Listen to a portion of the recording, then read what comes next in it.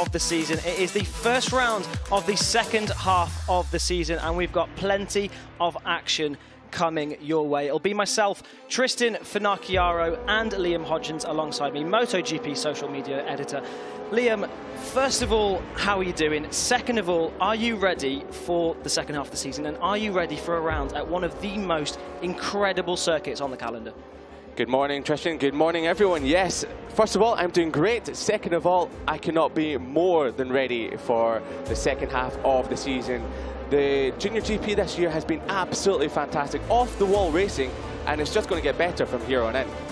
Yeah, we've got plenty of action coming up then. One race, two races for Moto 2 and one race each for the Hawkers European Talent Cup and for the Finetwork FIM Junior GP. But first up then, we've got the Moto 2. Who are the names to look out for in this category? Well, the names to look out for so far this year have been, well, the number 3 of Lukas Tulovic, who has been one of the riders to watch so far, as we see him on the grid there. And looking a little look at what happened last time out at Jerez for the European Moto 2 World Championship, European Championship. It was Lukas Tulovic who started from pole position, but Alex Eschkrieg got a brilliant start down into turn 1. There was this crash between the stock riders, and Jamie Davis furious with that one. Lukas Tulovic had this moment halfway through the race, nearly ran into the back of one of his competitors and had to climb his way up through the race. It was a battle of attrition out the front, though, between the top 3. Eschkrieg fighting his way all the way through. Battle between teammates as well, between the promo racing guys of Xavi Cardelus and the number 81 of Senna Agius, the rookie sensation. But it wasn't long until Eschkrieg had enough of the battling. He fought his way through and cleared off out the front. The number 3 then, Lukas Tulovic, found his way to the front as well, picking up P2 after that moment earlier on in the race. Found his way back up to second. Little wheelie to celebrate at the end, but it was Alex Eschkrieg taking his maiden victory last time out in Jerez. Who will it be this time out then? We've got Moto 2 action coming up, and it's going to be the first pole, well, it's going to be another pole position for Lukas Tulovic, and he's had pole position at every single race so far. So what can we expect to see from him? Well, what we can expect to see from him is probably another podium fight. If not the win, it will definitely be inside the top 3. But as you said, 5 podiums from this season so far. That is unheard of. Even Fermin Algarve from last year, the champion from 2021, only had 2 pole positions. So that just shows you how much of a dominant force that Lukas Tulovic is on Saturday. But we must remind us that the afternoon session, the Q2 qualifying session, was actually Senna Agius that was quickest in that. So that might come into play for the second race later on today with the warmer conditions. But it was Lukas Tulovic who set a faster time in the morning, which meant he kept the pole position. Yeah, absolutely. That's something we need to remember. Of course, this morning, the conditions are going to be completely different to the race we see later on. But right now, we're focused on this race. It's the first race of the day, the first day of the billing. This is what happened earlier on in qualifying. The first one, the first outing was amazing. I felt strong on the bike, immediately could set what is now the pole lap time. Second one, I didn't put it together anymore so well, which is really difficult on this track because it's so many different tough corners, blind corners. So the second outing was not that good in the quali one. And now in the second one, I was starting with fused tires, working a bit on the pace, and then when we put the new ones, straight away I had a small crash, so I couldn't improve. But again, pole position, very happy, and tomorrow we fight for the victory. I think in the first one won't be too cool as well, so yeah, strategy will be in both races quite similar, and I think we have 2 or 3 riders that can run on a similar pace, so for sure will be an interesting race again.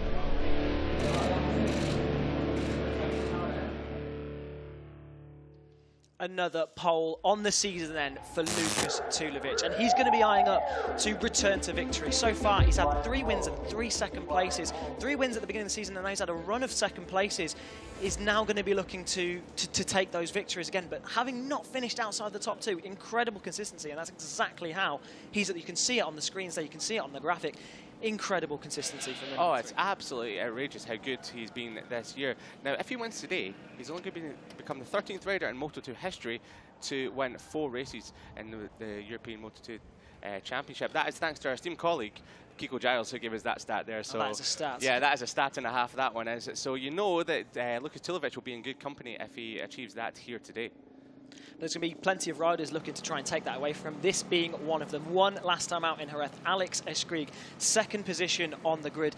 Looking good all weekend on that number 11 bike. Of course, last year was the 2021 stock champion, so he knows how to win races. He does indeed, and he proved that last time at Jerez when he finally claimed that maiden win. As we can see in the graphic there, he's been incredibly consistent. A bit of a blip in race number 2 at Estoril, where he finished 7th. But other than that, he's just been getting better and better and better, really adapting to the Moto 2 machine and also the Dunlop slick tyres this year. So he will be giving Lukas Tulovic and Senna Aegis, who are just above him in the championship, a run for the money here today. And, well, next up on the grids will be the young Australian. Only 16 years of age is Senna Aegis. Now, if you're just tuning in and you've never heard of Senna Aegis before, it's because, well, he's come into this Moto 2 class this year and really taken it by the horns. And he's been incredibly consistent. Every single race he's finished, he has been inside or on the podium. It was only at Valencia when he crashed from the lead that's only been the blip in the season so far. But other than that, he's been outstanding.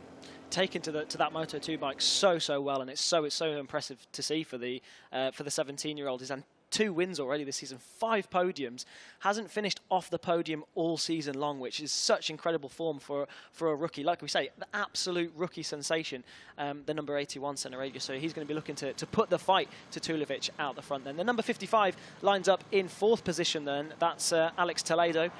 He's going to be. I mean, he hasn't finished on the podium yet at all. His best position is for. No, sorry, he did get a podium back at Catalunya actually, but he's going to be looking to try and rack up more points on his season, try and get himself back onto that podium. Now, if we want to talk about consistency, he is Mr. Consistent.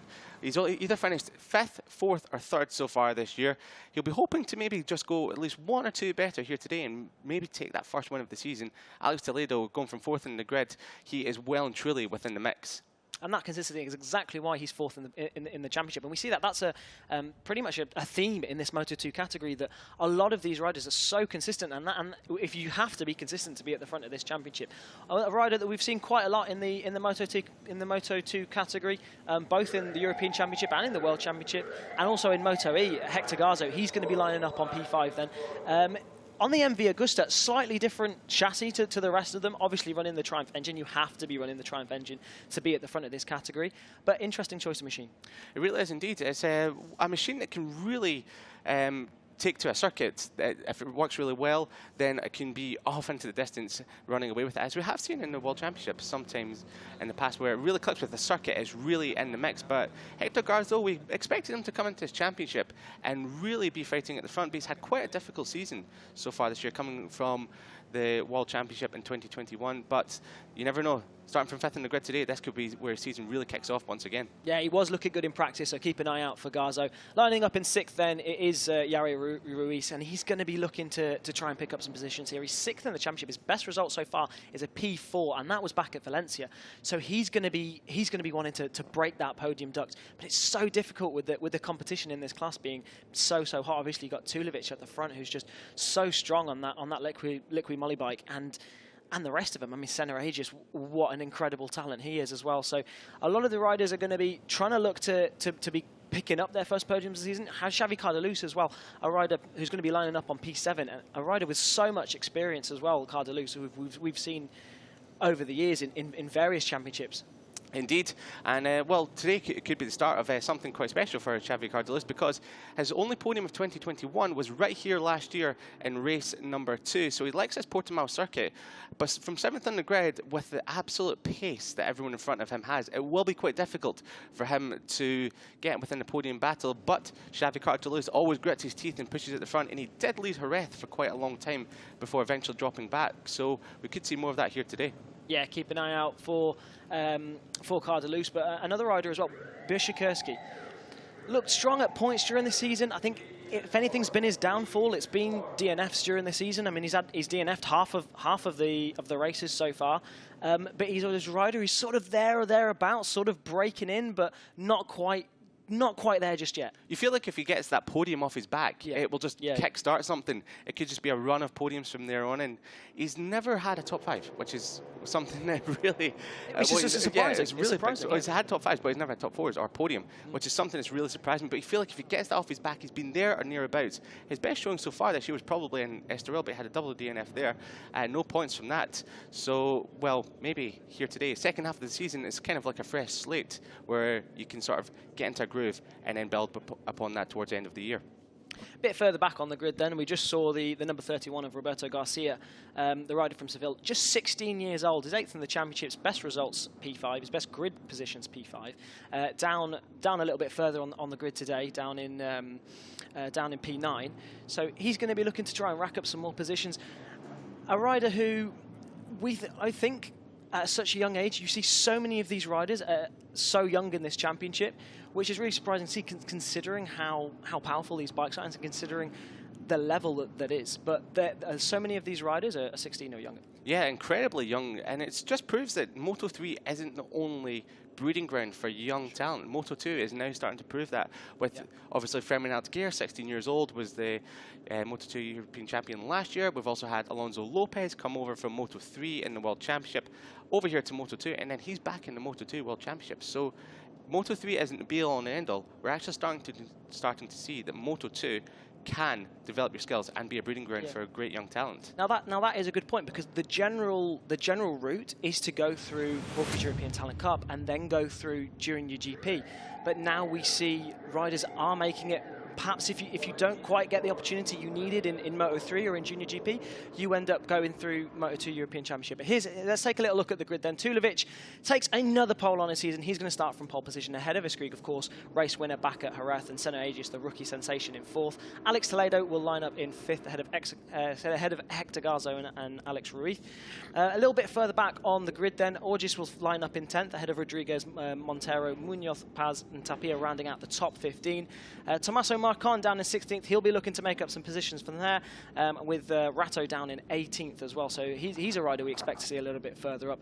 In 19th spot then, Dino Iozzo, a rider used to race over in the World Supersport 300 Championship ahead of Ruiz, Alfano, Henrique, Volpi and Davis, rounding out the top 4 down on the 8th row of the grid. Now Davis, of course, one of the riders on the stock bikes. That's something we need to keep an eye out on as well. A lot of these riders, there's 2 categories in this championship. You've got the Moto 2 European Championship and the stock class as well, which is basically stock 600 machines, aren't they? They're pretty much out of the factory, but obviously adapted to be able to race. Yes, they're, as you say, basically at the factory. Will have a little bit more in them, so they can race with the Moto 2s. And to be honest, some of them, like Tapia, for example, he does get in the mix quite a lot with the Moto 2 machines and beats quite a lot of them as well. So you expect some of them to be round about the point scoring positions within the Moto 2 class, and that's certainly one of the interesting races, because you know the Moto 2 machines really don't like it when a stock 600 bike is in front of them. No, it brings that little bit of embarrassment, doesn't it? Being beaten by a stock bike, but it brings that little bit of satisfaction to the stock riders as well. Here we go then. They're away for their warm-up lap for the first race of the day, the first race of the second half of the season for the Moto 2 European Championship. Of course, the only category that has 2 races today. The race later will be different conditions, it will be hotter, but we expect to see great battles in both. Lukas Tulovic, obviously your man to watch, but the likes of Alex Eschkrieg, Senna Aegis, Alex Toledo, Hector Garzo, they'll all be trying to look to try and take that top spot away from him. But Tulovic, like we said, he's been second the past 3 races. He's going to want to bring home 25 points again and get back onto that top step. Yes, he will indeed. He will be wanting to stop that run of everyone else beating him. He will be wanting to reassert himself in the championship. A win today and a win later on will 100% definitely do that, and it'll make everyone start chasing him once again. Almost a near-perfect season so far for Lukas Tulovic. Very reminiscent of that season from Marc Marquez, where he was first, second. He's had pole every race. He hasn't finished outside the top 2. What will we see today? plenty of action coming your way then for the Moto2 European Championship as these guys get ready to start their first race of the day, of course, like we said. 2 races for these guys. And it's going to be, the pressure is going to be on Lucas, but at the same time, the pressure's not going to be on Lucas because he knows he's racked up that consistency. He knows he's got the points in the bag. He doesn't need to go out there and do anything silly. Well, we've seen him in the paddock, and to be honest, it doesn't look like any pressure's on his shoulders at all. He's so relaxed. Even on the grid, he was sitting there just in the zone, ready for the race ahead. And honestly, it didn't look like he was breaking a sweat just thinking about it. I remember talking to him after Valencia when he won the race. Barely a sweat on the guy as well, so he is one of the coolest guys on the entire grid, and that's probably why he's so cool and collected and why he's leading the championship at the moment. Yeah, you can see that 29-point lead then for Lucas Tulovic. Senna Aegis, the rookie sensation, is going to be looking to rack up the points as well. But again, not a great deal of pressure on Senna either, because he's a rookie in the category. No one's expecting him to go out and win a championship. Not at all, because he's come from Moto3, where, to be honest, he never really featured near the front, and then all of a sudden he's come into Moto2 with an absolute bang. And Senna Aegis, he may be putting pressure on himself to do well, but at the same time, as a rookie season, second in the championship, picking up wins, podiums, the guy's on form, and you never know. This could be the start of something great. And if he doesn't win it this year, then there's always next year. Absolutely. So look at that, cool, calm, and collected for Alex Eschkrieg. They rolls up on the grid, makes everyone wait, makes the nerves settle for all of the riders. The nerves will be setting in now as they look to the lights for the first time today. The lights will be going on very shortly, and then we will be away and racing. The lights are on then, and they're out, and away we go. So it's Lucas Tulovic who's got a good start from the front, but who is it that's going to take the whole shot down into turn 1? We're away cleanly so far. Lucas Tulovic, a brilliant start from him. Look at Senna Aegis up the inside. Can he get up the inside of Hector Garza? He does. Now, Tulovic away at the front. Will Eschkrieg be able to bike back at him? It's a great start from Hector Garza, but he's dropping back ever so slightly. But the number 55 there also had a fantastic start. But it's Aegis who is trying to find his way to the front. A bit of a gap opening up between Tulovic, Eschkrieg and Senna Aegis, but that could all close up as well. But Xavi Cardoso, I was watching him further back. He got a great launch off the line, but he's dropped back ever so slightly at turns 1 and 2. Got beaten up ever so slightly. So then Doran from 7th on the grid is well in the mix and the fringes of the top 10. And now we saw yesterday Lucas Tulovic so strong in that first sector, at one point half a second faster than anyone else. So if he nails that first sector like he has done, it gives him that little bit of breathing space that he has over Alex Eschkrieg. Alex Eschkrieg a little foot off the peg there over the hill. So hard to keep the front wheel down over that hill, down into the next set of corners. Now moves being made all the way through, but it is Lucas Tulovic then that still leads, and he's going to be wanting to defend that lead as much as he can, but Alex Eschkrieg isn't letting him get away. Yeah, the top 3 are now gapping Alex Toledo in 4th place now, and he's coming under attack from Hector Garza and to the left-hander here, so it might make a move stick, and he hasn't done it so far. But the battle for 4th is letting the group at the front here, the top 3, Tulovic, Eschkrieg and Senna Aegis, the top 3 in the championship. The masters of this class are now breaking away already. It must be up to about 7/10 of a second as we nearly complete lap number 1. Yeah, we've seen it time and time again. The 3 out the front, so strong in this European Moto2 Championship. So we've completed 1 lap. We're 1 lap away, then 16 laps to go for these guys. And will anyone be able to trouble Lucas Tulovic? Very strong on the brakes down into turn 1. Senna Aegis is looking pretty rapid, and behind he's right on the rear wheel of Alex Eschkrieg in front, so he's going to be looking to try and make a move very soon. Now, what can Alex Toledo do? Can he stay with these guys? Can he bridge that gap? It's not looking likely. Got to watch Roberto Garcia in the number 31 in 5th spot. Now, he's had the best result of 5th. When he made his debut in Valencia last year in the Moto2 class, he was doing the ETC throughout the last year. Oh, leery on the brakes for Garcia into turn number 5. He made the move stick on Toledo, and he's now up to 4th spot. Now he is coming on form as Garcia, the number 31, and we might have a move from Senna Aegis. That was a very ambitious there. Difficult to pass there. Very difficult to pass there. I thought for a moment there we might be having a lunge, but he sits back. They're closing in on Tulovic ever so slightly after Tulovic was gapping him at the start of this lap. Senna Aegis now all over the rear wheel of Alex Eschkrieg. What can he do? Can he get past him? Here's a little replay of the start then. It was the perfect start for the number 3 of Lucas Tulovic, and all away pretty cleanly. Tulovic then it was that took the whole shot down into turn 1, and a slow-mo replay of the start. So look how relaxed he is on that bike. It's incredible Great to start. watch. The nerves are supposed Yeah. to be set in, but he looks so relaxed on it. Yeah, late on the brakes, back wheel in the air, leg dangling out, making sure that he just gets the apex pinpoint perfectly and that no one comes up the inside. And he's starting to bridge the gap ever so slightly again, and Senna Aegis is looking like he's wanting to make a move on Eschkrieg and Roberto Garcia. I was talking about him a moment ago. He looks like he's bridging the gap to second and third. Senna Aegis side by side as they go across start-finish line there. A bit of a wobble from Aegis. He takes the second spot from Eschkrieg. Now, can Eschkrieg get him back on the brakes? No, he can't. So that is Senna Aegis up into second spot. What can he do about Tulovic as Roberto Garcia, the man in fourth, he sets the fastest lap of the race, and he's now Garcia, as we see, fast lap of the race. He's already in the back of Eschkrieg, and he is definitely one to watch. Wow, impressive stuff from the 16-year-old from Seville. His best position so far is a P5, so if he can get up onto that podium, he will be absolutely delighted with that. So then, the Lukas Tulovic looks as if he's trying to break away a little bit at the front, but the number 81, Senna Aegis, is not going to let him go. He's going to put everything down that he has to try and make sure Tulovic doesn't run away with it at the front. But we've seen it in the past before. Tulovic just has that slight edge where he's got that experience. He knows how to keep the tyres. He knows how to not wear them out too quickly. And at the end of the race, he's looking like a good favourite.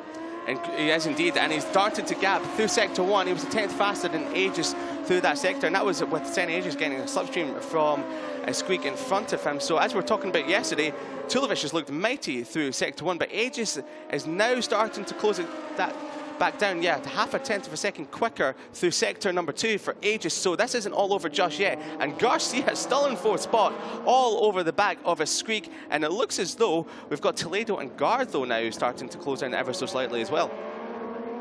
All the lap times very similar at the front then, all in the low 144s. We will see what they'll do this time around. But that number 31, Roberto Garcia, the 16-year-old, he is looking so menacing on that bike. He's going to get into the slipstream of Alex Eschkrieg now. Is he going to have a look down the front straight? He's pulling alongside him. Is he going to have a look into turn one? Is looking likely. He's right in his slipstream there.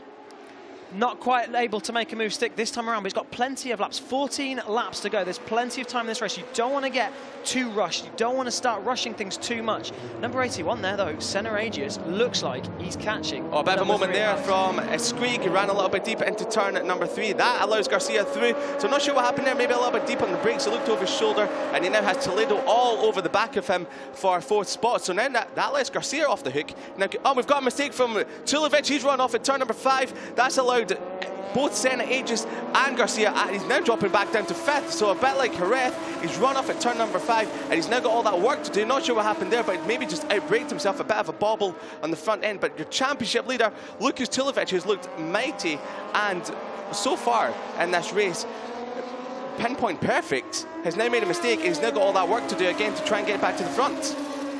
Tulovic then, like you say, got work to do to get back to the front. Here's a replay for, oh, and it just moments.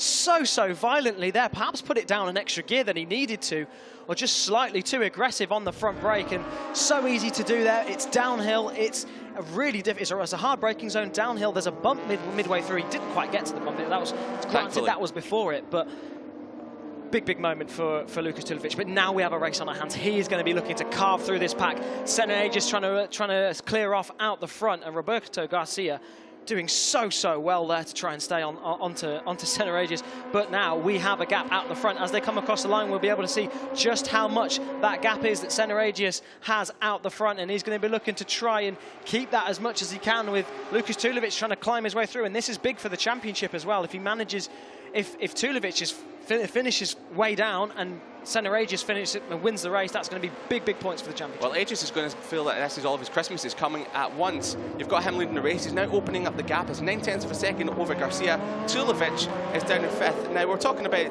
his Ranwade again has Tulovic there. Now, has he got a bit of a problem, or is he just coming under that bit of pressure? We're talking about how cool and calm and collected is. We may have just jinxed him a little bit because he's now making mistakes left, right and centre there, trying to catch back up to the group in front of him. But Senna Aegis, if he just keeps it all smooth, all collected, he's in for a great chance here of picking up some very solid points. We've got a crash further back. That is the... I'm not sure that is at the moment.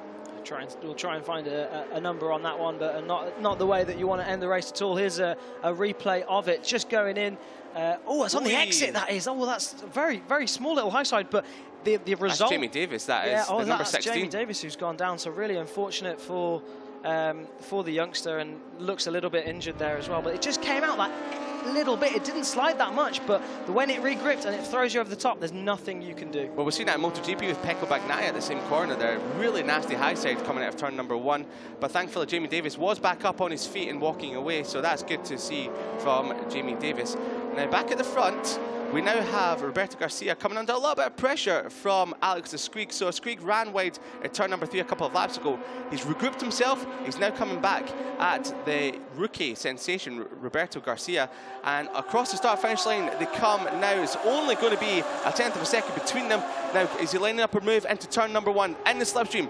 Comes out on the brakes, the legs dangling, not quite just now. Garcia holding it steady into turn number 1 and running a little bit wide there. Behind them is the number 55 of Toledo. So Toledo is pushing hard, and Lucas Tulovic, he made a mistake at turn number 5 a lap ago. He's regrouped and he's now starting to catch the likes of Garcia, Eschkrieg and Toledo. At the number 31 then, with the pink flashes, Roberto Garcia hasn't finished on the podium so far this season or ever in the Moto2 European Championship. And he's running a little bit wide there, and Alex Eschkrieg gets the power down, and that's now Alex Eschkrieg up into P2. Can Garcia bite back at the number 11? Garcia was being hassled the whole time by the number 11, Alex Eschkrieg. Just felt the pressure there by the number 11 on the blue bike. Well, that's what's going to happen now. For someone like Garcia, who's just found himself started to come into his better form, finding himself at the front now with all of the big names around him, might be pushing a little bit too hard in these early stages just to stay with him, to keep the pace, and that's what's happening. He's running in wide, but so far it's only St. Aegis hasn't made a mistake in the top 5 at the moment. Fingers crossed, touch wood, it stays that way and we don't have any more incidents between them or anyone running wide.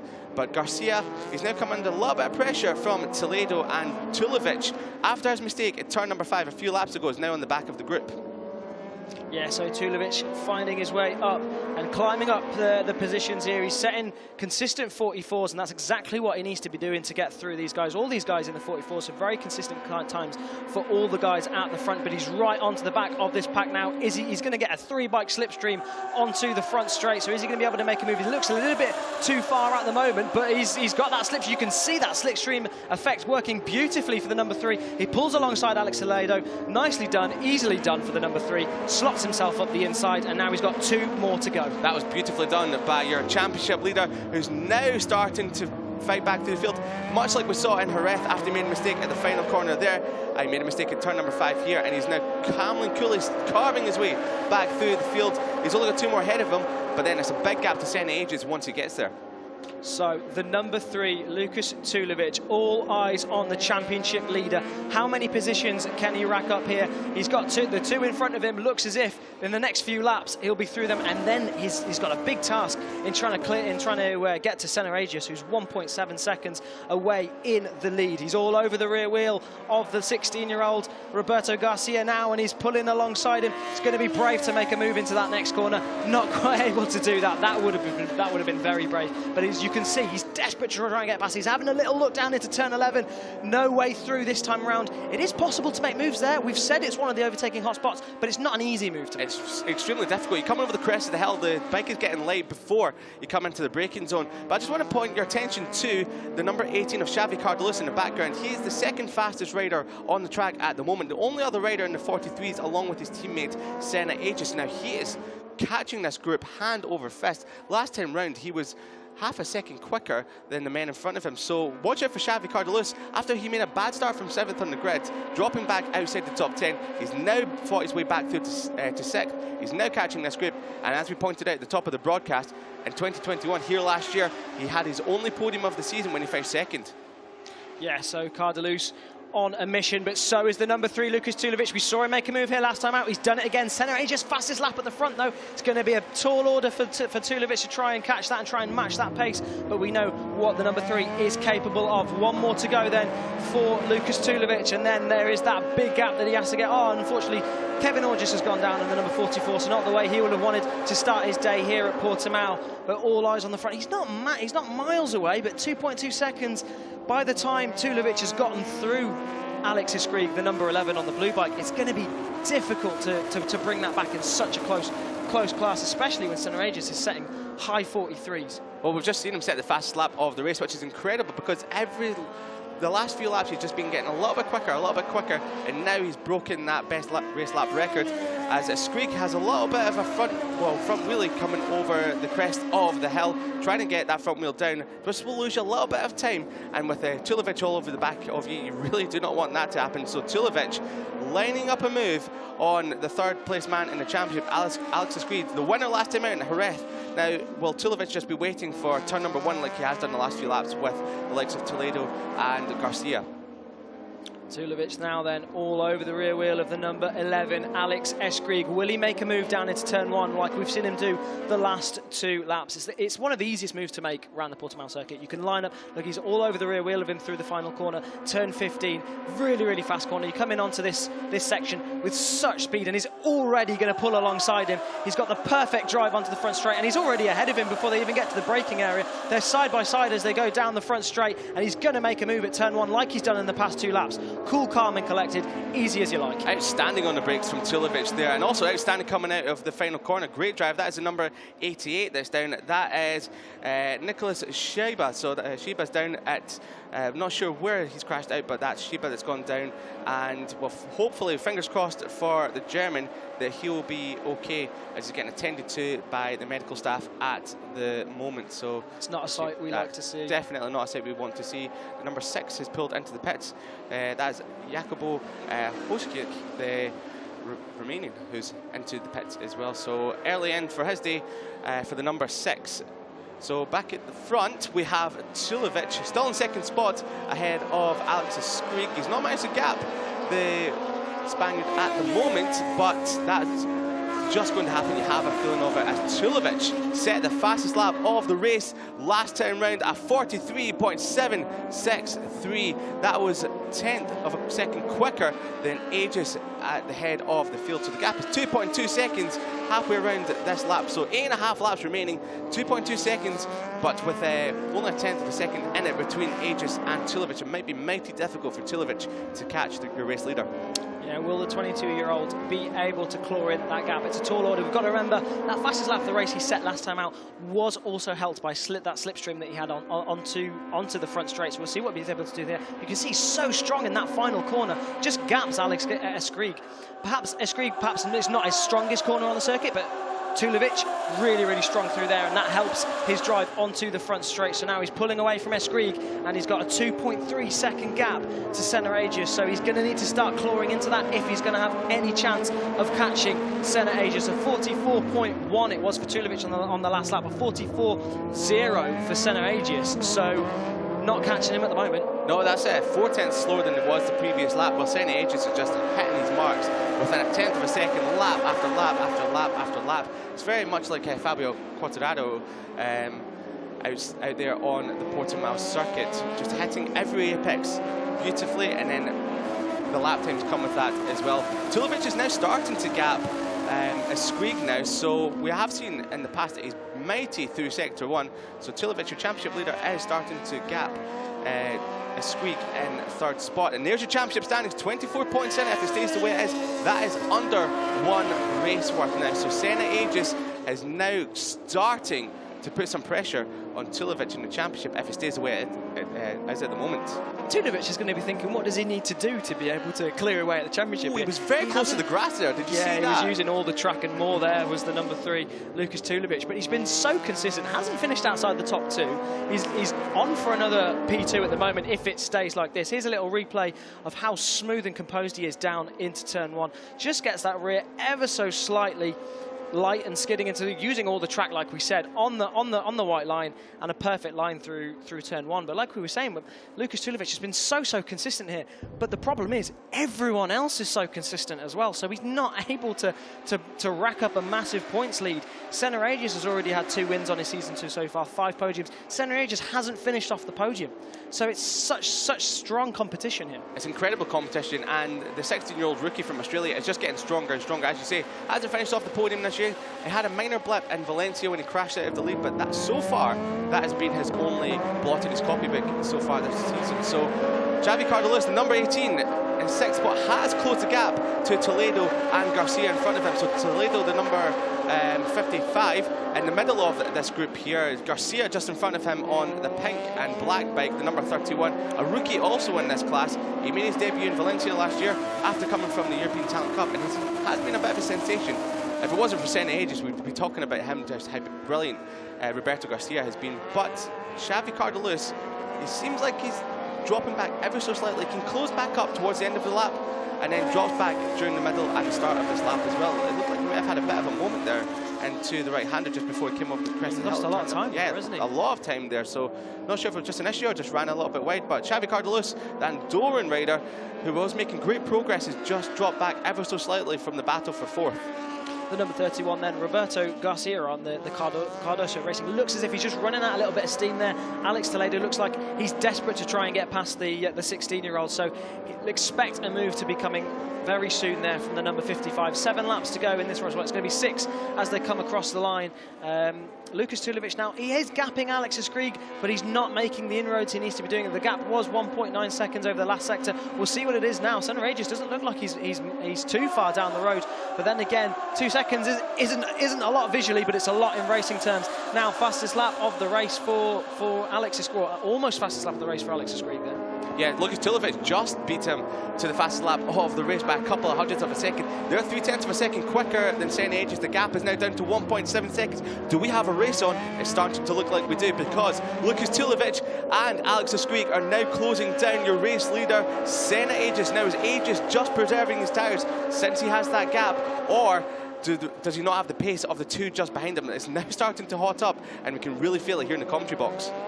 6 laps to go then, and Lucas Tulovic is on a mission. Will he be able to catch the rookie sensation, Senna Aegis? He's looking so smooth, so calm and composed on that bike.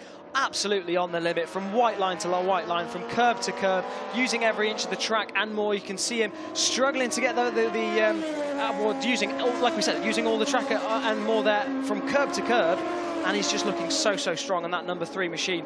Alex Eschkrieg is going with him, though. Yeah, Alex Eschkrieg is looking sensational at the moment. Just clawing onto the back of your championship leader, Lucas Tulovic. Lucas Tulovic is looking a little bit more leery out there in the bike as he tries to get the bike turned from one side to the other, trying to get the front wheel down, and Eschkrieg there just looking smooth and silky and closing the gap to your championship leader as well. I just want to point back to the battle for the top of the stock riders. We have Marco Tapia just ahead of Juan Rodriguez and Danny Munoz further back as well, just in 11th, 12th and 13th. They are behind Eduardo Montero, the other Moto 2 rider. So there's a great scrap going on there. So the stock riders will be, as we talked about earlier on, will be wanting that little bit of, as you say, satisfaction yeah, and taking a position from a Moto 2, especially getting inside the top 10. So that's a great scrap going on between Marco Tapia, Rodriguez and Munoz for the top stock honours. But back at the front, Tulovic is now starting to close the gap. Hand over fist is now 1.2 seconds to your race leader, Aegis. Eschkrieg is going with the championship leader. 5 laps to go. It is on for the race, for the Moto 2 race here in Portimao, race number 1. And another high 143 for Lucas Tulovic on that last lap, a 43.8, but Eschkrieg is going with him. We've got Aegis down. Oh, and Aegis has got, is that 8? That's yeah, Aegis, Aegis has gone down. Number 5, he's coming under pressure from Tulovic. Aegis has gone down. A crash for the rookie sensation from Australia. We're talking about how good he was doing, and then he's just lost it into the downhill left-hander, which is so easy to do, Tristan. Yeah, like we said, that's exactly where Tulovic made his mistake earlier in the race. 5 laps to go now. Tulovic can relax. Well, I can't relax too much because he's got Alex Eschkrieg right behind him. But yeah, it's so easy to do. Like we said, downhill, hard braking. Probably just lost the front probably there down into turn 5. So really unfortunate for Senna Aegis. Perhaps just coming under pressure. We're going to see it now. Yeah, I think just lost the front going into it. Easy to do as the track drops away. The front gets light and then down it goes. So really unfortunate for the number 81. But like we said, perhaps just coming under a little bit of pressure there from the number 3, Lucas Tulovic. We would have been seeing on his pit board that time was coming down, just trying to get that extra little bit on the brakes. and unfortunately, that's it. It's a huge shame because you've just felt like the spice was starting to come into this Moto2 race with both Tulovic and Eschkrieg starting to close the Senna ages down. Now that leaves your championship leader, Lukas Tulovic, back into the lead of the race after he made his own mistake, dropping back down the field to 5th. He's now fought his way back through the field, and like his Christmases have all come at once, he's now found himself back in the lead, but he can't relax too much because Eschkrieg is all over the back. A bit of a moment there into turn number 3 from Tulovic, ran a little bit wide, and Eschkrieg is all over his rear wheel, so this isn't over just yet. 4 laps to go, and do we have a move potentially coming on into turn number 5? He dips out of the slipstream, but sets back in. Eschkrieg is now all over the back of Tulovic. Now Tulovic maybe he thinks he can relax a little bit, has a bit of a gap, and doesn't realise that Eschkrieg has now come back up. Yeah, Eschkrieg all over the rear wheel now of Lukas Tulovic, and we have a race on our hands. 4 laps to go in the Moto2 European Championship. Is it going to go the way of Lukas Tulovic? Will he return to the top spot, or will Alex Eschkrieg continue his form from Jerez, taking 2 back-to-back wins for the number 11 on the blue light bike? It's between the number 3, it's between the number 11, but look at the damage that's done to the championship now. Tulovic, we were saying, what does he have to do? Continue doing what he's doing. Yeah, just stay on the track. Yeah. Really what it has to do. Be fast as better. Made a Oh, bit of a mistake. Oh, rear wheel comes out as well. That was again in the wrong gear, because you could see he was in a false neutral or something. He was trying to get in gear. You see when it got in gear, you saw the rear wheel just come out ever so slightly. That was gear selection issues, and I'm wondering if that's what the problem was earlier, because we said it earlier on. I'm wondering if he's just struggling with that. You hit the nail right in the head there, Tristan. Maybe a false neutral, as we see Senna ages dejected as he walks into the back of the garage. Your race leader for a long time, looking so comfortable at the front, just lost the front at turn number 5. But back at the front, Eschkrieg now leads the way after that mistake. A second mistake of the race from Lukas Tulovic. Was it a false neutral? He just run a little bit too deep into the brake. I believe what you're saying, Tristan, a false neutral there. But can he now, with 3 laps to go, catch back up to Eschkrieg, or will he settle for another second spot and less damage on his championship? Let's have a little look at it. You see, look, he's trying to get it stopped. You can see his foot trying to get it down the gearbox. When he finally does, the rear steps out ever so slightly, and again. And he's trying, I think it's a gear selection issue there for the number 3. So unfortunate for him, unfortunate mistake. Could just be that his foot slipped on the thing. It could be anything. But twice in one race, it seems a little bit... It's true. Yeah, it seems a little bit... Does anyone want to win this race? No, it seems like they don't. We've got 2.5 laps remaining. If Eschkrieg keeps it on the road and on the tarmac, he will be on for a second race win of the season. But as we've seen so far, anything's going to happen in this race. 2.5 laps remaining. I don't know if I want to look at this anymore, because I don't want to see any more mistakes for your top men. Well, we've asked, does anyone want to win the race? The number 11, Alex Eschkrieg, seems to want it more than anyone. He's really putting the hammer down now, hitting his markers, doing exactly what he needs to do with 3 laps to go. Alex Eschkrieg is looking in fine form. Hasn't made a mistake all race long. I don't want to curse him, but he hasn't made a mistake so far all race long. I'm going to leave it there.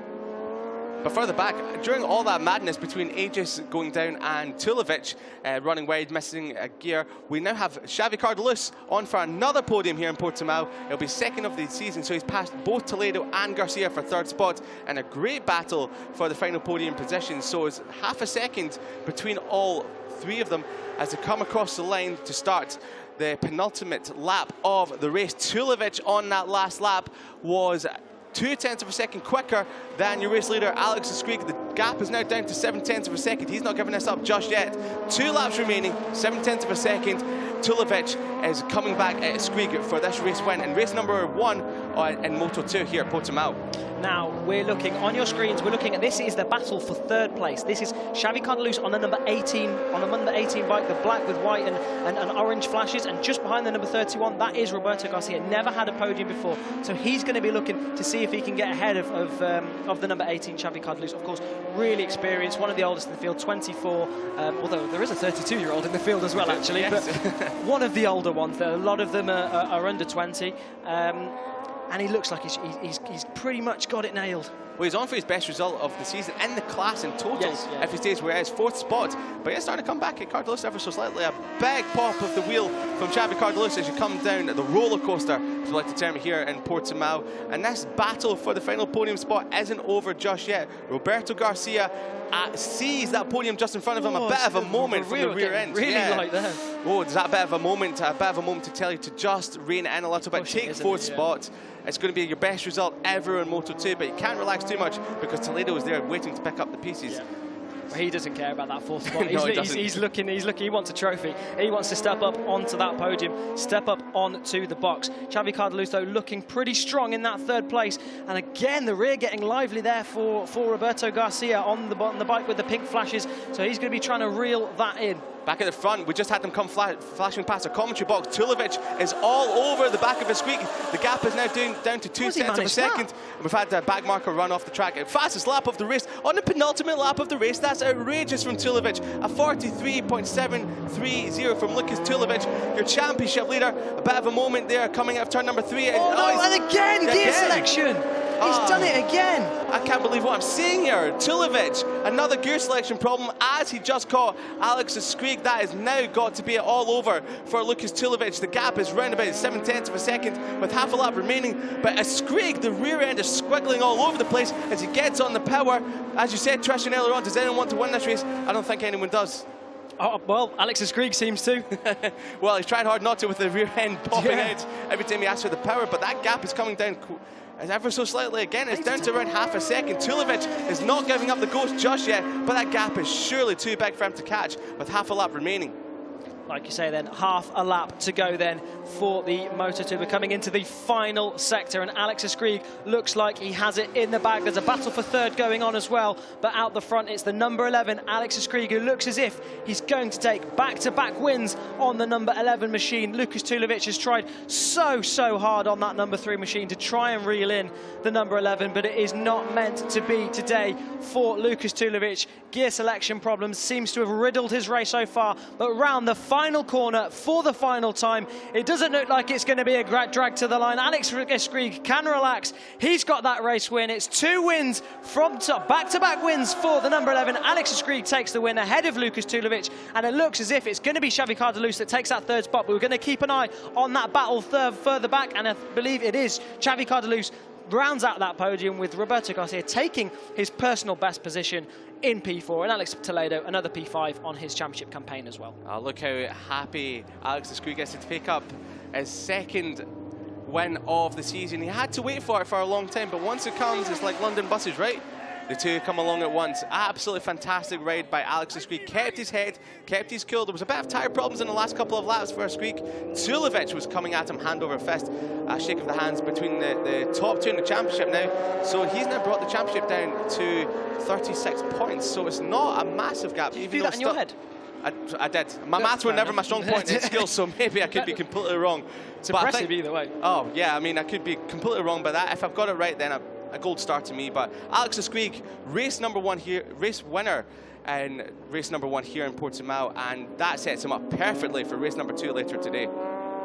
Well, a perfect race for Alex Eschkrieg then, the only rider out of those top 3 trying to win that race who didn't make a single mistake. Lucas Tulovic still hasn't finished outside the top 2 in the Moto 2 European Championship, and he extends his championship lead once again. So a brilliant ride from the number 3, Lucas Tulovic. He'll be happy with that one. We'll be looking to try and figure out what went wrong in there, why he was having those gear selection issues in that race. It's not something we've seen from the number 3 before, so he's going to be looking to see what he can do to sort that out for race 2 later on. Of course, race 2 later on is going to be in different conditions. It will be hotter, so expect the likes of Senna Aegis to be strong in that one. We've seen how strong he is. But another podium for Xavi Cardeluz then on the number 18, the 24-year-old Andorran. He'll be happy with that result as well.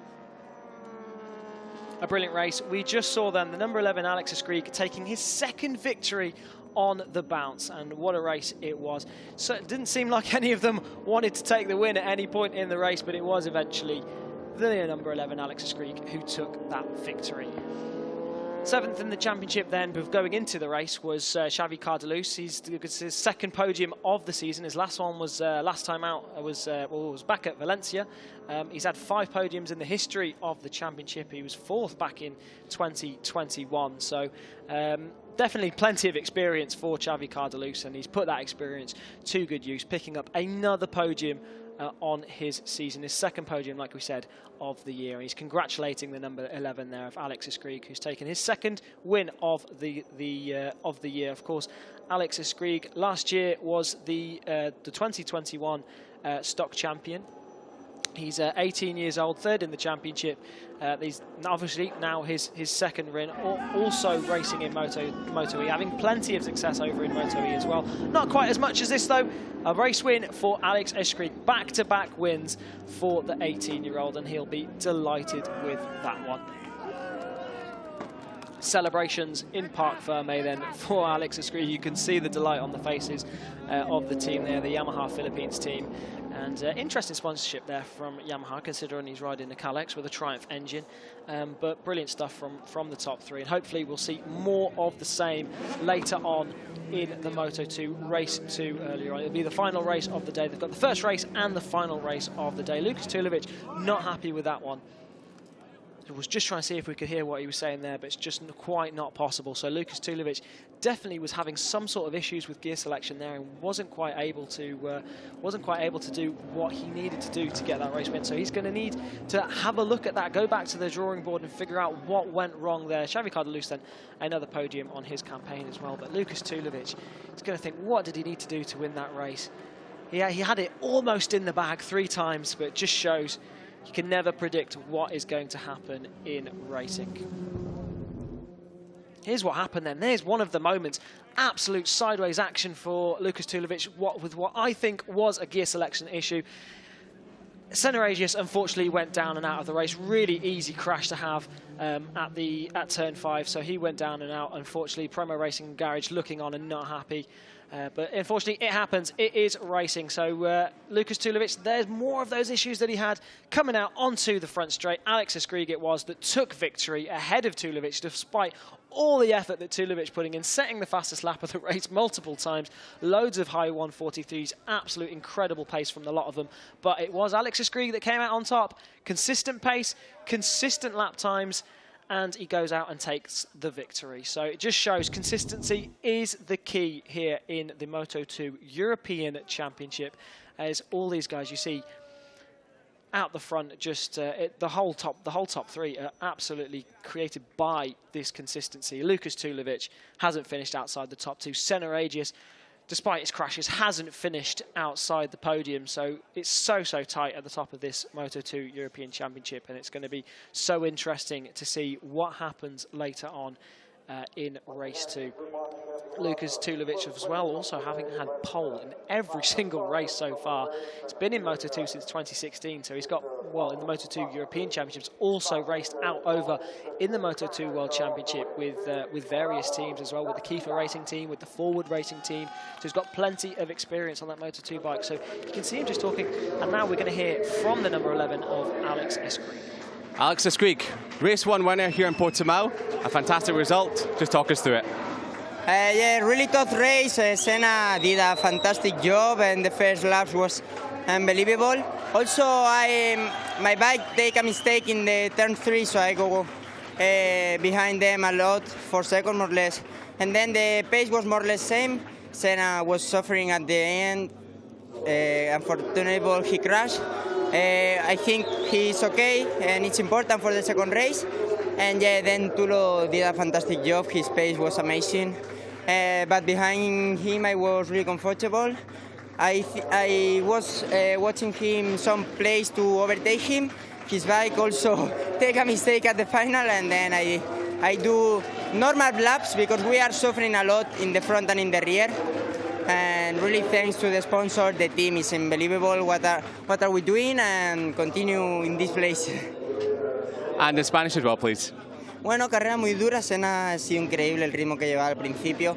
Mi moto ha tenido un error en la curva 3 y he dudado si íbamos a luchar por la victoria, porque con recuperar a Senna, entre que él iba rápido, teníamos que ir muy rápido y era difícil. Pero bueno, luego hemos tenido Tulo y yo un ritmo bastante bueno. Estábamos pillando porque estaba sufriendo hasta que desgraciadamente se ha caído, pero bueno, está bien para la segunda carrera, que es lo importante. Y nada, luego detrás de Tulo estaba observando dónde adelantarlo. En la vuelta que ha fallado quería adelantarlo precisamente Y bueno, su moto ha fallado y estoy contento por la primera plaza, unas últimas vueltas muy buenas. Y bueno, luchar en la segunda por lo mismo. Muchas gracias a los sponsors, a la familia y al equipo por el trabajo que estamos haciendo, que es brutal. Very well done. Best of luck for race 2. Thank you. Here's what happened then in Moto 2 for the race 1 at Portimao. It was Lukas Tulovic that started from pole position and took the whole shot down into turn 1. Alex Eschkrieg was looking menacing, trying to stay on the back of the number 3 rider. He was looking cool, calm and collected out the front, but it wasn't to be for the number 3 this time out. Battles all the way through then, sent Agius to using all the track and more to get past Alex Eschkrieg earlier in the race, and he was to fly out at the front, also get aided by a mistake. This mistake by the number 3, Lukas Tulovic. Gear selection issues it was for the number 3. The rear came snapping out down into turn 5, and that's a problem that would haunt him all race long. Then this big crash for the number 16, Jamie Davis, not the way he wanted to end his first race of the season, of Portimao. Lukas Tulovic then, alongside the number 11, Alex Eschkrieg, was making this move all race long. Down into turn 1, was so cool, calm and collected, looked so relaxed on that bike, and then an unfortunate crash as well further back, unfortunately, for the number 82. Senna Agius it was then that led out the front halfway through the race on the number 81 machine, until unfortunately he made a mistake down at turn 5 and crashed out of the race. We'll see that just there. Unfortunate for the number 81. Made one tiny little mistake, but the punishment was big for Senna Agius. So crashing out of the lead, and then this mistake again. The number 3, Lukas Tulovic, struggling with gear selection issues, couldn't quite get it down the box, and that gifted the race lead to the number 11 of Alex Eschkrieg. Xavi Cardelus fought his way through to pick up P3 as well, but Alex Eschkrieg did everything he can, hit his markers out the front, and had consistent pace to take the victory. Back-to-back victories for the number 11 of Alex Eschkrieg, and a second place for Lukas Tulovic. Despite the mistakes he made, he's saying next time out, he'll get you. Jubilation then for number 11. Alex Eschkrieg takes his second win on the bounce on the number 11 machine, and absolutely delighted with that one. Lukas Tulovic rounded out the P2 and P3 for calling the team manager of the winning team, Tuvi Aquesta. Big applause for them. In the third position, here is the podium then, coming up to take the third spot and another podium on his career is Xavi Cardelus, who takes yet again another podium. Lukas Tulovic, despite those mistakes, still hasn't finished outside the top 2, so he shakes the hand of Xavi Cardelus, shakes the hand of the team manager as well, and jumps up onto that P2 spot. Alex Eschkrieg it was then that took victory. Brilliant stuff for the number 11, and exactly what he would have wanted on that Yamaha Philippines team. So perfect race for Alex Eschkrieg as he takes his second victory on the bounce. What a brilliant race we just saw then from these guys. Hopefully we'll see more of the same next time out, but hopefully with next mistakes. You can see the disappointment on Tulovic's face. He knows there was something wrong there. I'm going to give you a second to breathe, Liam, because I know you've just been running up and downstairs to interview the riders. But you can just see how disappointed Tulovic is with that, but you can also see the jubilation on the face of Alex Eschkrieg.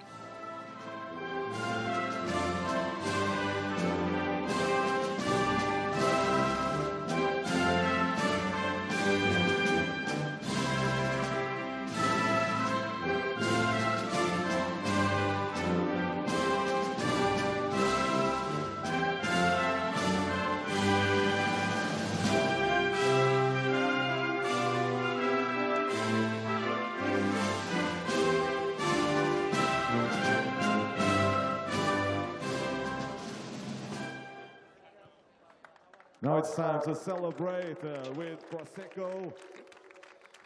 The Spanish national anthem once again then in the Moto 2 European Championship for 2 times in a row, and both times for Alex Eschkrieg. 2 wins on the bounce.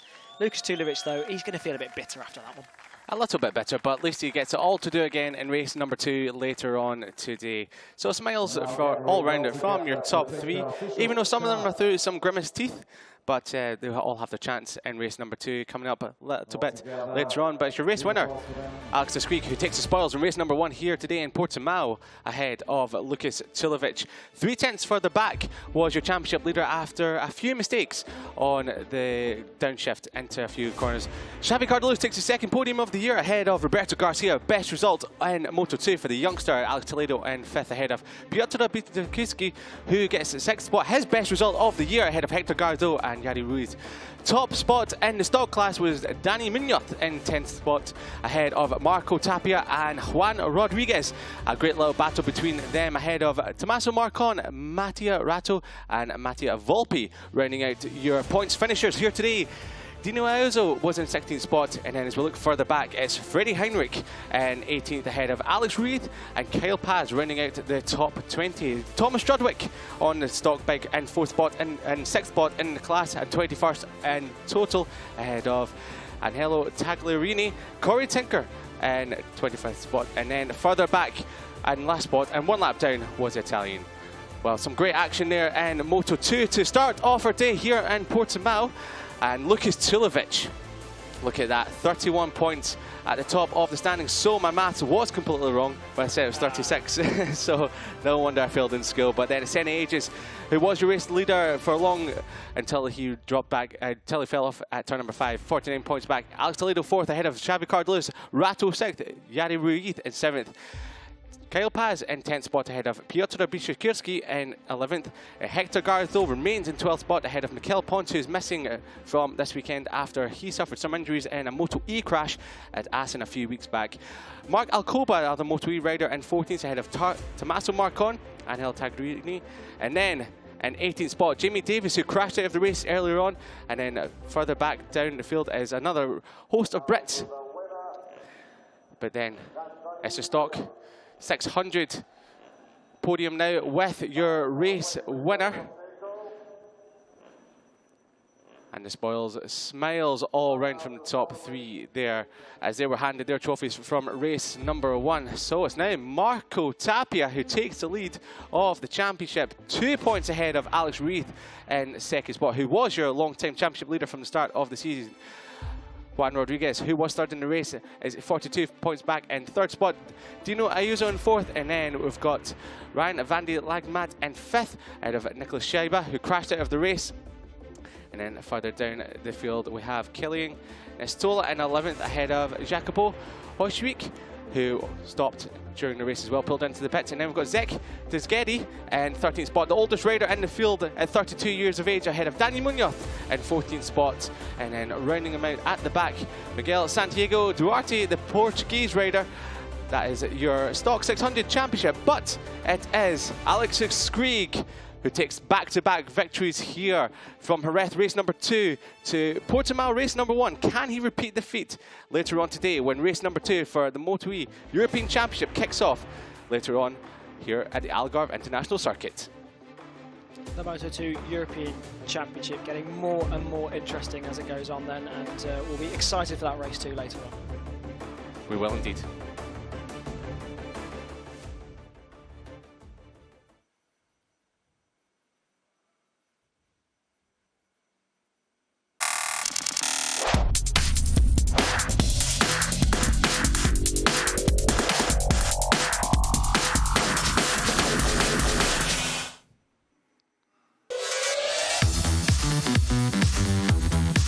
Round number 5 of the Finetwork JuniorGP FIM World Championship here at Autodromo International Algarve Circuit, an absolute picturesque, stunning circuit here in Portugal. It's time for the Hawkers European Talent Cup, and last year's winner, 2021 winner, Xabi Zuratouza, who will be today, will be Max Martinez, will it be Joel Esteban, or will it be two-time winner from Jerez, Dodo Boggio? 15 laps around this. It's incredibly fast, undulating Portimao circuit. 9 right corners, 6 left to tackle the riders here for the European Talent Cup, and a championship that has only got 1 point between the top 2, Dodo Boggio and Joel Esteban, the 2 Aspar team riders. There's nothing to choose between them and Joel Esteban, who was your long-time championship leader does return after missing the Jerez rounds. But Tristan, this is a class that can breed young talent for the future. Yeah, so this is essentially, you know, the first step in the FIM Finetwork JuniorGP World Championship is the Hawkers European Talent Cup. It's where they come off, where they start their road in the GP paddock. Of course, the Junior GP paddock being an extension almost of the MotoGP paddock, being the breeding ground. These are the riders we're going to see making it there in the future. Yes, indeed, and this is what happened last time out at Jerez. It was champion Max Martinez who took pole, but it was Rushi Mudley from fourth on the grid who took the whole shot into turn number 1. A battle at the front with Brian Uriarte running a little bit wide as Boggio took the lead, but it was action all the way through the field for race number 1 at Jerez, with Boggio making his way through Rushi Mudley. There was crashes further back, but as they came across the line, it was Dodo Boggio who picked up his first race win of the season. Delight for the Italian, but would he repeat the same in race number 2? Race number 2 got away without any problems, but there was a few riders further back. They're running off. Brian Uriarte ran off at the back, and then we've got Dodo Boggio making his way through the field, but then the freight train that was catching them caught them, and it was Casey Gorman who took the lead, but he couldn't hold off, and it was Dodo Boggio who picked up 2 wins from 2 at Jerez. So the Autodromo International de Algarve, the track temperature is 39 degrees, the air temperature 30 degrees, so it's not quite as warm as it has been the last couple of days here, but still very warm here in the Portuguese heat. The Algarve, a stunningly picturesque place here, and a place that would love to come on holiday if it wasn't just for the racing as well, but the racing adds that little bit of spice to it as well. But here he is, Dodo Boggio, your championship leader, the number 47 from Italy. He leads the championship by 1 point, and this is what happened to him in qualifying. Mañana hay una sola carrera. Será una carrera muy difícil de grupo. Hará mucho viento y calor, pero tenemos un buen ritmo para luchar por la victoria.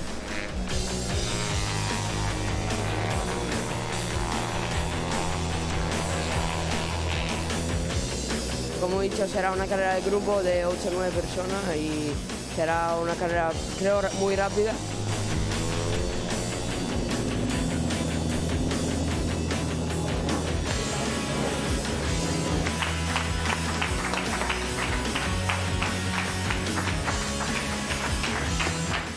Tengo muchas ganas de ganar. Bueno, después de 2 carreras de Jerez que han ido muy bien, pues creo que se puede hacer otra. Es difícil porque, como he dicho, hay mucho rápido, pero lo intentaremos y si no es por la victoria, por el podio.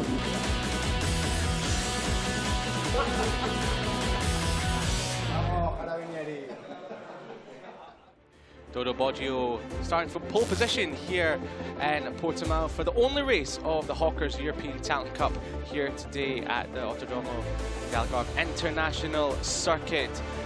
And well, what a day it was for him yesterday. He starts on pole position, and alongside him will be his main championship rival and teammate Joel Esteban. And Joel Esteban, missing the last 2 races, he found himself leading the championship going into Jerez by 49 points. But for that double race victory from Dodo Boggio, as you can see there, picking up his first 2 race wins of the season, and it's been a bit of an up and down season from Dodo Boggio so far. He's had a 2nd place at Estoril and also a 3rd place, but he's had 2 DNS and a 6th spot, so his championship has been a bit up and down up until this point.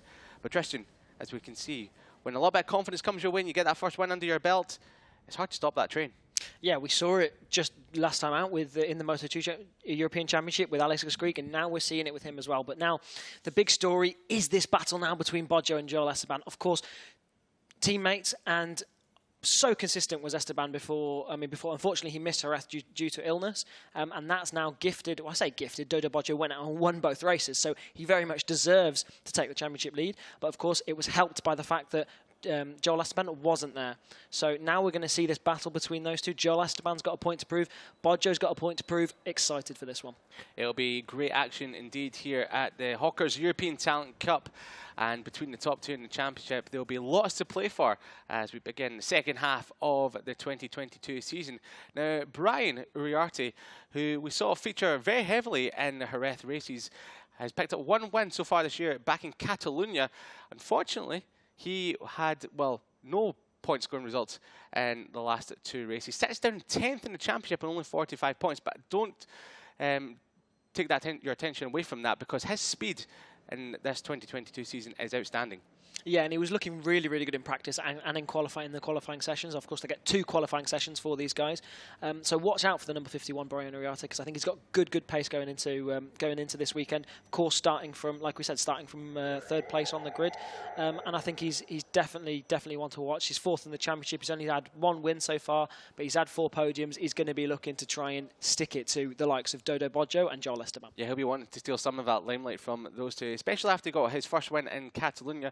But next to him is Rico Salmela, the Finnish rider, the teammate to Brian Uriarte. 2 podiums so far this year. He's 7th in the championship, and you can see that he picked up those podiums at the start of the season. A little bit of a run of form that he would not have liked to have gone on. A 12th, a 5th, and a 12th from the last 3 races. The 5th looks quite good if you compare it to his 2 podiums and the 4th place he had earlier on in the year, but he's been a bit inconsistent, has Rico Salmela, and that's something he'll be wanting to put to bed as the race gets underway here today. But 4th on the grid for Rico Salmela. He's well on a chance for that podium spot and, of course, the race win here today.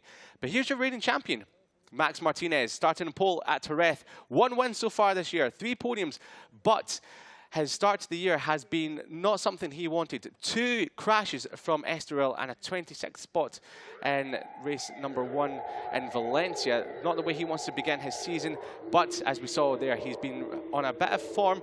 A win further back in the season and, well, a win at Valencia race number 2 after Joel Esteban was disqualified after he won the race. Max Martinez finished 2nd, but there was a late race penalty late in the day, and you had Max Martinez, your reigning champion, moved up to the winner spot. Now here is Hamid Al Saouti, a great qualifying from him, 6th on the grid. Now he's someone who's just been getting better and better and better. The Leopard and Pala Junior team rider, as we can see there, only 2 point scoring finishes at Valencia and Catalunya. Now he's definitely someone that has come on strong.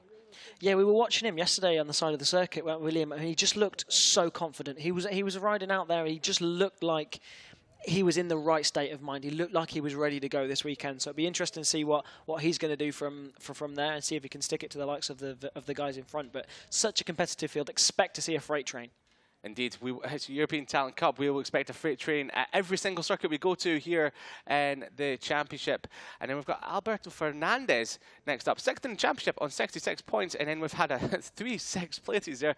That is a number you don't really want to associate with yourself. But I'm not going to say it because we don't want to wish any bad luck on Fernandez. But then again, 6th in the championship, doing well there, and 7th on the grid. He'll be well and truly in the mix. But as you were saying, Tristan, some of the riders were completing laps out there by themselves. I want to come back to Hamid Al Saouti. He was out there by himself lap after lap after lap in qualifying. And that's got to give him a lot of confidence that he can run with the top group, because he never used a slipstream during qualifying while everyone else was searching for that.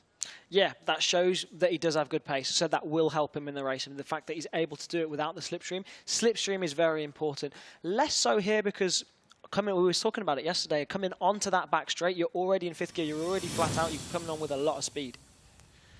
Yeah, slipstream here will be what the riders will be looking for, and with some of the wind that has been here today, maybe it will be quite important. But here's your grid.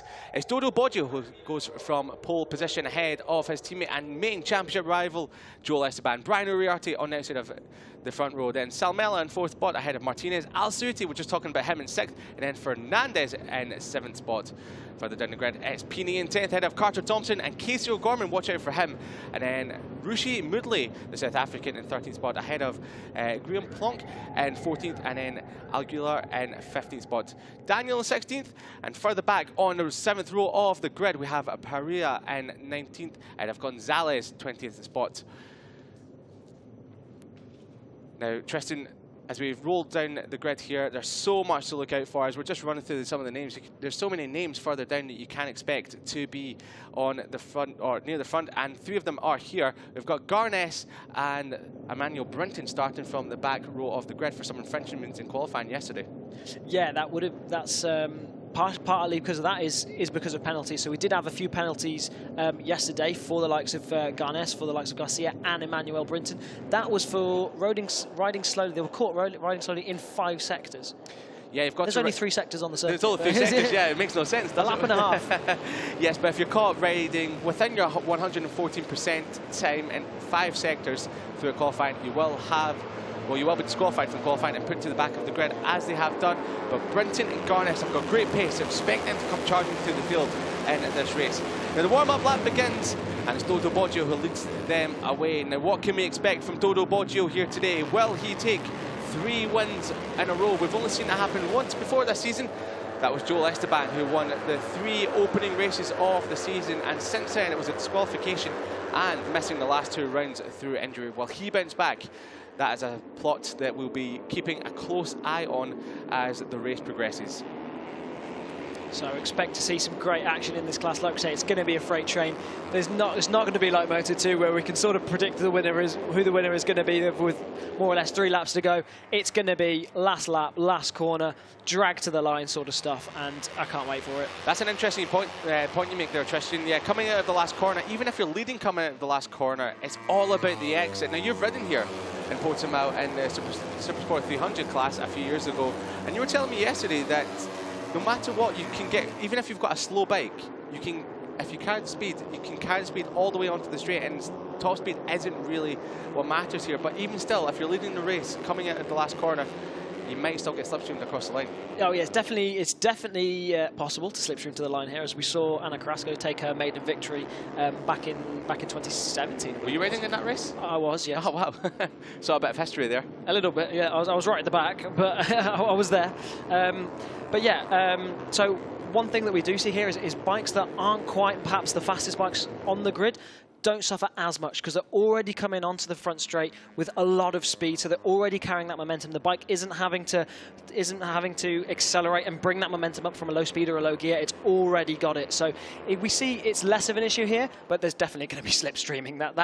That's a no-brainer. Oh, you blink and you miss it. And the Hawkers European Talent Cup, you can go from leading the race to 7th spot within the blink of an eye, but that is something that Dodo Boggio will not be wanting to happen as he rolls up to pole position. There's your championship standings there. Boggio leads it from 1 point over Joel Esteban, Guido Pini in 3rd, and Hakim Danish 21 points further back.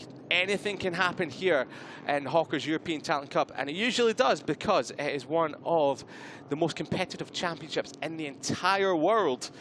And lots of the kids here will be on the road to MotoGP, looking to become the next star of MotoGP. But who will be here today? Let's not get too far ahead of ourselves into the future, because it's the present we need to talk about. The 2 Asper Junior Team riders, 1st and 2nd on the grid. Brian Uriarte on the outside of the front row. The red flag is removed from the grid. The red lights will come on. The revs will be rising. And we will have European Talent Cup action underway now, and it's a great start from Dodo Boggio. Joel Esteban a little bit slow off the line. Brian Uriarte gets a great start from 3rd spot, but Boggio into turn number 1, and we've got the 27 of Rico Salmela into 2nd spot as well from 4th on the grid. And around the outside goes the number 51 of Brian Uriarte. He slots in the 4th spot, but deep on the brakes. Salmela up the inside, doesn't take it. Boggio holds on to the lead, but around the outside, the top 4 chopping and changing every way you look. And further back, we have Max Martinez, the champion from last year, in 5th spot as they head down to turn number 5. It is Dodo Boggio who leads the way comfortably, a couple of bike lengths, but Martinez looking up the inside of your former champion. Oh, Boggio goes down! Boggio's down, we're talking him up so much. Boggio high sides out of turn number 5. That's not what we like to see. That will probably be a red flag, because we saw yesterday there was a crash there. The bike was in the middle of the circuit. It's difficult to get those bikes away on time, but in all fairness, they've got a full lap before the bikes come around again, so we'll have to wait and see, and we'll keep you updated as to what happened there. But a really, really nasty crash there. So we're back to the front then, and that has unsettled the order quite a bit. It's the 2 Monlau bikes out the front now. Casey O'Gorman up into P3. So brilliant start from the number 67. Yeah, fantastic start from the Irishman there. He's managed to avoid all the incidents that were going on at turn number 5. We do have a red flag. Yeah. Not surprising there, because as you were saying, Tristan, when there's a bike there in the middle of the circuit, it is difficult to get to, and we saw that in qualifying yesterday when there was a bike in the circuit. We had to get the red flags out to retrieve the bike. But fingers crossed that the riders are all okay and it's just the bikes that are needing retrieved. But yeah, we had a medical team on the circuit there, but fingers crossed for the rider that's down at the moment. We will keep you up to date with everything that is going on with that as well. But yeah, lap number 1 incomplete here in the Hawkers European Talent Cup. The red flag is out after a crash for Dodo Boggio, your championship leader, who was your early race leader. He crashed, and then riders further back, unsighted, had nowhere to go, and unfortunately crashed into the stricken 47 machine. Yeah, unfortunate to see the race being stopped. We will get it restarted and back underway, but you know, that is unfortunate. But safety does come first, and that was a big scary crash. Unfortunately, Boggio had a big one, but then a bit further back, when riders get collected like that, clear in the air on the bike, it's very scary indeed. But hopefully everyone's okay and we can get this race restarted fairly promptly. Indeed. Now the riders come back into their pit box. They'll be getting a cool drink to, well, calm the nerves ever so slightly, because, well, I've done a bit of brief racing. You've done more. Well, there's Dodo Boggio coming back. Now he's a bit of a limp on him after that. It was a huge high side from your championship leader, the Italian Dodo Boggio, so no surprises there. He's got a bit of a limp on. And yes, it's a shame there. He was looking so strong this weekend, and he didn't even get to complete 5 corners, so to speak, here. But we will keep you up to date with everything that is going on here in Hawkers European Talent Cup and when the race will begin once again. But Tristan, this must be so difficult for a rider to build themselves up for a race start, especially on lap number 1 when your nerves must be at the most intense because of everyone around you. And then the race is red flagged. You come back into the pits, and then you've got to redo the whole process all over again. Yeah, it's an absolute roller coaster, because obviously the nerves are setting in. You get the race underway. You've got all the adrenaline in there. So and then to come in again, and then the nerves settle down a bit. But then you've got that worry of, you know, are your fellow competitors okay? It could have been me. So, and then got to go back out there and then do it all again. So it's not an easy thing at all. There is the bike of Dodo Boggio that's unfortunately not in the best shape at all, and we've got a rider being on a stretcher there, being carried away. So that's not a sight we like to see at all. No, indeed not. Getting put into the back of the ambulance. But this is what happened at the start of the race. Now, it was a great start from your championship leader, Dodo Boggio, number 47 on the right-hand side of your screen, got away very well. But it was Sal Mellon, the number 27, who went from 4th into 2nd spot. And into turn at number 1, it was the championship leader that led the way with Sal Mellon in 2nd. And it was Esteban and Uriarte fighting out for 3rd and 4th, with Uriarte out on the green and having a bit of a wobble as it comes to turn number 1. But here's where it happens. Turn number 5, hard on the gas for your championship leader, and just lost it. And he got flicked up hard by his machine. And then the riders further back had nowhere to go. And as you see there, yes, it was the number... Well, one of the riders there that had nowhere to go and unfortunately hit the stricken machine of Dodo Boggio. The more we see this, the worse it is. That is the number 20 there of Owen van Treet that, well, he got launched into there after hitting the Aspar machine. So as the marshals clear the debris on the track, we have seen Van Treet put into the back of the ambulance. But fingers crossed, that's just a precautionary check at the medical centre he will be going to. But we will keep you up to date on everything that's happening with the fallen riders. There's Joel Esteban. He missed all of that. They're watching it back there. Yeah, you can see the expression on Nico Terrell's face, and that's exactly how we were when we saw it. Horrible. Flabbergasted, really. So yeah, Nico Terrell really showing the facial expressions we all had while watching that back, indeed. But yeah, we can imagine that Dodo Boggio will not be getting back into this race. So that is... Well, it's Christmas has all come at once for Joel Esteban, really, because he managed to avoid all of the action going on around him. And, well, even though he dropped back at the start of the race, he'll get another chance at the Cherry for, well, start number 2, which will be the main race. Yeah, that's what they've got to, unfortunately, despite everything that they've just seen and despite everything that's just happened, they have to think about going back out there, and they have to think about their race strategy and what's about to happen. So it's all about staying focused now and trying to put that out of your mind if you can, and then maybe after the race we they can think about what happened and It's incredibly unfortunate. Max Martinez, obviously last year's champion, the reigning champion, elected to stay in the championship once again. I'm assuming that's for age. Done okay this year. I mean, hasn't had the best season considering it was the championship last year, but it's been pretty strong. Yes, he's had a difficult start to the season. 2 DNFs from Estoril, 2 really big high sides during both races in Estoril, and then he was strong strongly in race number 1 at Valencia before there was a technical issue that put him out of race number 1, but then came back strongly in race number 2 to take the win and then reassert himself back as a main contender here in the Hawkers European Talent Cup. He's still got a long way to go to catch the top 4 in the championship, so to speak. But the riders here, now we will get a complete, we're just having it pop up on our screen here, a quick restart procedure. The pit lane will reopen at 12:18, so for 60 seconds, and it'll be a 10-lap with original grid position. So a 10-lap race for the Hawkers European Talent Cup. The original grid positions will be set. So for the likes of, well, Casey O'Gorman, who found himself in 3rd spot, he's going to be starting mid-pack once again, so he's got all that work to do. And of course, for the likes of, well, we've got to check. Well, Johnny Garness and Emmanuel Brinton, we assume that they'll be at the back of the grid once again. So that's a shame for them, who also made good starts. So it'll be a complete reset. So it's a bit like the first part of this race didn't happen at all. Yeah, absolutely. I mean, like you say, he's going to have to do it all again, is Casey O'Gorman, the number 67, the Irishman, of course, last year's British Talent Cup champion. He's got all that work to do again. And there in the vision track box, you can see the father of Carter Brown. Unfortunately, Carter didn't quite make it into the race after finishing 3rd in the last chance race yesterday. But that vision track team set up for British talent and to bring these British riders on. And a lot of these riders doing really well, obviously, but struggling a little bit with the change of tyres. A lot of them racing over in British Talent Cup and racing here in the European Talent Cup, and the differences between the tyres is huge. They run Dunlops in the British Talent Cup, they run Bridgestones here, and Carter Brown was saying that the difference is huge in the fact that there's so much more grip on these circuits and there's so much more grip in these tyres, and he says he can feel what the bike is doing more on the Dunlops, and he's struggling with the Bridgestones to find that limit because they're on or off. They're either you've got grip or you're down.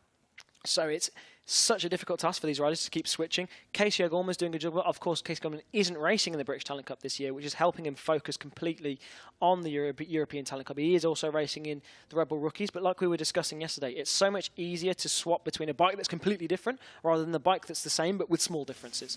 So it's good to see all these British riders are out there and doing that, and this Vision Track team, obviously set up by Michael Laverty, is helping them through it.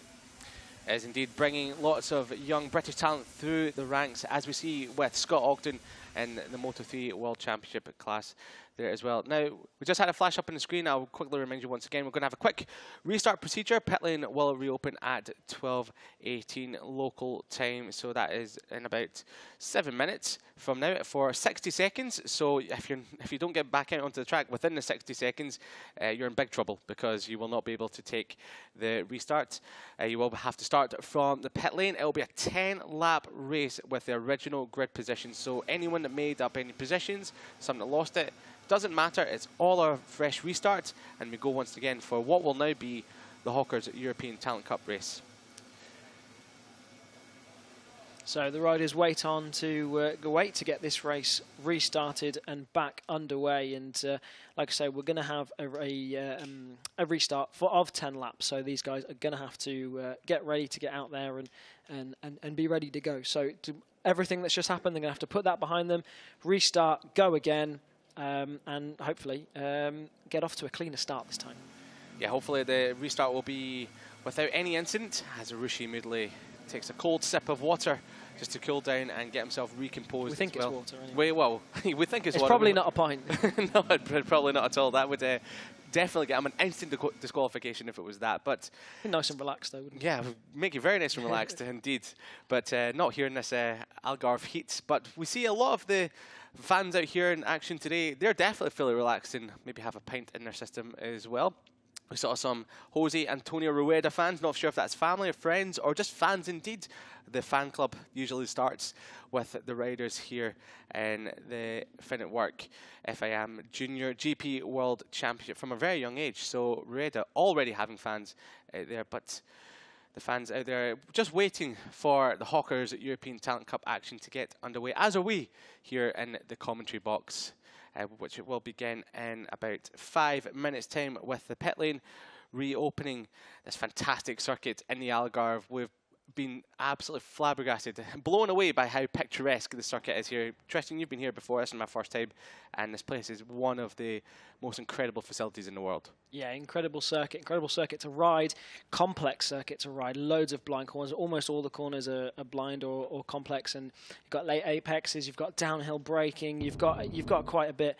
Here's a little replay of what happened last time, of the start then. We had Dodo Boggio, who did start from pole position and got a clean start down into turn 1, but unfortunately 5 laps later it wasn't meant to be. Nice and smooth down into turn 1, a lot of them, but unfortunately 5 corners later we had a bit of a disaster. We did indeed. Yeah, a bit of a moment for Dodo Boggio coming out of turn number 5. Hard on the throttle as he exited the turn 5 hairpin. The left-hander, which does, you come down the hill and you go into a bit of a dip as you go into the left-hander. And then as you getting on the gas. On the gas, and it just flicks him. Hit him really hard in the kickback there, and the riders further back were unsighted to that. And the number 20 of Owen Van Treat had absolutely nowhere to go, and then hits the stricken Aspar Junior Team bike. Dodo Boggio was very lucky himself not to be collected by any other riders. The number 9 there of Matteo Roman as well just glanced the Aspar bike as well. So there's Dodo Boggio coming back into the pits and just checking out the crash. Yeah, Van Treat, unfortunately, down and out of the race. Real hard impact. Unfortunately, just caught unsighted. Really, it's an easy thing to happen. It's an unfortunate thing to happen. But you know, the Dutchman, the 13 years old, only 13 years old, he's going to, well, I say learn from the experience. There's not much you can learn from it. It was completely unsighted, and it's unfortunately it is a thing that happens in racing. So hopefully he's come away relatively cleanly from that. Yeah, the only silver lining we can take from that is that there was no rider collected when Dodo Boggio did crash. So, well, the riders did hit the bike, but they didn't hit Dodo Boggio himself. So the helmet gets back on. Brian Uriarte, who was leading that race after everything that happened at turn number 5, he gets ready for start number 2. Now, he will be de facto second on the grid now with Dodo Boggio's absence from pole position. So he got off to a good start in the first part of the race. He found himself in 3rd spot behind Boggio and Salmel ahead of Joel Esteban. But it's Martinez that we should be watching out from 5th on the grid. Now, he was looking very up for it and aggressive into turn number 5 just before everything kicked off. There's Rico Salmela, who just avoided Dodo Boggio's stricken Aspar machine. Rico Salmela, the Finnish rider, the number 27, really baby-faced as well, to be honest. Doesn't look like he's old enough to be racing one of these Hawkers European Talent Cup bikes. Well, a lot of these riders are under 15, 16 or younger. I mean, the young rider that crashed there, the number 20, Owen Van Treat, was only 13 years old. So this is a class for young riders. This is where they start. Well, I mean, a lot of these guys will be riding since they were very young. A lot of them since they were even 4 years old will have started on mini moto machines, in mini GP categories. In the UK, we have the Fab Racing Mini Bike British Championships. But this will be like that, one of their first tastes of big track racing. And one of the riders we've seen come through those Fab Racing Mini Bike is the rider on screen, Emmanuel Brinton. He's moved to Spain, we think pretty much just for racing, just to be competitive out here, because we know how high the level is in Spain. Oh, this is a place you have to be out here in Europe, in Spain, in Italy, to become a future star. It's not necessary you have to be out here, but for the best chance, it's the best place to be. And Emmanuel Brinton, I remember talking to his dad in 2019 when I was covering the Fab Racing Series, and they were saying they're moving it to Spain. I was like, why? Why are you moving it? He was like, well, you've got to be out there to go forward, and it makes a lot of sense. And Emmanuel Brinton is one of the riders that is starting to come strong in the Hawkers European Talent Cup class. Took his best result of the season last time out in Jerez, race number 2 with 6th spot. Could have been better in race number 1, but he was giving a long lap penalty for scene track limits in race number 1, which put him well out of the running. Still managed to collect some points, but that was the first time that he was outside the top 10 all season long, so showing great form is the young Briton, Emmanuel Brinton. So as we hear the bikes warming up once again, the number 27, Rico Salmela, is getting pushed out into the pit lane as his teammate as well, as his teammate Emmanuel Brinton is as well. We've got the bikes heading out onto the circuit. We've got Bellon, the number 33, stopping at the end of pit lane. Eager to get out. Eager to get out, indeed, yes. And they're so eager, they've given them the green flag and away they go. So remember, 60 seconds the pit lane will be open for. And if you miss miss those 60 seconds, you're going to be in big trouble. You will have to start from the pit lane. So that means that your race will be very difficult to come back from right from the start. But I mean, it's hard to miss it. You see all the bikes going out on circuit. Yeah. It'd be hard to miss it, wouldn't it? Unless you've gone for it a little bit of a happens, nap. though. It does happen. It does happen. We have seen it a few times. Yeah, some people just tend to be a bit of asleep in the garages, just waiting for the race to begin again. But thankfully, or hopefully, we have all the riders heading out onto circuit. There's David Gonzalez, the number 11 on the Campione's machine. A very nice looking bike. I've always enjoyed the look of the black and red machines and the Cuna de Campione's colours. Very, very distinctive as well. Yeah, and a project that's been going on for quite some time now and has been helping develop talent, young talent of all nationalities as well. Casey Gorman had a little bit of experience in there as well. A project that they run teams in European Talent Cup, in Junior GP, and it is a platform to develop young talent, and it's great to see those things, those sort of academies being created. There's many more of them as well, but it is incredible to see. The Vision Track as well, the Vision Track Racing Academy is brilliant. So they've got bikes all the way down to the Fab Racing Mini Bike Championships, and now this is them trying to get that bike repaired for Dodo Boggio. I don't think they're going to make it out of pit lane in 60 seconds unless they want him to start from pit lane, but it doesn't look like that bike's going to be anywhere near ready. No, you've got a couple of minutes to get it ready for the warm-up lap, and or the start of the race anyway, but I cannot see that happening. That will be some effort if they manage to get it happening, but yeah, and there's Dodo Boggio with his helmet on, so he's expecting to go back out. They're trying, aren't they? Trying. So this is like Marc Marquez and Estoril in 2010 when he crashed in a sighting lap, and he managed to get the bike back in. Repair job, miracle. They managed to get his machine back out. He'll be looking for a performance like that. Yeah, as well. absolutely. Well, the Aspar team are one of the slickest teams in the entire championship. One of the best, and they're breeding young talent. As we're talking about young talent, we've got the Estrella Galicia team, we've got the Vision Track Cuna de Campiones, and also the Aspar Junior team and the Leopard Junior team as well. So many teams out there just breeding young, great talent coming through the system. Now the riders will be lining up on their grid spots, and they're really trying for that. It doesn't look like they're having a lot of luck. No, it doesn't look like that bike's ready to go at all, does it? I will be amazed, absolutely stunned, if they manage to get Dodo Boggio back out for the start of this race. It'll either be a pit lane start or the back of the grid start, but considering the fact that he will not be at the end of pit lane for the start of the warm-up lap, it will be a pit lane start. That is the only thing that he can hope for, and if he does, well, chapeau, round of applause to everyone within that team. But here's the man, second in the championship, who was your long championship leader coming into Jerez last time out, but he was out through an illness. Joel Esteban, 3 wins on the bounce at the start of the season from Estoril race 1 and 2 and Valencia race number 1. And the work continues here. Everyone, even probably people from Joel Esteban's side of the garage is trying to get Dodo Boggio back out on the track. But if this doesn't happen, Joel Esteban has a great chance here to retake the championship lead and pick up important points over his championship rival, Dodo Boggio. Now they're getting a seat unit on that bike, so they're making some progress with it, but they're already away on their warm-up lap, so it's going to be, if they do get it back out and running, he's going to be starting from pit lane. Absolutely. So we're away for the warm-up lap for the Hawkers European Talent Cup. Round number 5, race. Well, not race number 1, it's the only race of the day here at Portimao for the Hawkers European Talent Cup. Brian Uriarte is heading the field away for this warm-up lap with Rico Salmela. Rico Salmela got a stunning start from 4th on the grid. Can he do it again for the second part of this race, which is now becoming the main race as well? And Casey O'Gorman from 12th on the grid, we need to watch out for him because he goes up to 3rd before the red flags came out. So Casey O'Gorman, the Irishman, will be praying for a start like he had in the first part of the race as well. Yeah, absolutely so. So number 67, Casey O'Gorman, got a lightning fast start in the original start. So we'll hopefully be doing the same in this one as well. He's going to have to do it all again, but he knows he can do it. He's already done it, and he knows how to do it. So there he is on screen as well, the number 67 the young Irishman, of course, last year's British Talent Cup champion. Everything he touches seems to go to gold. Last when he was here in Portimao, picked up 2 podiums as well within the Red Bull rookies. Yes, as you say, everything he touched seems to work for him. He was also a Fab Racing champion back in 2018. Multiple Fab Racing champions. So you know he's good. He's very good. And the Michael Laverty Vision Track Racing team, they've got lots of great riders, lots of great personnel within the team.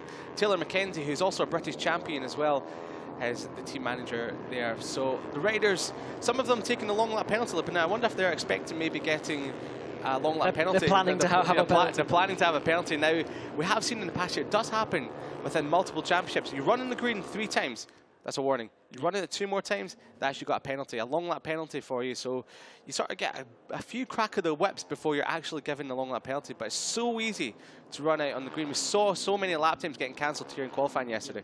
Yeah, final corner coming out on the green there. You can see how easy it is to go out on the green there. First corner as well, really, because the exit is blind, really easy to run out on out of track limits there. So it will happen. So hopefully everyone more or less gets away with it, but we'll have to wait and see. So keep an eye out on it. Keep an eye out for the number 78. That is was the championship leader, now just 1 point away, and with Dodo Boggio looking like he's not going to be able to start, he's taking his gloves off, so that is curtains for the number 47. It was a tough ask for the team to get that bike fixed for the start of this race. I mean, a good effort from them, but maybe a couple more minutes and they could have got it sorted, and Dodo Boggio could have been back out on the circuit. So dejected look of Dodo Boggio, your championship leader, who crashed at turn number 5. Highside, he will not be taking the start for this race here at Portimao. The Hawkers European Talent Cup. The red flag goes off the grid. The green flag waves in the background. Joel Esteban takes a de facto pole position. The lights are on, the go-out revs are rising, and it's a great start from Brian Uriarte. Rico Samela from 3rd or 4th on the grid gets another fantastic start. He's up into 2nd, following his teammate Brian Uriarte. Esteban drops further back, and Max Martinez will be slotting into 4th spot, or will he? Yes, so we've got a ready to come around the outside into 4th, but Danish, what a start from Danish on the number 13 machine, but Joel Esteban dive bomb up the inside of Salmela, pushes the Finnish rider wide at turn number 3, but it's a bit of a gap opened up at turn number 4 from your race leader Brian Uriarte. Now hopefully everyone can get through turn number 5 without any incident, as we saw earlier on today. Late braking for Max Martinez, your champion from last year, but through turn number 5 they go. So far, looking so good without any incident. Yep, all through cleanly so far, and now we have a battle out the front. It is Brian Uriarte that has the lead now, ahead of Joel Esteban. He's going to be looking to rack up points now. Dodo Boggio out of the race, and he needs to rack up points now for this championship. Just 1 point behind, of course, was out of Jerez due to illness, and he is looking menacing now on that number 78 bike. So you have the red bike with the black flashes leading. That's Brian Uriarte. The red bike with the white flashes is your man to beat, the number 78 Joel Esteban, and just behind is Rico Samela, also red bike with black flashes. So keep an eye on them. But the number 28 is looking menacing well as well. He's having a little look up the inside of Salmela. Doesn't quite make it stick this time around. Of course, number 28, Max Martinez, your championship winner last year in the 2021. Yeah, he's now started to find his form as Max Martinez. A bit of a horrible start to the season, a win at Valencia race number 2, and he's now really kicked into some form. But further back in 5th spot, great start from number 24, that's Guillaume Plonk, the Frenchman. So he's now bridging the gap. There's a braking group of 6 here in Portimao. The top 6 will come across the line any second now. And Slipstream City as a complete lap number 1. Joel Esteban takes the lead from Brian Uriarte, but here comes Rico Salmela, the Finnish rider. Will he be late on the brakes to take the lead? Not quite. He's lost into 2nd. Such a small rider compared to his teammate Brian Uriarte. He uses that small frame. Brian Uriarte back up the inside. And here comes Max Martinez. He takes 3rd spot, so Salmela again absolutely beaten up and pushed back down to 4th with Guillaume Plonk in 5th spot. And then it's the number 26 of Pau Alsina just waiting in the wings as well. But do we have another change of lead?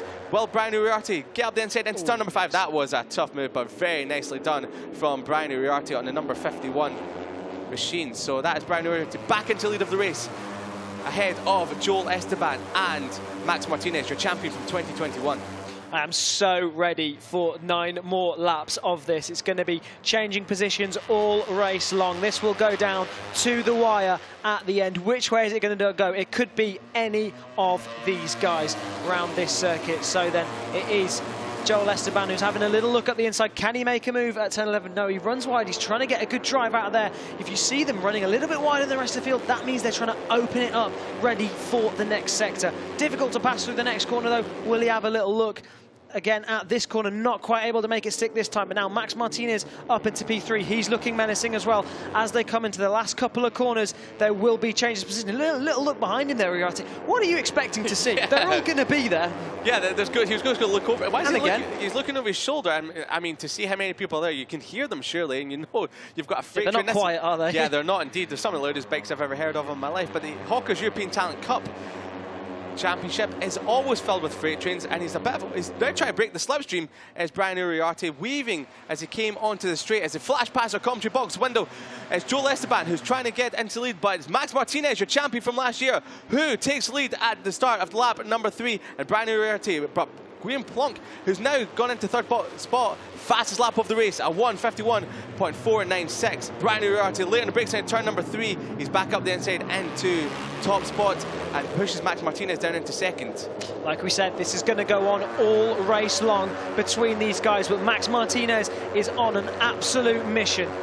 Yeah, Casey O'Gorman, 7th spot. He is now catching the leaders as well. He's gone from 12th on the grid to 7th. He's one of the quickest riders on the track, a 1:52.163 last time round for the Irishman. Well, he is now catching the top 6, bridging that gap from the second group to the top group. You'll see him come into shot. There he is as he comes onto the back of Pal Alsina, the number 26 machine. So expect him to be there within the next lap and a half.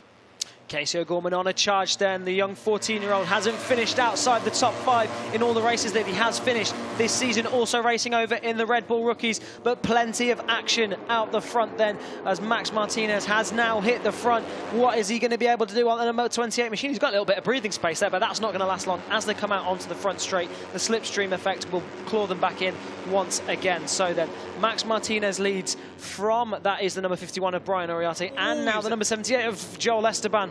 Max Martinez was out on the dust there, got a little bit of a kickback as he got the rear wheel onto the dirt. And he's trying. Yeah, he really is trying. He's trying to break the slipstream, but Max Martinez, 4th spot here in 2021, so he does well at Portimao, and he was only half a tenth off the win here last year. He'll be hoping to go 3 spots higher here in 2022, but he's got a freight train to fight off here. Double bubble slipstream. Double bubble. Here comes Joel Esteban, your second place in the championship, former championship leader. But Brian Uriarte is coming up the middle, but it's Max Martinez holds him off, and it's Martinez from Esteban. If Martinez is out wide, Esteban's on the green as well. You don't want to be doing that too much in this race, or you will get a long lap penalty. And with 7 laps remaining, that will be curtains for your race. Yeah, we did say so easy to do that at turn 1. That's once now for the number 28, so he's going to have to keep an eye on that 2 more times, and that is a long lap penalty then. Your ex-championship leader, vice-championship leader, number 78, Joel Esteban has hit the front then. So what can these guys do about it? Look at the number 67 on the blue bike. Casey O'Gorman absolutely flying through the pack. He's going to, we saw it back in Jerez, he's able to carve through and get himself in podium contention. I wouldn't be surprised if he does it again. Like a hot knife through butter as Casey O'Gorman. Fernandez, the fastest lap of the race now, a 51.064. Fernandez down in 9th spot. So the Finetwork FIM Junior Team rider, there he is on screen there. He's now caught the group just behind Hamid Al Saouti, who was leery on the brakes into turn 5, I saw off screen there, but managed to hold position a few corners ago. But this is heating up nicely. Now Brit watch further back for the people that, for the 2 riders that started further down the grid. Johnny Garnes is up to 18th from the back of the grid, and Emmanuel Brinton is just behind him in 19th. So they're coming through the field nicely and just on the fringes of the points at the moment. So with 7 laps to go, expect them to be making some waves through the field. Yeah, Johnny Garnes, your current British Talent Cup championship leader, his teammate, the number 67, Casey O'Gorman, last year's British Talent Cup champion. So that Vision Track team got plenty of British talent coming to the fore, but it's Casey O'Gorman who's looking menacing on that number 67. The Irishman just not quite in the slipstream at the moment, but there's moves being made out the front as well. Plenty of big moves in this race. Brian Uriarte, it looks as if he's going to lead down into turn 1, but they're side by side. They're 3, 4, 5 abreast. Wow, Joel Esteban on the brakes there, was not letting that lie there. Round the outside at turn number 1, he holds on to lead and of game Plonk, the 24, the Frenchman. He's starting to come on strong in this Hawkers European Talent Cup Championship now that he's managed to get his well, feet on the ground and some getting up to speed as well. But Brian Uriarte, he's coming alongside the Frenchman into turn number 5, late on the brakes. Everywhere you look, the spots are changing. We can't even call this because Max Martinez is now up into 3rd spot as well. And just behind them on the number 93, 3rd in the championship, he'll be looking for 3rd in the race. It's Guido Pini on the number 93, the black and yellow machine. You can't miss him. He stands out with that. Oh, he had a bit of a moment there coming through turn number 7, did Guido Pini. That sets up the riders just behind him. And that's given a bit of a gap to the top 2 in this race. That's Joel Esteban and Uriarte are breaking ever so slightly the chasing group behind. Will we see a breakaway 1-2? The slipstream effect should claw them back in. Here's a replay of that action down into turn 1. Esteban managed to hold on to it. Guillaume Plonk just about managed to slot himself into P2, just pushing Brian Uriarte ever so slightly wide there. The perfect block pass from the number 24 Frenchman. And the number 24, Guillaume Plonk, 15th in the championship. His best result's been 7th so far. So this is an incredible, incredible ride from the Frenchman. And if he can manage to pick up a podium, he'll be very happy. But even so, he's on for his best result. If it stays like this, it's not going to stay like this. It's not going to stay like this at all. This is the European Talent Cup, where everywhere you look, everywhere is changing. Blink for a second and you'll miss it. And as we blink now, that's Max Martinez coming alongside Brian Uriarte for 2nd position. Your champion from last year, Brian Uriarte, goes into the slipstream of Max Martinez as he shoots his way to the front. Now, will Joel Esteban be late on the brakes? No, he won't. So it's Martinez from Uriarte, and now Joel Esteban, who goes from 1st to 3rd. But the top 4 is breaking away ever so slightly. Oh, look at this. Uriarte late on the brake. We've seen that a couple of times from the Spaniard. He is precise and brilliant. That pushes Martinez out, and Joel Esteban takes full advantage of that as well. Now, we've seen it time and time again. These races go on like this all race long in low-capacity racing. And they're passing all race long, but nothing really matters until you get to that last lap. So why are they making all these moves all the way through the race? Basically, they need to be able to stay at the front. The longer you can stay, you'll find the riders who finish at the top will tend to be the riders that stay within the top 3, within the top 5 all race long, because they're making moves, because it's pass or be passed. If they're not making moves and pushing their way to the front, they will be overtaken. Casey O'Gorman now, though, looking menacing all over the rear wheel of Guillaume Plonk. Expect him to be making moves very soon. Cue the shark music for Casey O'Gorman. Now into 5th spot. His teammate Johnny Garnes, who started from the back of the grid, is now into the points in 14th. So the Vision Track Racing boys are really making a good fist of it here in the Hawkers European Talent Cup race. We've got a move from Casey O'Gorman. No, he's slots back into 5th spot. There's no point in making a move around about this end of the circuit, because you can really unsettle yourself and your rival, which creates a gap to the front. And we can see the top 2 every time we come round to the start of the lap. That gap that they've already pulled out will begin to close in. But this gap looks really menacing right now between the top 2. Yeah, so like you say, no point making rash moves. You can wait till the straight. There's plenty of slipstreaming and passing action happening down that front straight. So Casey O'Gorman will get a bit of a slipstream now from Guillaume Plonk. Will we see any changes at the front? It's going to keep going on like this all race long, like we've been saying all race. This is the championship at the moment as it stands. Esteban would have a 21-point lead over Guido Pini. It's so open at the top of this championship. There's so many names. It could finish completely differently. Oh, it could. Within a blink of an eye, things will be changing. As we're about to see Brian Uriarte up the inside of turn number 3. Chatter on the front. Oh, he's that's pushing tight. him out wide. Yeah, neither of them are giving the other an inch, and that's just going to play in brilliantly into the hands of Max Martinez just behind, who's licking his lips, rubbing his hands, but like, keep doing more of that, guys. That just brings me right back into contention with Casey O'Gorman into 4th spot as well. And the number 54 of Alberto Fernandez, who we're talking about, had the fastest lap of the race. He is now, there's a bit of a moment there for Fernandez. Every time we talk about someone coming through the field and start catching the group in front, there's a bit of a moment for them. Maybe we should stop talking about them entirely. Yeah, someone being sat up in the background there. But now Casey O'Gorman looking so smooth with those lines on that number 67 Vision Track machine. Brian Uriarte really wants this one, making some really harsh big moves on the number 51 machine. Top spot. He's had a pretty decent season so far. He's had 1 win already. He's had 4 podiums. He hasn't actually finished outside the top 2, but he's had plenty of DNFs. So in all the races he's finished, he's been in the top 2, but just too many DNFs to be in that championship contention. It's incredible consistency he has, as you say, top 2 in every single race that he's finished. Unfortunately, he's not finished every single race, but with that sort of consistency, Joel Esteban and Dodo Boggio, who's sadly not taking part of this race. What a bit of a moment there for Brian Uriarte coming out of the fast right-hander. That will give Joel Esteban a bit of a moment to catch back up to Uriarte, as you say, is really wanting this here today, stretching the gap. And Max Martinez cannot go with him. He's got a bit of a gap to Casey O'Gorman in 4th spot. So it's the top 3 come across the line. It's Uriarte, Joel Esteban, 3 laps to go. And Max Martinez, 6/10 further back. But he's really quick in the straight. He closes the gap down here, but as the lap progresses throughout, he loses that time again. So it's Uriarte back to the front with 3 laps to go. What can Joel Esteban do about the number 51?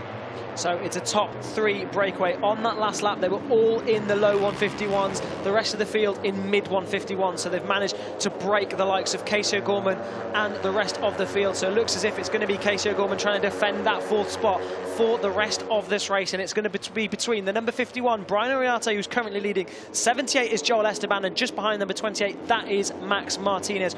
All on red bikes, just to make it all that more confusing. But just going onto the green there, Joel Esteban, I'm pretty sure that's the first time we've seen it do it this race long, so not a problem just yet. Yeah, there's all 3 laps to go, so he'll have to go out there a few times to get himself a long lap penalty. But is it, there he is again. Yeah, so this isn't over just yet. So he might be picking up a warning pretty soon as Joel Esteban. And it looked like Uriarte was almost out there as well as he came over the crest of the hill.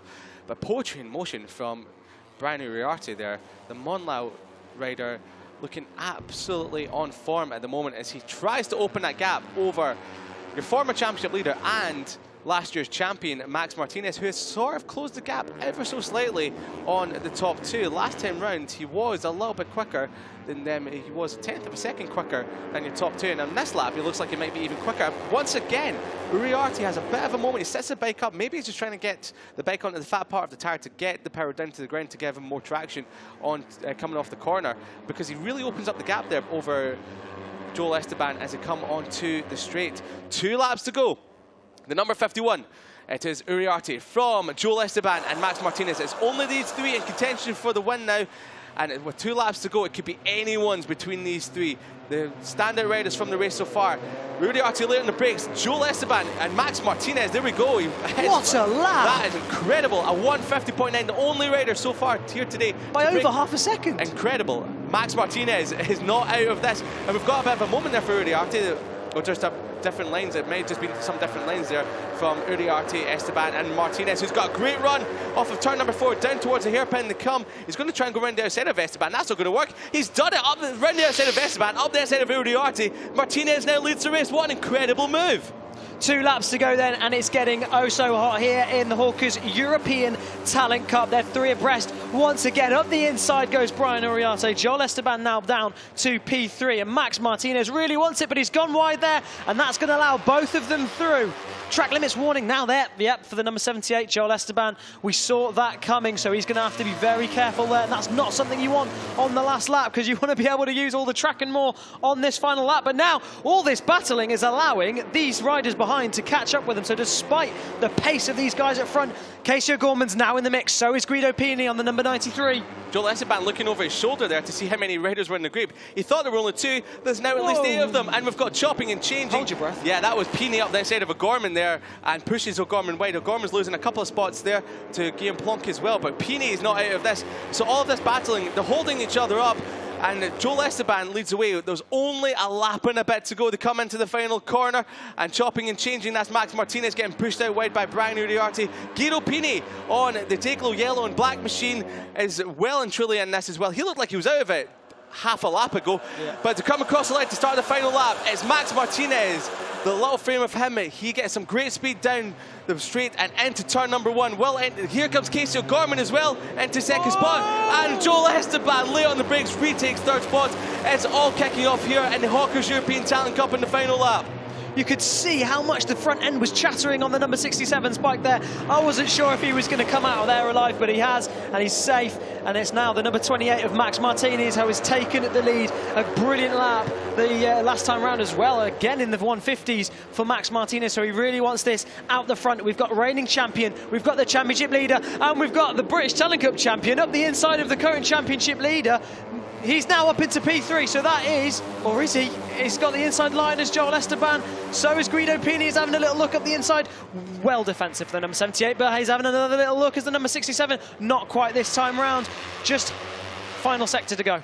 Final sector to go, anyone's race within the top 10. Johnny Garnes is in this group as well. His best showing on the number 57 and 8th spot, so he can pick up a few more places. A few corners to go, chopping and changes. This is overtaking spot. Here comes Uriarte and Esteban, both up the inside of Max Martinez. Half a lap remaining. Max Martinez is not letting this one die. Uriarte, has he timed this to perfection?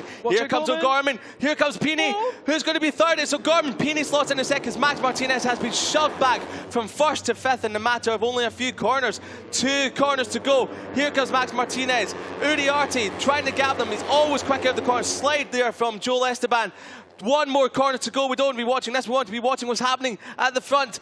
It's going to be Uriarte who leads him onto the straight. Will he get the run off the corner? Will it be Joel Esteban? Will Casey O'Gorman hold on to third? Comes in from slipstream. Here comes Esteban and Uriarte. Photo finish. Who was that? It was Uriarte by 6,000ths of a second. Casey O'Gorman in third. Max Martinez pushed down to fourth. Guido Pini fifth. Guillaume Plonk in sixth. Alberto Fernandez in seventh. And Johnny Garnes from the back of the grid all the way up to eighth. Fantastic ride from the British Talent Cup Championship leader. He finishes in 8th, just ahead of David Gonzalez and Hamid Al Sarouti rounds out the top 10. Brian Uriarte looks at his bike just like, yes, well done for giving me the speed on that. Held off Joel Esteban by 6,000ths of a second. That's quicker than a blink of an eye, Tristan. That's incredible. Take a breath, Liam, because what an exciting finish to that race we had. Doesn't get any closer than that. 6,000ths of a second between Brian Uriarte and Joel Esteban. Casey O'Gorman picks up another podium on his season, so brilliant for the young Irishman repping the Vision Track racing team. Brilliant to see from there. Roush Moodley now celebrating with Brian Uriarte. What a race we just witnessed. I'm sad we only have one of these ones. Yeah, same. I want race number 2 later on because that was outstanding stuff. We thought with a lap and a half to go it was going to be between Uriarte, Esteban and Max Martinez, and then all of a sudden the chasing group headed by Casey O'Gorman came out of nowhere and then all of a sudden made it a freight train of about 10 riders. Incredible stuff. Hawkers European Talent Cup at its absolute finest. Yeah, absolute brilliant stuff, and it looks as if Brian Uriarte's stalled that bike now, so he's going to have to try and get that restarted. Not easy bikes to restart without the little machine you see in pit lane that they use to start the bikes, and now he's going to have to bump it. Of course, they don't have an electric start. They have to be bumped to be able to start, and that's the safer weight. Yes, we hope that Brian Uriarte will be able to get his machine back to Parc Fermé so we can chat to him post-race as well. But, well, Brian Uriarte, that is another incredible ride from the young Spaniard. Really coming on form now.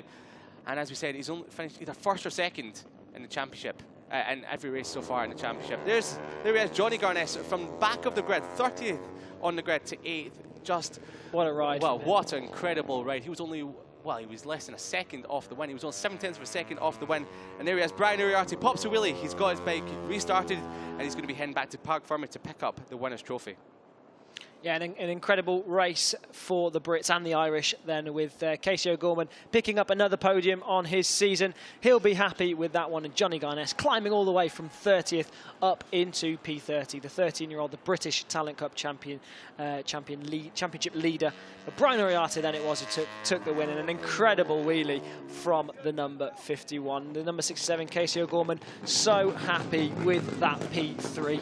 Was so close as well to the win, but as ever in the Hawkers European Talent Cup, such close racing in this class. Had a lot of success here last time out as well in the, well, last time he was here, which was with the Red Bull rookies earlier in the season for the first round of their season, picked up a 2nd place and a 3rd place. So he goes well around Portimao, and he's proved it in both classes that he races in. Joel Esteban then picks up P2, the perfect return to form after his unfortunate missing out on the Jerez round due to illness. So he's picked up some important points for the championship. Brian Uriarte, though, picking up even more on the number 51. There he is, though, celebrating that race victory. Another race victory on his campaign. And here's how it happened then.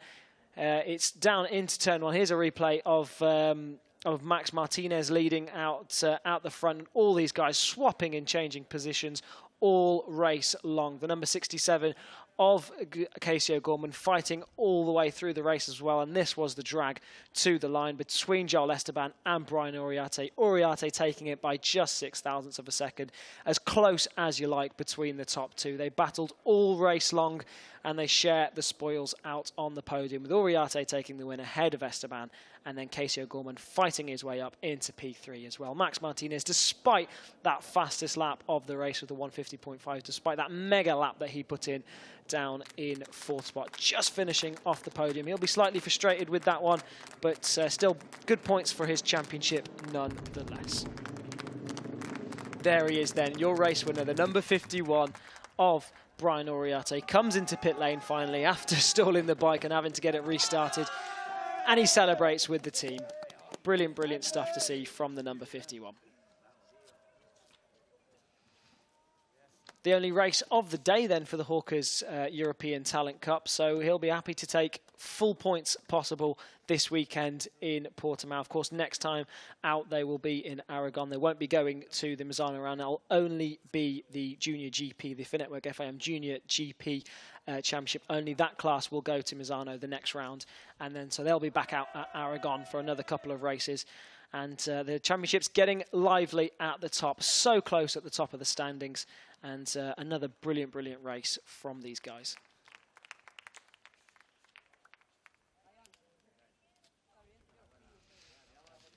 The Gas team then also celebrating down in Parc Ferme. Another brilliant result. Unfortunately, you see Dodo Boggio there as well, already out of his leathers, congratulating the guys. He'll have such a sour taste after that. Unfortunately, it was his own mistake, and that could have been him holding the number 1 plate, but no, it was Brian Uriarte who celebrates another victory in the Hawkers European Talent Cup for him, of course. His second victory of the season, his 5th podium of the season.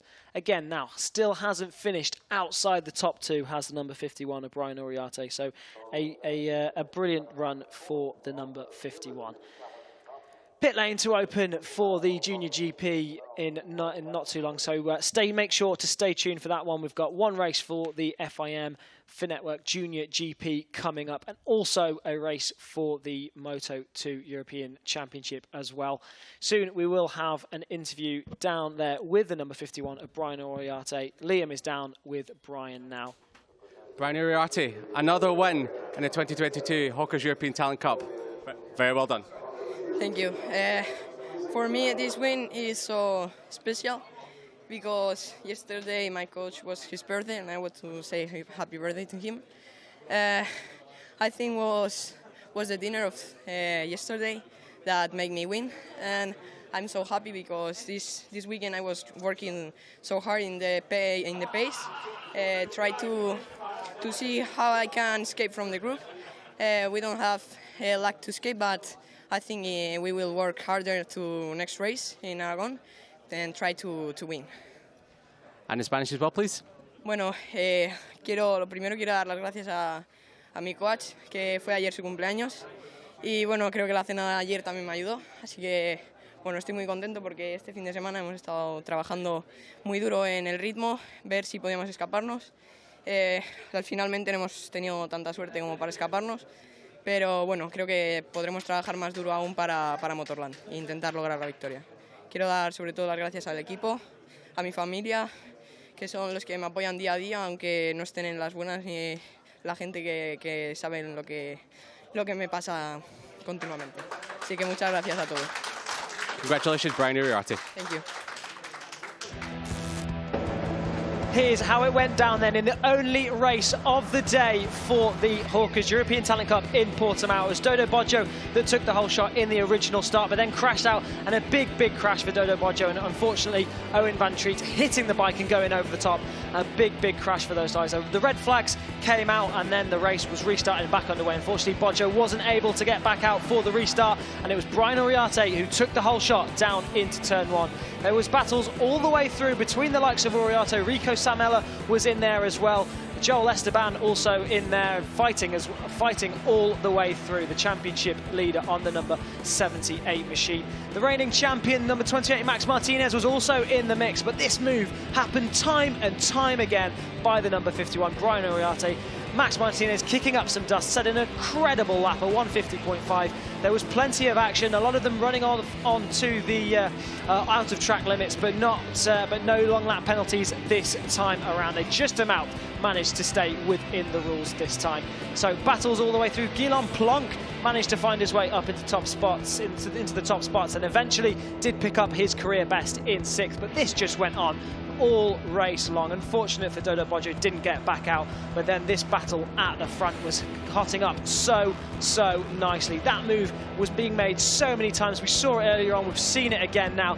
Number 51, Brian Uriarte, battling his way through. Max Martinez was so determined all race long, but unfortunately it wasn't meant to be. Plenty of battling between those guys, allowed the riders behind to catch them back up, and then it was a huge freight train of riders at the end of the race trying to battle it on. These big moves were being made into turn 1. Casey O'Gorman and number 67 managed to fight his way through and eventually finish on the podium, and that was absolute chaos on the last lap as they all wanted a taste of the champagne. Coming up to the flag though, it was Brian Uriarte who took the win by just 6 thousandths of a second ahead of Joel Esteban.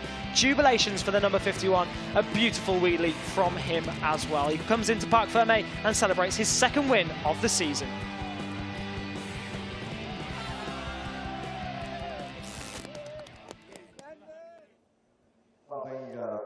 Your podium finishers then ready to step up onto the podium. Stepping into 3rd place once again will be the number 67 of Casey O'Gorman.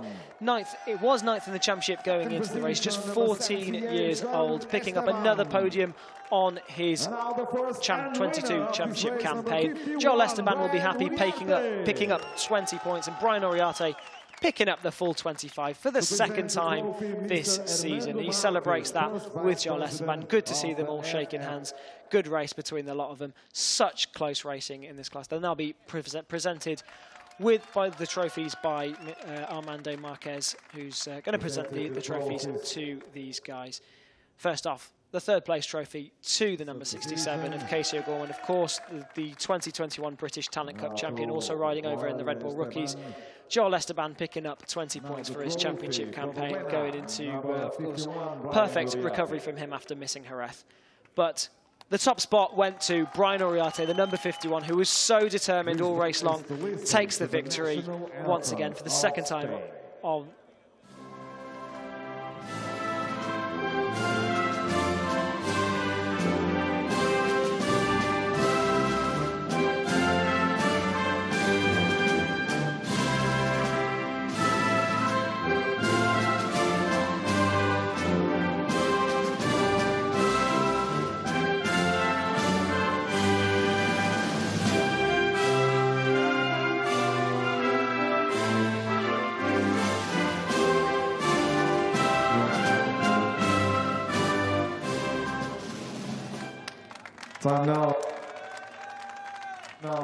Well, plaudits all round for your race winner, Brian Uriarte. Another race win in the 2022 Hawkers European Talent Cup.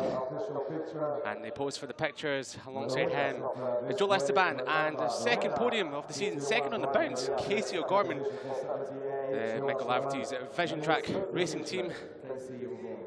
Fantastic result from the top 3, and it's the only race they will be participating in here today.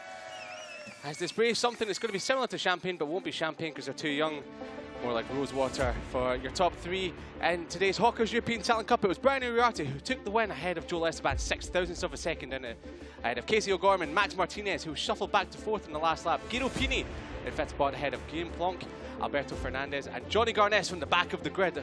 7/10 off the win from 30th all the way up to 8th. Fantastic result for the young Brit. David Gonzalez was next up ahead of Hamid Al Suuti, rounding out the top 10. Rushi Moodley, the South African, 11th ahead of Carter Thompson. Rico Salmela, the Finnish rider who started well but dropped back, ahead of Pal Alsina, and Emmanuel Brinton, who also started at the back of the grid. He finished in 15th. Final point in the race ahead of Jesus Rios. Further back was Cesar Paria, and 18th ahead of Christian Daniel, and 19th spot ahead of Lorenz Luciano, the Belgian, and 20th, riding at the top 20. Alvaro Fuertes in 21st ahead of Enzo Herrera, and then Gonzalo Perez in 23rd, Vlad Trias in 24th, and then further down in 26th spot was Mateo Roman, final finisher. Then it was Hakim Danish, 1 lap down. Mag Aguilar, who didn't finish the race as well, and Owen Van Treat and Dodo Boggio, your other 2 riders who didn't take the restart after a crash in turn number 5, which brought out the red flag for the first part of the race. Try as they might, the Asper Junior team tried to get Dodo Boggio back out for the second start, but try as they might, it didn't quite work. But for round number 5 here at Autodromo International do Algarve, it's Brian Uriarte who takes the win in Portimao.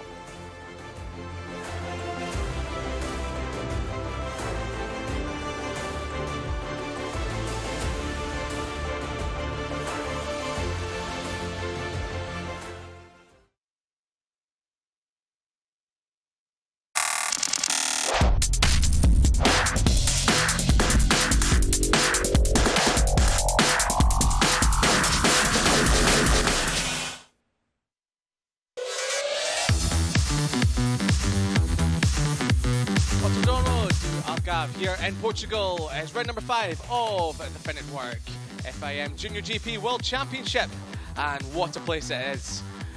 Situated on the south of Portugal near the Atlantic Sea, it's one of the most picturesque circuits in the entire world, and last year's winner was the Australian Joel Esteban, taking his first victory of the season.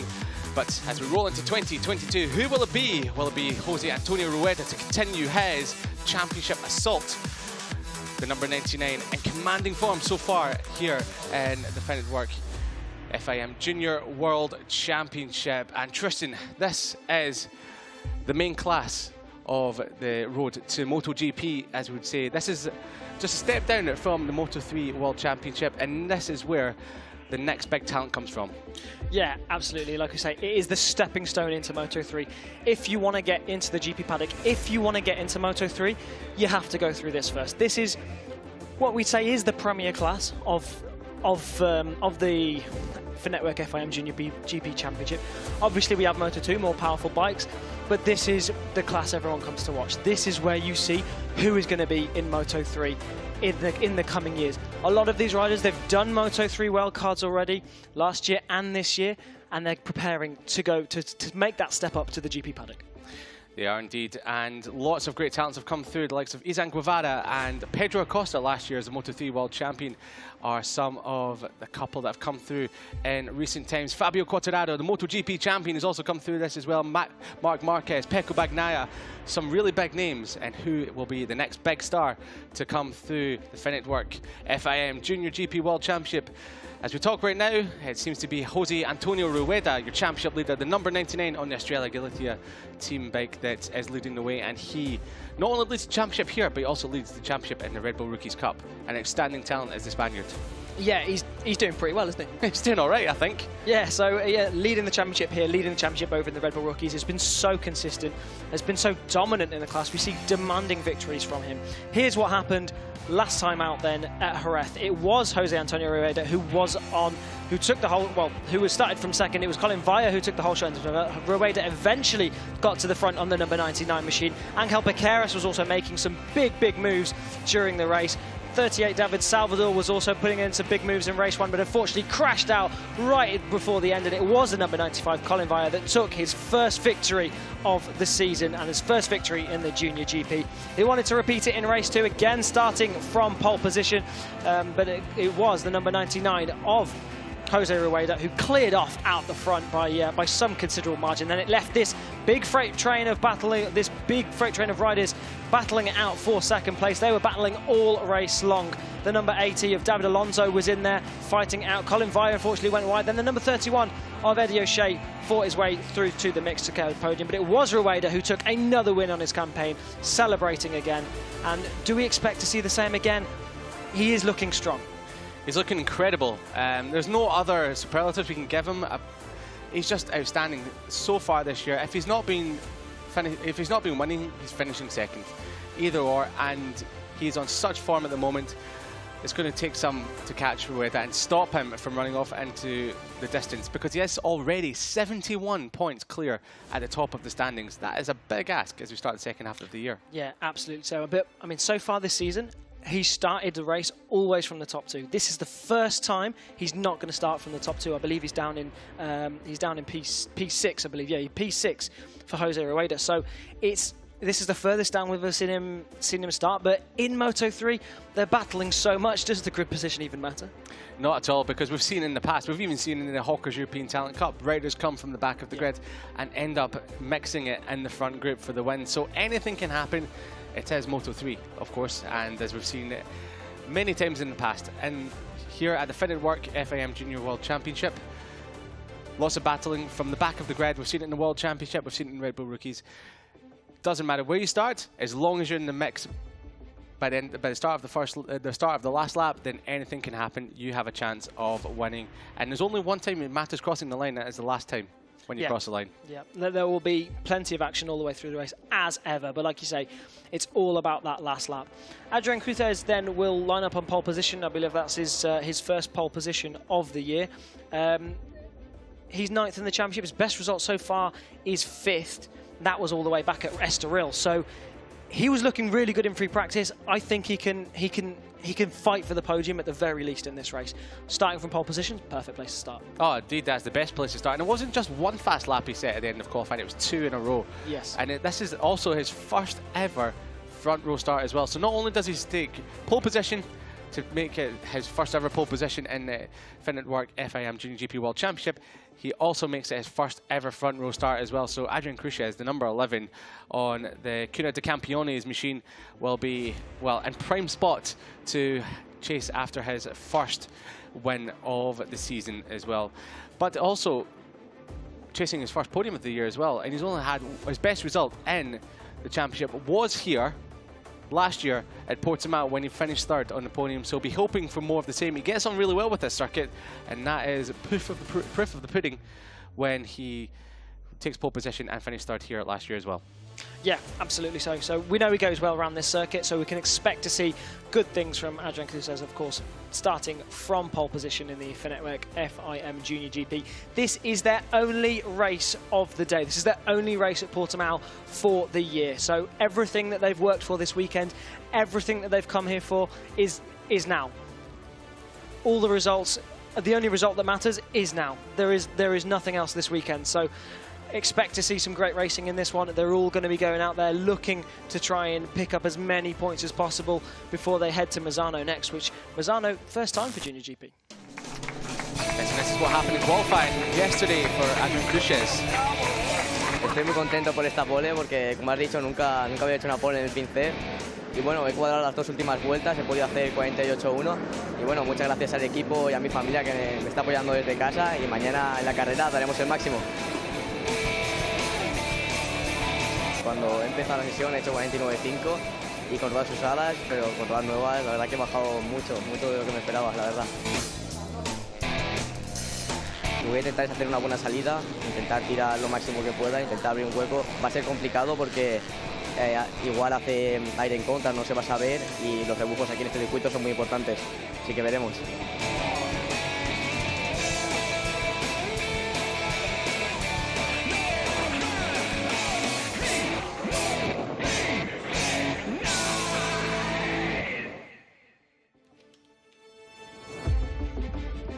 There was your pole man then, Adrian Cruz, like we said, looking in fine form so far this weekend. Asman as well, starting from P2. We can expect to see him doing some great things. The Malaysian on the number 63 machine. He's had a few wildcards over the World Championship this year, so he'll be looking to rack up as many points as possible. I mean, he's 5th in the championship. He's had 2 podiums already. He had 1 win, not this year. He's had a win back in 2021. So can he break that?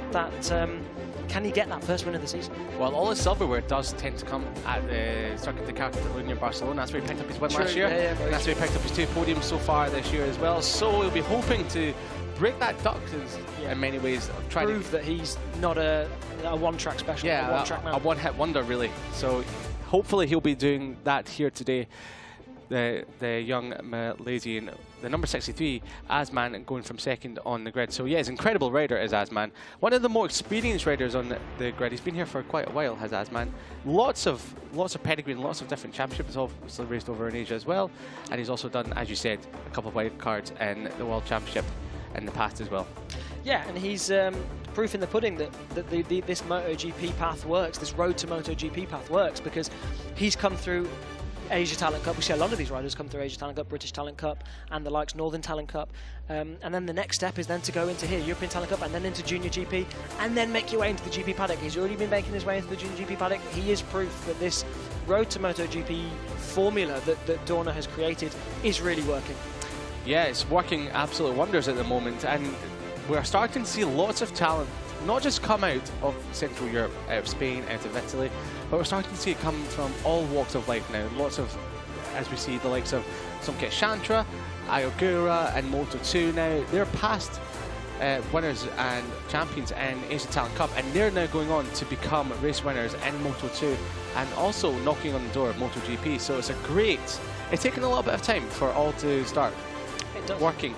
But these great things do take time, and we're now beginning to see with Asia Talent Cup, British Talent Cup as well, Northern Talent Cup, and there's lots more in the pipeline as well. So it's a great stepping stone on the way here to the Finetwork FIM JuniorGP World Championship.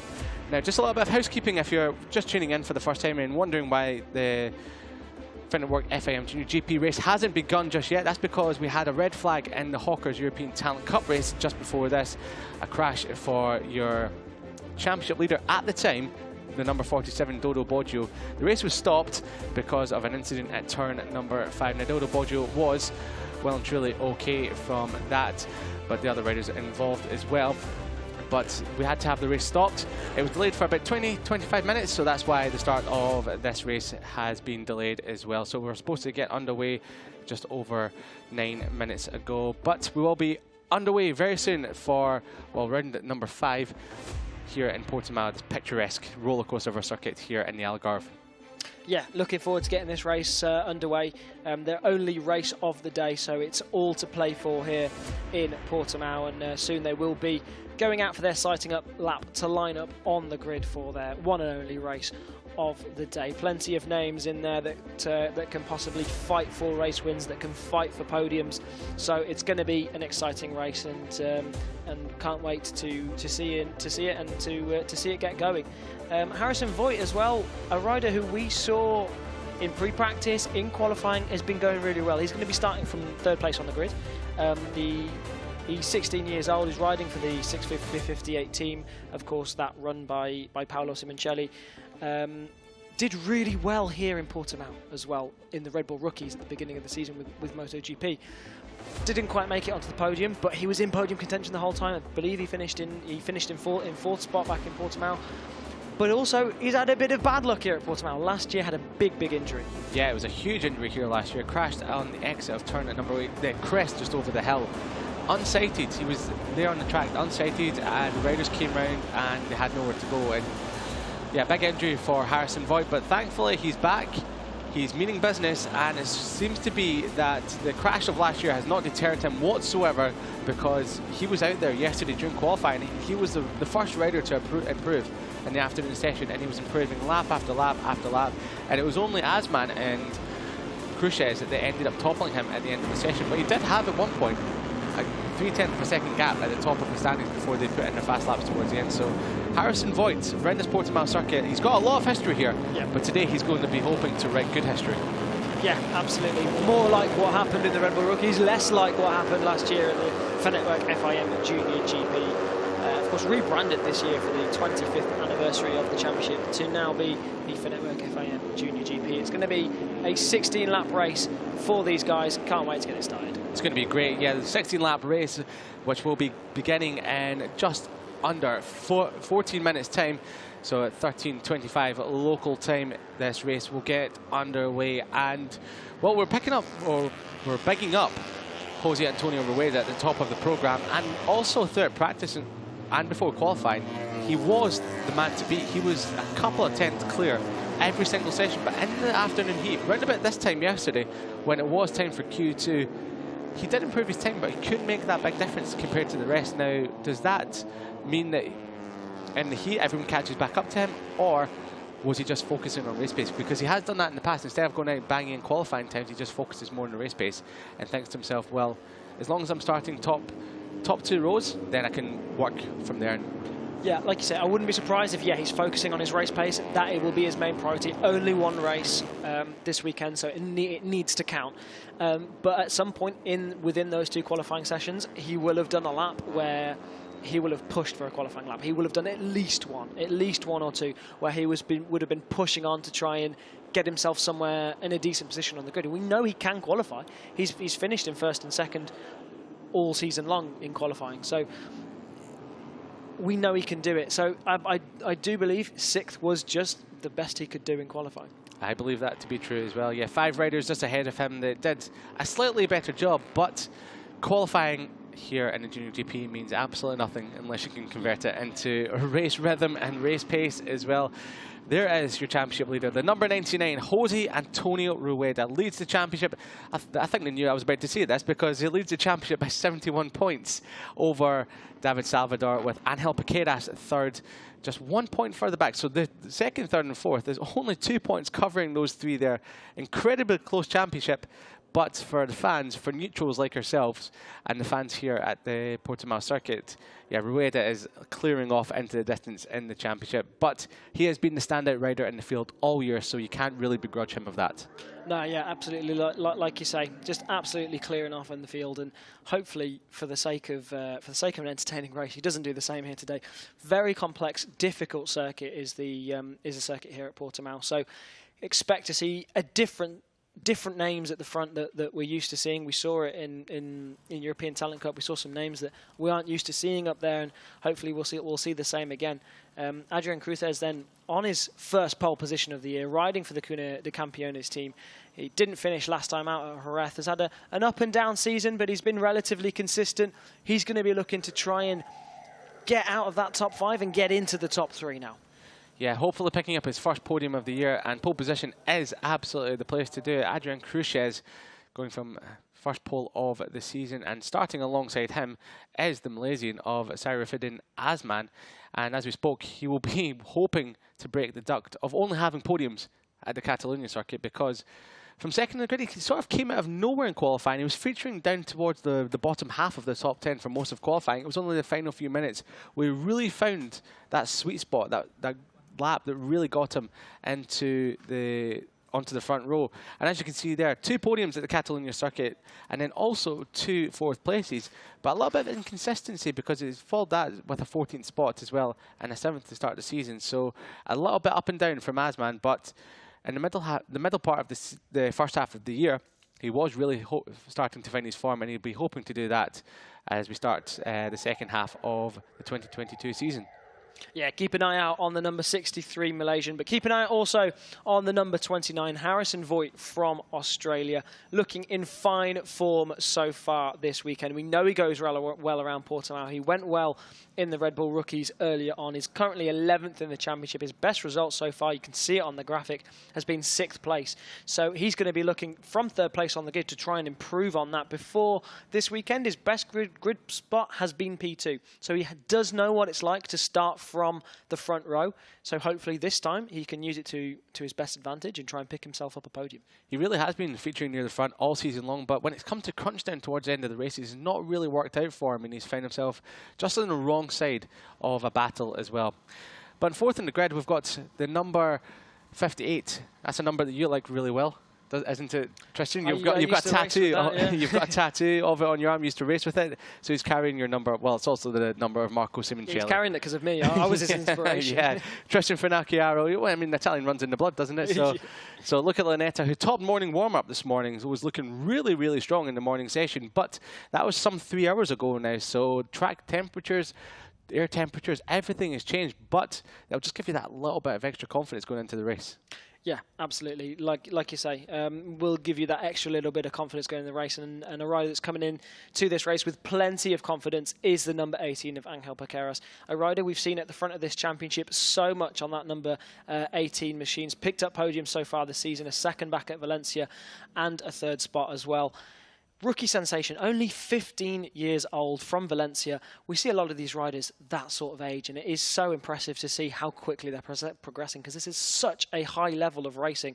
And to be able to see that, another rider who's also riding as well over in the Red Bull Rookies, 5th in the championship over there. He's had a win and a couple of podiums there as well. So such an incredible depth of field.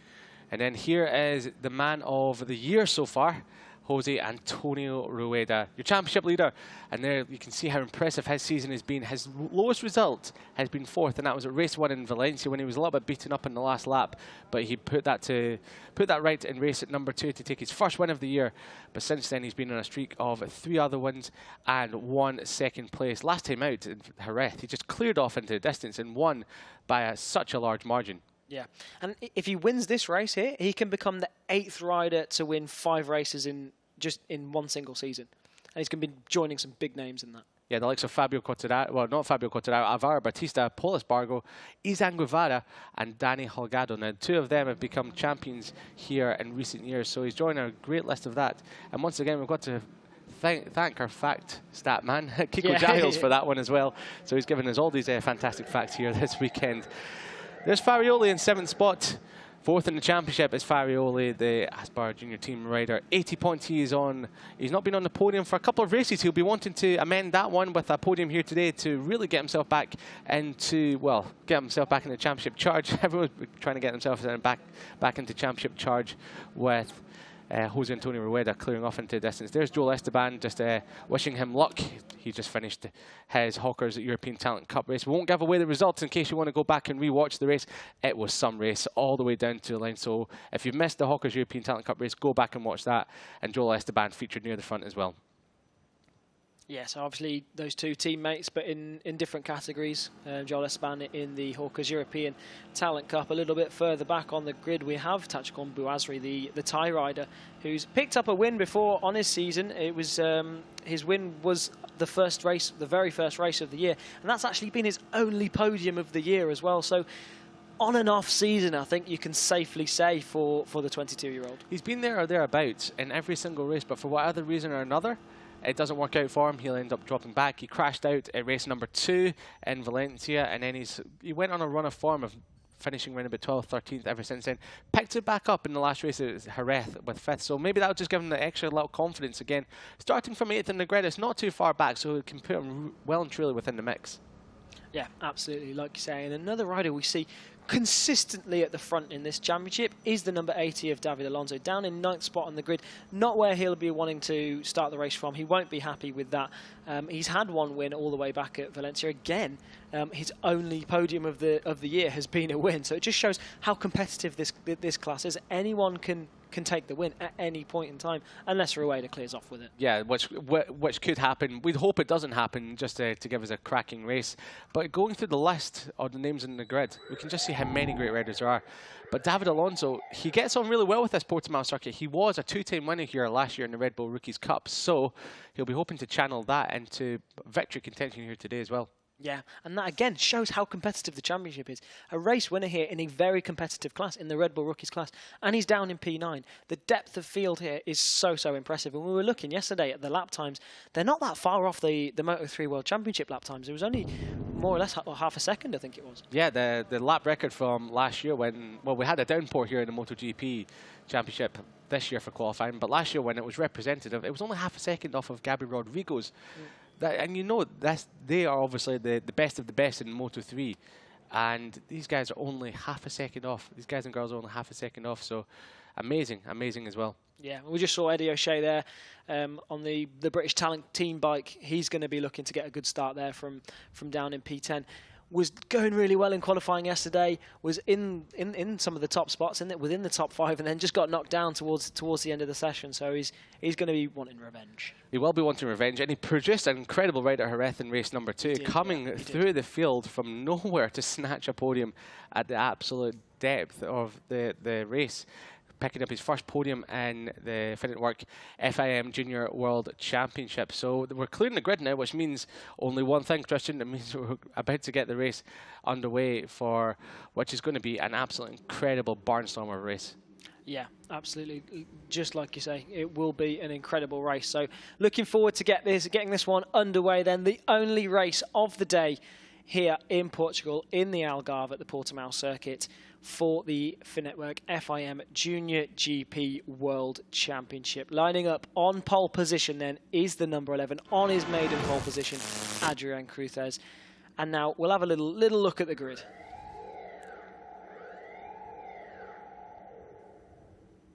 like we said then, starting on pole position, Adrian Cruzes on the number 11 machine, ahead of Asman on the number 63. The Malaysian looking to rack up some points on his championship, ahead of Harrison Voigt, looking to get his first podium of the year on that number 29 machine. Luneta, a career best 4th, ahead of down in 5th place, Angel Piqueras. Down on row 4, Eddie O'Shea, the Brit, will start from 10th position, ahead of Almanza and Colin Vaya, who's on pole and took a win last time out in Jerez. So he'll be looking to pick up the points there. Rounding out the top 15 was Noah Detweiler. A little bit further back, you've got Shahril Rosenthaler and Carraro rounding out the top 21. And fronting row 8, the number 19 of Morossi, ahead of Aditama and Roderstone, the Australian rider, all the way down back there on the grid. And rounding out the final spots on the grid are Gordon Hamada and Austin on the number 89 machine. Now, such an incredible depth of field, like we've already been talking about, even right the way down to the bottom. The times are so close. Incredibly close. It's incredibly difficult to find headway within this class, because a little mistake in your last lap in qualifying can put you either on the front row or can put you on the 5th row. It's incredible. It's one of the most competitive championships in the entire world, is the Finetwork FIM JuniorGP World Championship. Now the riders set off on the warm-up lap. Adrian Cruzes goes from his first ever pole position in the class. And starting alongside him will be Asman and Harrison Voigt, who will be hoping to put to bed the ghosts of Portimao here in 2021. Yeah, of course, Harrison Voigt last year picking up a big injury. Unfortunately, he, after that big crash, like I say, was completely unsighted. Broke his femur, his fibula and his tibia all in one foul swoop. So all rested and recovered now, though. Picked up some brilliant positions earlier in the year at Portimao in the Red Bull Rookies and was fighting for podiums all the way, putting in some really brave moves as well. So he's going to be looking to continue that form here in the Junior GP. Plenty of action coming your way then as they go round for their warm-up lap. Looking forward to this one, Liam. This one's going to be an absolute cracker. Portimao in the Algarve sun with some Junior GP bikes racing around. You cannot beat a Sunday here in July. I know it's impossible to call, but I'm going to put you under pressure. Who's your prediction for the race win? That is absolutely impossible to call, and I can't believe you've done this to me, because I am see. really struggling. It is racking through my head. I've already pick a name. Yeah, I'm going to pick a name out of the hat, and I'm going to go for Angel Piqueras. Go for it. Angel Piqueras, the number 18. Why? No reason whatsoever, okay. other than he's just there. But he's a good rider. Yeah, he's a great rider, and Angel Piqueras, incredible, looked good all weekend, has been looking fantastic for the last few races. It just feels like he's been inside the top 5 all weekend, and Jose Antonio Rueda, who has also been another rider inside the top 5, is starting alongside him. And Angel Piqueras, he just seems like he's just ready. He's going to come out swinging for this one as well, so he's got to be a good pick for this one. And then I've got to return the question to you. Who are you picking for this race here today? I knew you were going to do that. Yeah, of course. I cannot let you get away with that one. I'm going to go for my fellow number 58. I'm going to go for Luca Luneta. And just because it's number 58? Strong. No, because he's looking strong. He's Italian. He's in a good run of form, and I think he'll do well. And he's got the number 58 as well. And he's got the number 58, so he's got the he's got good luck on his side. Of course, running the number 58 because his hero was Marco Simoncelli, so running that number based on that fact. So all these riders coming up to the grid then to start their only race of the day here in Portugal. It's going to be Adrian Cruzes lining up on that pole position. Keep an eye out as well for the number 7 of Filippo Varioli in 7th, starting from 7th position on the number 7 machine.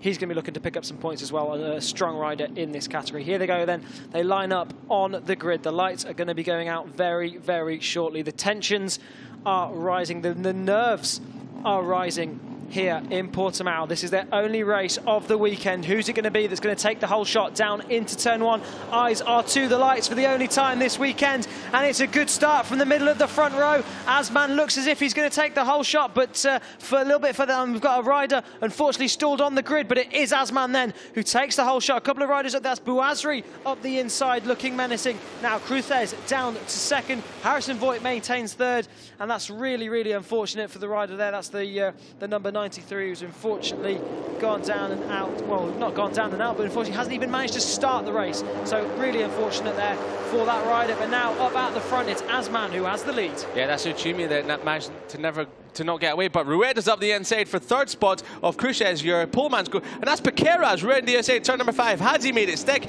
Yes, he has, because Angel Piqueras was not lying down for that one. So Angel Piqueras is now up into fourth spot, following his teammate Rueda through. These two have both come through from the second row of the grid. Rueda's not stopping now, up the inside of Harrison Voigt, and that is a corner that Voigt will be getting some flashbacks back to last year, and not good ones at that. So Rueda, second spot, just behind Asman, and Piqueras trying around the outside again. Will he make it stick? No, he won't, but he will get the inside line into the right-hander and lay on the brakes and pushing.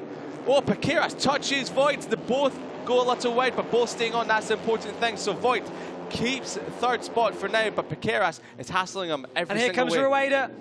We're not even a lap down, and he's already gone from 6th to 1st, carved his way through the pack. Now it's all down to Asman, it's all down to Voigt. They need to bite back at him right now, because they know if he gets in his rhythm, we know he's capable of clearing off at the front. Is he capable here at Portimao? We'll find out, but it is so important now that Asman snaps straight back on him. He's got to get a good slipstream down onto this front straight. He's got good drive. He's right in his slipstream. Rueda's trying to shake him off, but now Asman has gone side by side. This is so important. He needs to be able to snap back now. Looks like Asman might have, Asman has done it, and Piqueras is now into third spot, but Voigt's biting back at Piqueras. Oh, look at Farioli! Farioli out of nowhere takes, wow, into third place at turn number 1. Farioli is having a bit of this here today in Portimao, but Rueda snaps back at Asman, not quite late in the brakes. Cruces pushing Voigt out, someone off in the background as well, chopping and changing every which way you look, but for now it's still Asman that leads the race on the SICK Racing number 63 machine, but Rueda side by side is ahead down to turn number 5. He's got the inside line for the corner, but Farioli from third into first pushes Rueda out wide. So Farioli from 7th on the grid on the number 7. He now leads the race on the yellow helmet. Can I change my prediction? Am I allowed to do No, that? you cannot change your prediction. All right, Farioli then it is that leads on the number 7 machine. A brilliant start from him from 7th place on the grid. So it's your 6th place man on the grid who's made his way up into P2, and your 7th place man who's now made his way up into P1. So it just proves what he said. Does qualifying even matter here? Look at all this. And David Alonso's made good ground as well. He's up into 5th spot from 9th on the grid as well, going up the inside of Voigt, and Voigt's round the outside of him. He's having absolutely none of it. And then we've got David Alonso's there, and David Salvador as well. He's making some ground up as well from further down the grid. So it's all chopping and changing. The cream of the crop in the championship are now starting to find a way to the top. Yeah, lovely stuff from all of these guys. We're going to need to take a breath here because it's going to be like this all race long. So we've got to make sure we don't blow out here.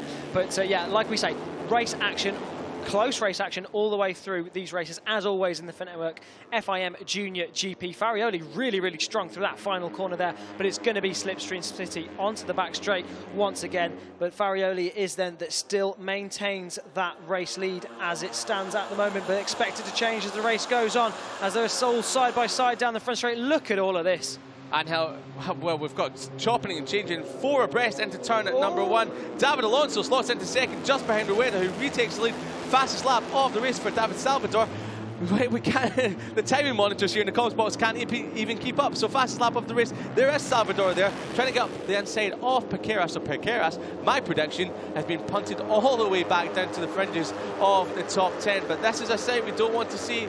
Rueda beginning to open up a small gap as Farioli tries to bite back at the number 80 of David Alonso. And then further back in the screen there, we just saw, that's Eddie O'Shea. Eddie O'Shea, he's up into 9th spot now, pushing past his teammate Tachikon Bouazri. Yeah, he's looking real racy, is the number 31 of Eddie O'Shea. So expect to see him climbing up through the field in this race. We saw him do it back at Jerez, managed to pick up a podium there, but now Rueda has hit the front. Is he going to be able to pull away? He looks as if he's already got a little bit of breathing space. It's all down to Farioli now. Well, it's all down to David Alonso now. It's all down to these two. This Gas Aspar Junior team, they both need to be able to work together to claw back in Jose Rueda now, because he's just pulling away. We've seen it do him, seen him do it so many times, and this is not going to help. That's just going to allow Rueda to pull away out the front. Yeah, Farioli making a move on his teammate. Didn't need to do that. He didn't need to do it. He could have waited for the long straight. That's at least 7/10 of a second. He's telling David Alonso to follow him. So Farioli clearly feels like he has the pace to catch Rueda, but Rueda is off and running as we're about to start lap number 4. So as we head onto the home straight, David Alonso pulls out of the slipstream of Farioli. Harrison Voigt's there. What is the gap to Rueda? It's 0.8 of a second. He's pulled it out in one solitary lap. So as these guys further back keep battling away, this just gives Rueda a great chance to pull a gap. And Farioli, he's not having any of it. And Rueda does set the fastest lap of the race. That is not what, well, that's something to be expected, a 48.2. So that's faster than the pole time. That is faster. No, it's not. It's 1/10 off. Well, if he keeps going like this, he will be faster. It's close enough to it. Yeah, it really is indeed. And there's Farioli again telling the chasing group behind to follow him. So Farioli, he's getting a little bit disrupted now, and Voigt's trying to look up the inside of him, but doesn't make it stick. So this is the time now, if we can see if Farioli can catch Rueda. Yep, so Farioli now believes he's got something in the tank. He does look very, very strong, especially on the brakes. So if anyone can catch Rueda, it looks as if it is going to be the number 7 of Filippo Farioli, looking really, really strong on that bike. He's made his way up from 7th position, but now these guys need to work together. They can't keep fighting, they can't keep scrapping, because that's just going to let Jose Rueda pull away even more. He's already got an 0.8 of a second lead as when they come across the line. Hopefully it won't be a second or more. Filippo Farioli then, the 17-year-old, defending this second place for the from the number 29 of Harrison Voigt. 4th in the championship at the moment as it stands. His best position's been P2, so he's hungry to get a race win, but he can just see it slipping away from him. Yeah, that gap at the front just creeping out ever so slightly, even right at this lap. Farioli trying as he might, you can see how much he's pushing on. Voigt looks over his shoulder to see who's behind him. It's David Salvador, who's now up into 4th spot ahead of Alonso. So the 4th and 5th have dropped and changed a little bit, but here's a replay of the start. Yeah, so you can see that perfect start from the middle of the front row for the 63 Asman. He just got a brilliant start down into and managed to take the whole shot down into T1. Cruzes managed just about to hold on to that second place. And these guys just swapping and changing positions all race long. Really, really unfortunate there for the number 83 of Ruiz, Alvaro Ruiz, who unfortunately didn't even manage to start the race. So not the start to the race you would have wanted at all. Farioli then still maintaining that second place. Farioli, a rider, like so many of these, and still again, telling him to follow him. Getting frustrated now, isn't he? He really is indeed. And Voigt's that's not going to help. Yeah, that's not going to help at all. Voigt is clearly getting a little bit frustrated at Farioli, clearly signaling to him to follow him, but maybe Voigt feels that he has the pace to catch Rueda because the gap at the start of this lap. I'm assuming they all think that. Yeah, they will. They'll think that. They'll think the Rueda's gone, I can catch him, follow me, but it's a tactic that never works, because when you're following and you see someone do that to you, it just makes you want to pass them even more. Yeah. But at the start of this lap, 1.1 seconds from Rueda to the chasing group. He's just eking out the gap ever so slightly. This is a Carby copping of what we saw in race 2 in Jerez, where he just gets to the front and then slowly chips away at the advantage and pulls out a gap. Yeah, Farioli now taking these wide swooping lines, trying everything he can to keep his speed up, keep his momentum going, and try and catch the number 99 of Jose Rueda out in front. Harrison Voigt is then that currently has that second spot. You're going to think that that's going to change as they come on to the front straight one more time. It's not too far in visually, but 1 second in racing terms is a hell of a lot. But 12 laps, well, 11 laps now to go in this Finetwork FIM JuniorGP race. Filippo Farioli getting into the slipstream. It looks as if he's going to try and make a move down into turn 1, but the number 29 Harrison Voigt going incredibly defensive down the front straight, going right into the inside of the circuit. It's now 1.5 seconds out the front, and another fastest lap of the race, a 1:48.1, and that equals the pole time from today. So just incredible place. Couldn't do it in qualifying, but he's doing it in the race. Yeah, very good lap times from Rueda. Much quicker. Faster. It is faster than the pole time. So if he'd done this yesterday, he'd been on pole by a couple of hundredths of a second, but it doesn't matter today, where you get the points and where it all counts. Rueda is charging away at the front, 4/10 of a lap quicker than everyone else further back. And a little bit of a moment there for Angel Piqueras further back, I believe. But this group for second down to 7th spot are just gapping the rest of them ever so slightly, down to Asman actually in 8th place. So there's a bit of a gap from 2nd down to 8th. They're pulling a gap in front of Tachikon Bruazzi, who's got Almanza, O'Shea and Lunetta. Lunetta, top warm-up this morning, can't convert that speed into race speed today because he's down in 12th spot and 4.2 seconds off your race leader Rueda. Filippo Farioli then looking menacing on the number 7 machine. A rider, like so many of these riders, come from a family of racers. I was just thinking, Sorry, maybe that gap at the front, I don't know if it's just my eyes, but it looks a little bit smaller from Voigt to Rueda. I could be completely wrong. It was 1.5 at the start of this lap, but it looks like maybe it's just a little bit smaller than it was.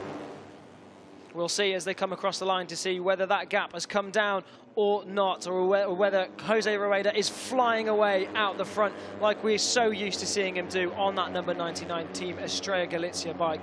So strong on that bike, and only 16 years old from Seville. He's already had 4 wins on the season. He's looking comfortable to take 5, and it's now 1.6 seconds out the front. Again, another low 148 at 48.399, just ever so slightly quicker than Harrison Voigt. Asman now, what a lap from Asman, a 147.929, and that is the first 147 that we've seen this weekend. Incredible lap time from Asman. He led the race at the start of the first lap, dropped back down the field to 8th. He's now regrouped himself, and he's now back onto the back of the first group. Rueda's off and running at the moment, but Asman does have the pace as well to carve his way through the field, as we've got a change of 4th place. That is Salvador up the inside of Alonso. So Salvador making some moves as well after he came from near the back of the, well, not the back of the grid, but further down the grid. And Salvador is making some moves as he sees Rueda gapping the rest of the group at the front as well. But he's off and running. Maybe we should forget about him. Harrison Voigt pops a little wheelie as he comes over the crest of the hill there. That's not going to help you whatsoever, but he manages to get it back down. But that has allowed Farioli to just pull out a couple of bike lengths gap as Alonso back up the inside. Cruces as well. Oh, that's tight there. There was a little bit of contact between Cruces and Salvador. There was nearly on the exit as well. That's given Piqueras a chance to go around the outside. But as they settle back in, Piqueras looking up the side, but Alonso and Salvador is looking back up the inside of Cruces, but not making it stick. So as you were, as Asman has a bit of a bobble out of the seat coming through the left-hander on the exit. This is it now. This is going to be the battle for second all race long. Although visually, like you said last time, it looks a bit closer, but we'll see across the line because sometimes our eyes tend to deceive us here in the commentary box. There's only a small little TV screen that we get to watch this race on. So we'll see as they come across the line. What is the gap now? Is Rueda just pulling away once again? It's down ever so slightly. Not quite enough to, not quite convincing enough to make you think that they're going to be able to catch him, though. Well, Farioli has shown that he does have the speed to try and catch Rueda, but this is the problem, though. Yeah, this is the problem here. He's getting beaten up by Voigt, Alonso, and Cruces as well. Cruces looks up the inside of Farioli now and does make it stick into 4th place, pushes the Italian out wide, and he's now back into 5th place. So Farioli will not be enjoying any of this because, as we saw in the last lap, Farioli did have the speed to catch Rueda, and now with all of this battling behind him, as Salvador now pushes Farioli even further back. Voigt into 2nd. Farioli has lost about 3 places in his many corners, and he now has to do all of that work again to try and get to the front of that first group to try and catch Rueda. Rueda doing such an incredible job out the front. Rueda He's out on the green, though. Really That's well. something we need to keep an eye on. We don't see him a lot, obviously, because we're looking at this battle for second. But if he's doing that a lot, that could eventually, if he goes out, if it's 3 times, isn't it? If he goes out 3 times, that could be a long lap penalty for Jose Rueda. So that could re-spark a race for the lead. Oh, and truly, yeah. So if he goes out enough times and gets a warning, then he's in big trouble, because if he does that 2 more times, he will get that long lap penalty. And we've seen that ruin races before. But this has actually happened to Rueda on the last lap in Estoril, where he ran on the green and lost that race victory and gave it to Tachikon Buradri. So last lap, Voigt was 1/10 of a second quicker than Rueda, but he was following Farioli. Farioli has now been pushed to the middle of this chasing group, but we will see this time round if that gap has eked out again as they come across the line to start lap number 9. And as the flash past our commentary box window is 1.5 seconds, so it's just creeping up ever so slightly. He's maintaining it as Salvador and Alonso carve the way through to the front of the group. Alonso in the number 80 machine ahead of Salvador on the blue, yellow and white machine, now taking 2nd and 3rd spot. Everywhere you look in this second group, it's chopping and changing. Every time you come across Star Faisal, you can find yourself in 2nd or you can find yourself in 6th. 8 laps to go then of this Finetwork FIM JuniorGP race, their only race of the day. This is where it matters. This is where all the work that they've done all weekend will go into this one race. Jose Rueda then so strong out the front as the team look on. This is a replay of some of the action we had down into turn 1. The number 80 of David Alonso really strong on the brakes. You see him using every inch of the track and more. Beautiful stuff from the number 8. It's so good to see the level in this category. Well, yes, it's the level you need to show teams in the World Championship what you've got, and that you are a big star in the making and of the future. Now, it looks like Alonso, Salvador and Cruces were about to build up a bit of a gap, but then you've got Farioli riding around the outside of a lot of them nearly. He's not shy. What a move! Farioli up the switchback there from Farioli on the number 7 Cruces machine. going to get it back? And he's about to go for third as well, not quite on his teammate Alonso there. So Farioli, he is aggressive. He does think he has the pace to gap this group here, but every time they get to the front straight, he does get pushed back down in the group as well. So that's what's frustrating him even more, because he's got great run out of there for the penultimate corner. Will he be up the inside of Alonso? Yes, he will. Pushes his teammate out wide. He's carving his way through this group like a hot knife through butter. And now he's going to... Now it looks as if he's going to make his way up into P2, but so many of these riders are going to get a good drive onto the front straight, and that move that he made at the final corner will have hindered his drive out on the front straight, so he's lost a few positions there, but we know how strong he is on the brakes. David Salvador as well, and it's so close through turn 1. Brilliant stuff from all these guys, but I think it's Cruces now that's made his way up into P2. On that last lap there, that group lost 1.2 seconds to your race leader. The gap has gone from 1.5 seconds now up to 2.8. Well, look at this. Is off and running, and this is the reason why these guys are just carving each other up, pushing out onto the green. Was Piqueras there, so... There is a little bit of leeway, though, isn't it? If you're pushed onto the green, it's not quite seen as bad as, if you're going onto the and gaining an advantage. If you're pushed onto the green, you're not really gaining an advantage. You've just been pushed there. But it's a system that rules are rules. Yeah, rules are rules, though. So it's a system that will trigger that, and it'll say, oh, okay, you've crossed onto the green, so you might get a long lap penalty. It can add to it. Anyway, but that also is why they get multiple times. Indeed. It doesn't have to be just once. Yeah. You've really got to be pushing absolute limits to try and get yourself a long lap penalty. But Cruces is now at the back at the front of this chasing group, and the poleman chasing his, a podium here today in Portimao after starting from pole for his first time and from the front row for the first time in his Finetwork FIM JuniorGP career. Salvador trying to push past Alonso. That was a lot bit close between those two. The Davids are side by side. They've been stuck together for this entire race so far, with Farioli again once more trying to find another way past the Davids of Alonso, his teammate, and Salvador, the number 38. So Farioli is looking really aggressive here today and looking really quick. There's a bit of a bobble there from Alonso coming onto the straight there. Mid-corner bobble there. That's one corner you really do not want to have a moment. So fast through there, but then with these bikes being so light, and you just get a gust of wind at the wrong time through that fast corner, whilst you're on the gas, there's no real weight transfer through there. The weight's fairly neutral through it. There's no weight on the front or weight on the rear on the exit. So a little bit of gust of wind, and you get that. Now we see Farioli now going out onto the green, so that's something he's going to have to watch. Now Salvador real aggressive up the inside. Salvador, he's not shy of a move. He's not at all. Once again, it's on his best mate, David Alonso. I'm just saying it's his best mate because they've been stuck together this entire race, of David Salvador and David Alonso on number 80 and 38 machines. Voigt's looking up the inside of Cruces, doesn't make it stick, just holding Alonso and Salvador further back. But behind this group, we have a great scrap going on for 9th spot, which is led by Eddie O'Shea. Colin Vyer's in that battle as well, the winner from last time out at Jerez and racing number 1. They've got Luca Lanetta and David Almanza part of that train as well. That group goes all the way down to Noah Detweiler in 16th place. So a bit of a moment. It's a bit like the group we're watching here. The group behind have got a train of riders scrapping it out for the points, and it's a really good scrap, which is led by Eddie O'Shea on the British Talent Team machine. Piqueras getting very close to David Salvador, and Farioli again just behind the pair, trying to look for a way through. Late on the brakes, these guys are trying so hard to try and find any way through they can, any little piece of circuit they can get to that will give them the opportunity to overtake the person in front of them. They're going for it. It doesn't matter if they touch.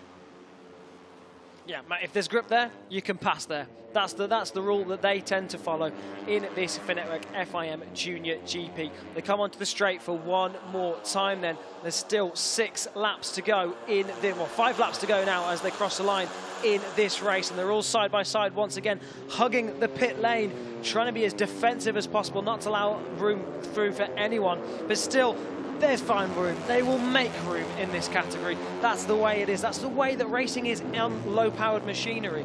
Cruzes now having a little look up the inside of Piqueras. Doesn't manage, or just about manages to make that move stick. He does. So brilliant move there from the number 11, Cruzes, chasing his first ever podium. Was your man who was on pole position. Looks as if the win is going to be a little bit out of reach though. Yeah, it will be indeed. As long as Jose Antonio Rueda keeps everything pointing the right way up, he is on for a 5th win of the season, and he will equal the likes of Alvar Batista, Paul Espargaro, there he is on screen, Izan Guevara, and last year's champion, Danny Holgado as well, to be one of the only few riders in the championship, 25 years, to pick up 5 wins within one season. Now, it doesn't sound like a lot, but when you've got a class as competitive and as strong as this, getting 5 wins within a season, that is an incredible achievement.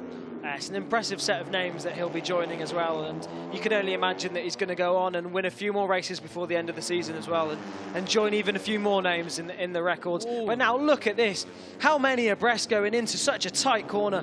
It's incredible how they all managed to stay on. It's such close racing in this category, but now it is David Salvador on the number 38 bike on the Husqvarna, the only Husqvarna in this battle, is now taken to the front of this group. This is, of course, the battle for second place with Jose Antonio Rueda. We haven't seen much of him. He's just cleared off out the front. He has indeed. That gap is going to be well and truly over 4 seconds as they come across the line now. Voigt out in the green, and you've also got Piqueras out in the green as well. You don't want to be doing that too many times. It chops the front wheel off of Salvador, fanning out as they come across start finish line. 4 laps remaining. This has started to get a little bit heated now. 3 abreast into turn number 1. Who is it going to be? Voigt from Farioli, and I think it was Asman that slots into 4th position as well. And the team looking on. Asman is now, was at the back of the group at the start of the last lap, is now in the middle of it as well, and he looks like he's in chance for another podium of 2022, and hopefully his first for him outside of the Catalonia circuit. Yeah, absolutely. Look, a one-hit wonder, a one-track wonder is Asman, and he's looking to take that title away from himself and prove that he can be on the podium at other circuits. He's currently in 4th spot on the number 63, the all-blue machine. That is the Malaysian of Asman, but now Farioli looking menacing on that number 7 machine. What can he do about the number 29 just ahead of him? That is Harrison Voigt, the Australian, on the 658 machine. Of course, the team ran by Paolo Simoncelli, of course, father of the late Marco Simoncelli. So all good racing in this category. But now Asman all over the rear wheel of the number 7, Filippo Farioli. He's going to be looking to try and make some moves in this one as well. It's going to be like this all the way down to the wire.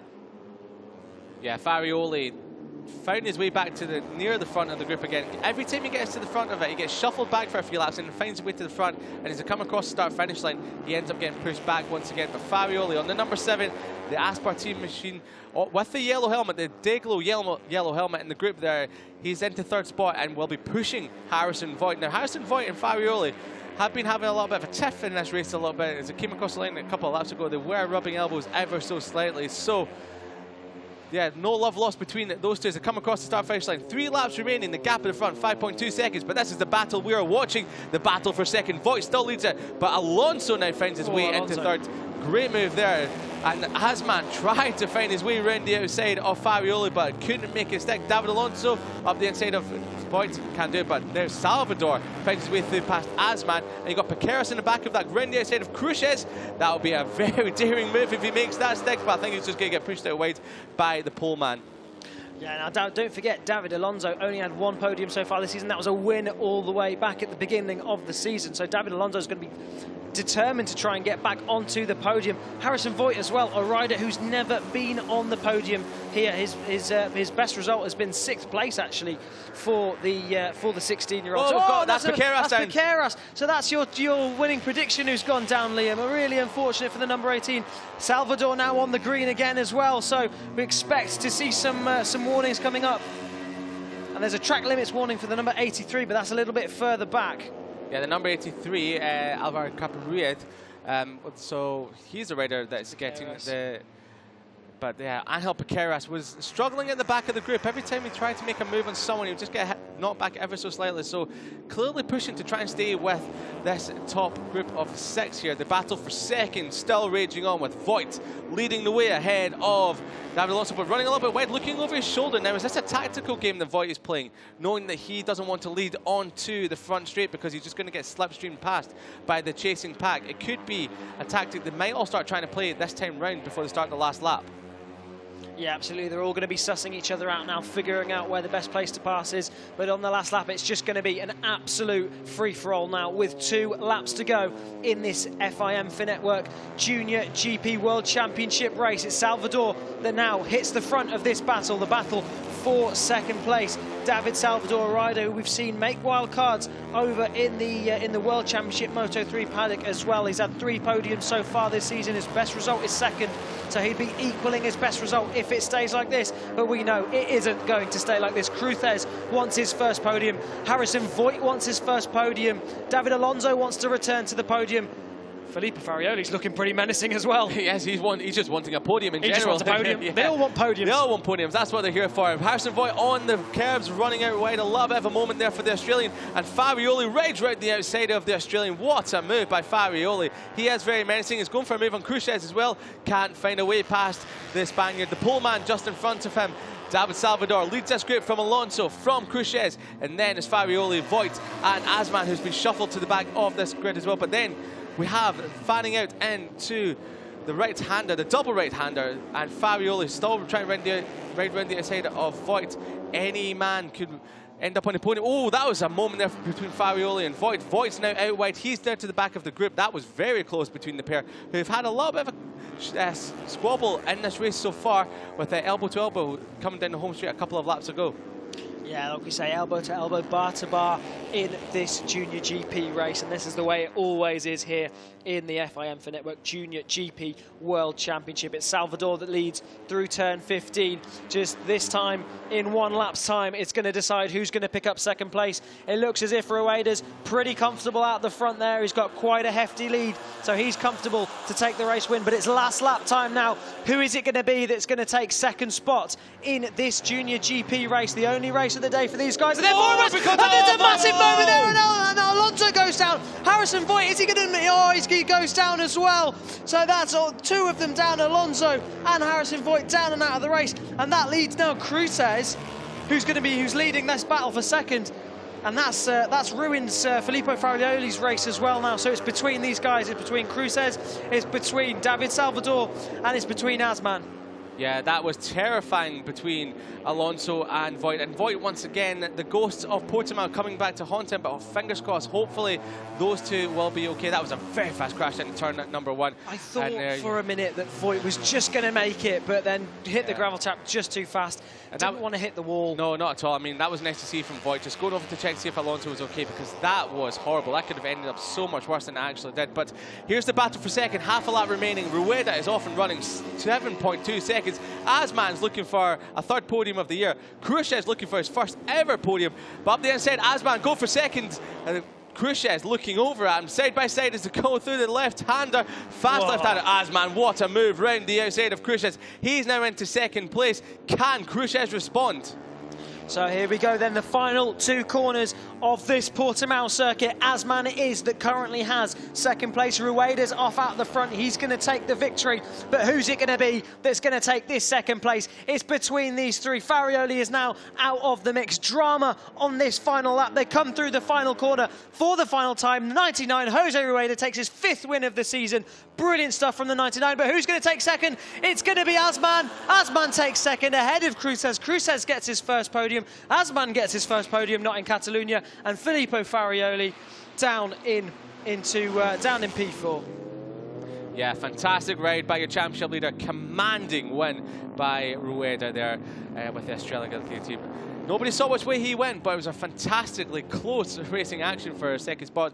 Asman just taking it from Cruthez, but further down, it was Tachikon Burazri who came out on top of the chasing group. It was he finished just behind David Almanza as he came across the line by just under 10th of a second. David Almanza, the number 22, takes ahead of Tachikon Burazri. Luca Lunetta and Eddie O'Shea, with Colin Vire rounding out the top 10 ahead of Nicola Caro, Marcus Ruda, Noah Detweiler, Arbi Aditama and Alessandro Morossi rounding out your point scores. But a wave to the crowd, a wave to the fans.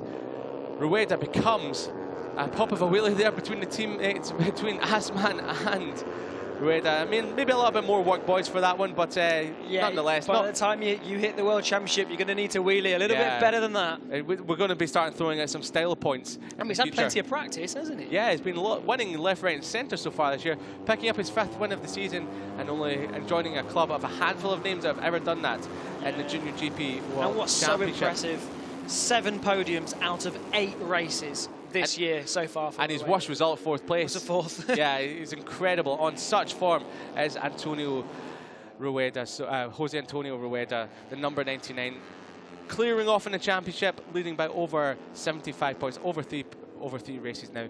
Let's take a breath, Liam. Let's take a breath after that one. That was incredible racing. Yeah, absolutely incredible stuff. As always, in the FIM Finetwork Junior GP, another win on the season for Jose Antonio Rueda, and a brilliant battle. So unfortunate there for the riders that crashed out. And then here's a replay of it. So, Farioli made contact with David Alonso. That forced him into the number 29 of Harrison Voigt, and Voigt just ditched it in the gravel trap there. Didn't want to hit the wall, which is fair enough. So yeah, really unfortunate stuff. That was just about caused by Farioli, but they were all getting squeezed into the first corner, so we can say racing incident there for those guys. All of them wanted the same piece of tarmac, and only and unfortunately looked a little bit injured there, did the number 80 of David Alonso. So really, really unfortunate for the rider there. Only 16 years old, was 6th in the championship going into this race. Unfortunately, not the end to Portugal that he will have wanted, but the perfect end to Portimao for the number 99, Jose Antonio Rueda. Like we said, his 7th podium out of 8 races so far. Adrian Cruzes, his maiden podium on the number 11 machine. An incredible ride from him. Pole and 3rd place. Job done for Adrian Cruzes, the Valencian, just 15 years old. And picking up another podium is the number 63 of Asman. Brilliant stuff from him. He was 5th in the championship going into it. He's had 2 podiums so far, but he's what was regarded as a Catalunya specialty. Only seems to pick up his results in Catalunya, but now picking up results at other circuits as well. So brilliant stuff from the 20-year-old Malaysian from Kuala Lumpur.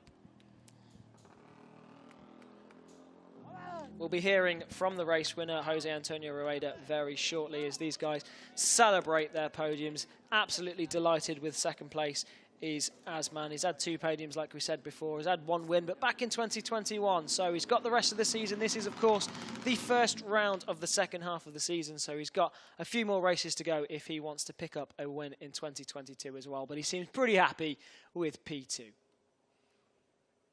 So we're just waiting to get that race-winning interview from Jose Antonio Rueda, of course, taking his 5th win of the season. And here's pretty much how it happened. Here's a replay down into turn 1 of him leading the race. Asman out on the green down into turn 1. Luckily, didn't pick up any penalties, but Rueda hit the front, flew away with it out the front. And then this moment, this crash, scary stuff, was 3 into 1, simply doesn't go down into turn 1 at Portimao, and unfortunately it ended with 2 of them going down and 1 of them losing a hell of a lot of time. So really unfortunate for all 3 riders. Obviously the 2 that went down, much more unlucky, but plenty of luck on the side of the number 99, Jose Antonio Rueda. Plenty of skill and plenty of luck. Here's how it went down on the final corner. No slipstream city to the line. It was pretty much an easy cruise to the line for the number 63 of Safarudin Asman, who takes P2.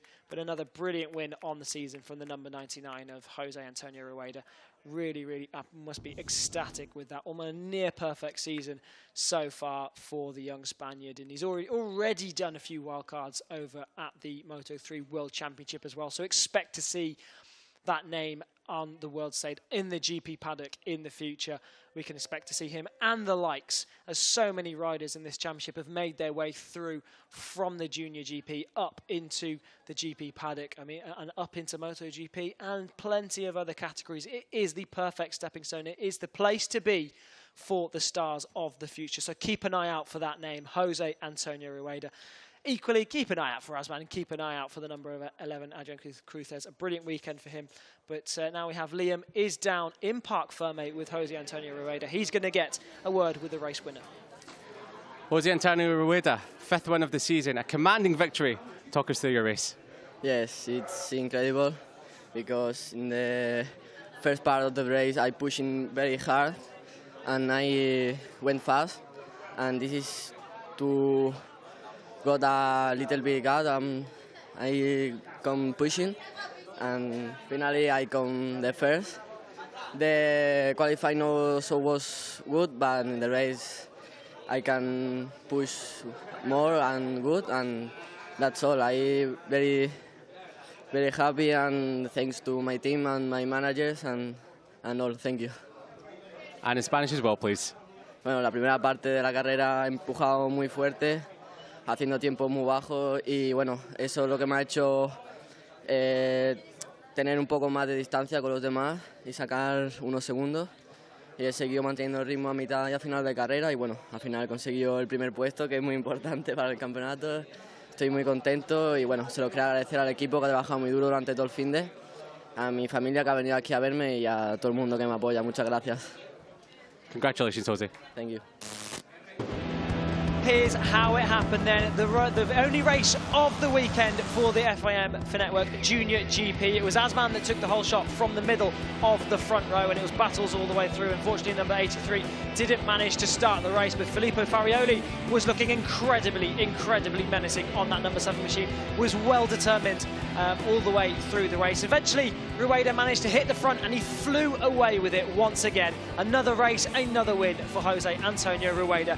But then it left this amazing battle for second place. Filippo Farioli was trying to lead most of it. Harrison Voigt was in there as well. Then this just went on all race long. Adrian Cruzes also from pole position was looking pretty menacing on the number 11 machine.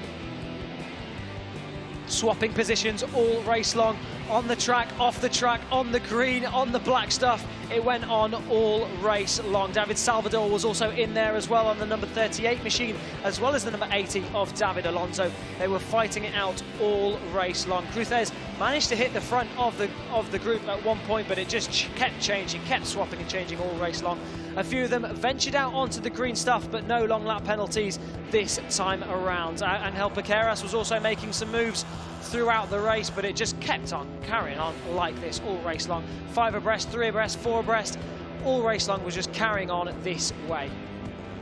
David Salvador did manage to hit the front of the group at one point, but didn't manage to finish on the podium. Harrison Voigt was menacing all race long as well, and they were just slipstreaming each other throughout the race down this front straight. Plenty of moves being made down into turn 1. Unfortunately, Angel Piqueras crashed out of the race towards the end, and then this big crash between David Alonso and Harrison Voigt, unfortunately caused by the number 7 of Filippo Farioli, who lost a lot of time. And then this left the battle for second. Jose Antonio Rueda took his 5th win of the season, and second place went to Asman, with Cruzes taking his first podium in the Finetwork FIM JuniorGP. Another win, another race for Jose Antonio Rueda. Time now to call for the team manager of the winning team. Your big applause for Max Moto.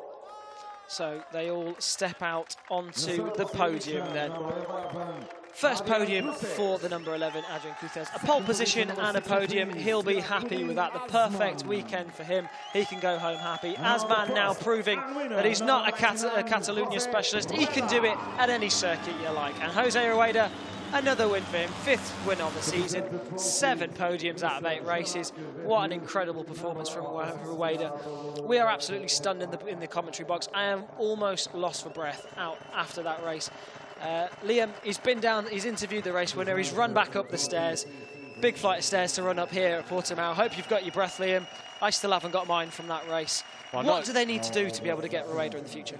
It's a big question that I don't think anyone has the answer for. Even after that race, yes, Jose Antonio Rueda had broken a sweat, but I'd broken more of a sweat running back up those stairs than he did in the first 16 laps of that race. What an incredible rider, an incredible, well, can we say champion-elect now, because he's 3 full races clear at the head of the championship as Jose Antonio Rueda. Championship-elect, I think, is safe to say. Yes.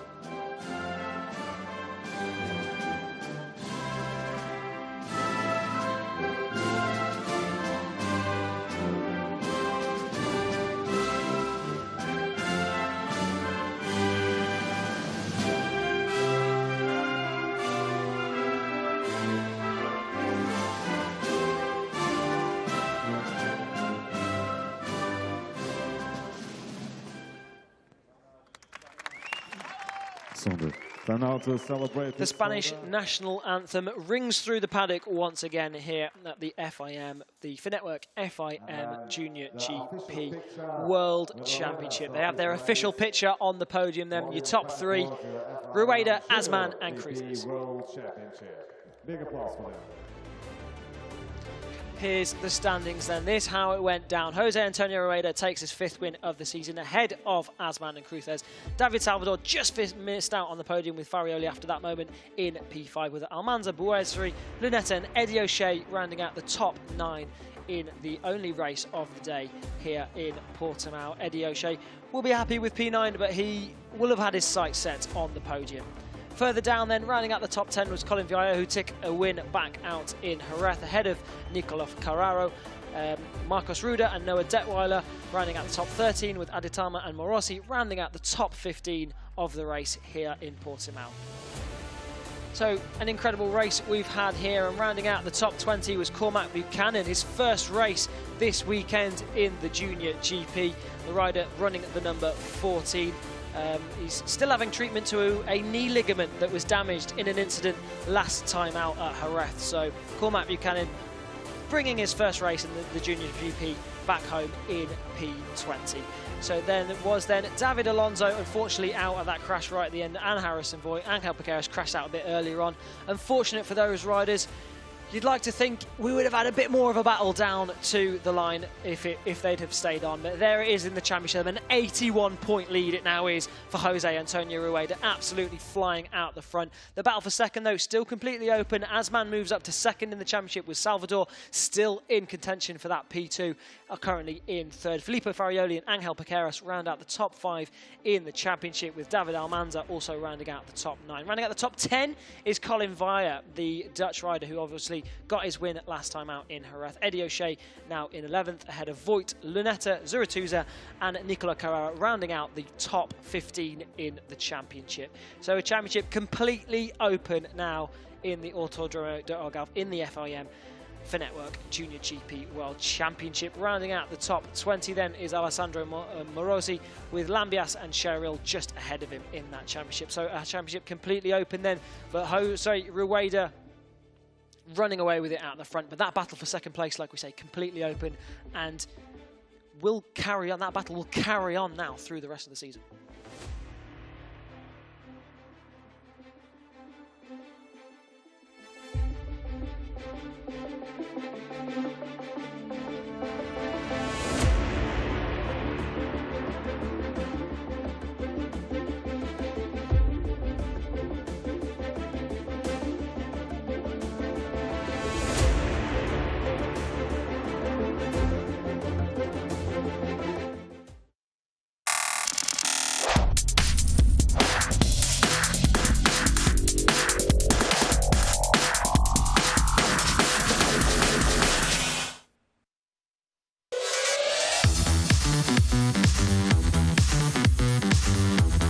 Round number 5, the Autodromo de Algarve here in Portugal, is round number 5 for the Finetwork FIM JuniorGP World Championship. And we're ready for race number 2 of the Moto 2 European Championship. An incredible race number 1 we had earlier on today, which was won by the number 11 of Alex Eschkrieg, taking his 2nd win of the season. Back-to-back victories for the Spaniards. Can he make it a repeat here in race number 2, which will be ready to get underway any moment? So the Autodromo International do Algarve here in the Algarve in Portugal. A stunning setting, a stunning place for racing action. An undulating, fast, sweeping circuit with no respite whatsoever. I'm Liam Hodgins, and alongside me is Tristan Finocchiaro, bringing you the racing action here today. The Moto 2 riders make their way around the setting lap onto the grid. And Tristan, we saw a lot of action going on in race number 1 here today. Lots of problems. Senna Ages crashing out. Lucas Tulovic having some false neutrals, we think, in race number 1, as we see here today. So it's a start from pole position for your championship leader, Lucas Tulovic, in the number 3 machine, and heading down into turn number 1. He led the way from Alex Eschkrieg. And then further back, it was the number 55 of Toledo slotting into 4th spot behind Senna Ages. Tulovic was leading the way early on, but it would be Eschkrieg and Senna Aegis side by side as they completed lap number 1. A bit of a wobble there from the Australian, the 16-year-old rookie sensation, outbreaking your race winner from Jerez into turn number 1. But then there was this moment from Lukas Tulovic that sent him wide at turn number 5 with everything to do to try and catch back up as the race progressed. And then further back we had a bit of a high side there from Jamie Davis, but thankfully we saw him walking away later on. Tulovic began his fight back through the field, and it was Eschkrieg who'd come under threat from the championship leader. Tulovic making his way past the number 11, deep onto the brakes into turn number 1. Job done for the German. Further back we had crashes for the number 88 of Nicolas Schauber, but it was Senna Aegis who had a comfortable gap at the front, leading the way. But it was this moment into turn number 5 that really opened the race up. Losing the front, the 16-year-old rookie sensation crashing out of a comfortable lead. The team couldn't believe it, and neither could the Australian. Head in hands, but he'll be back out for race number 2. But then there was another moment for Lukas Tulovic.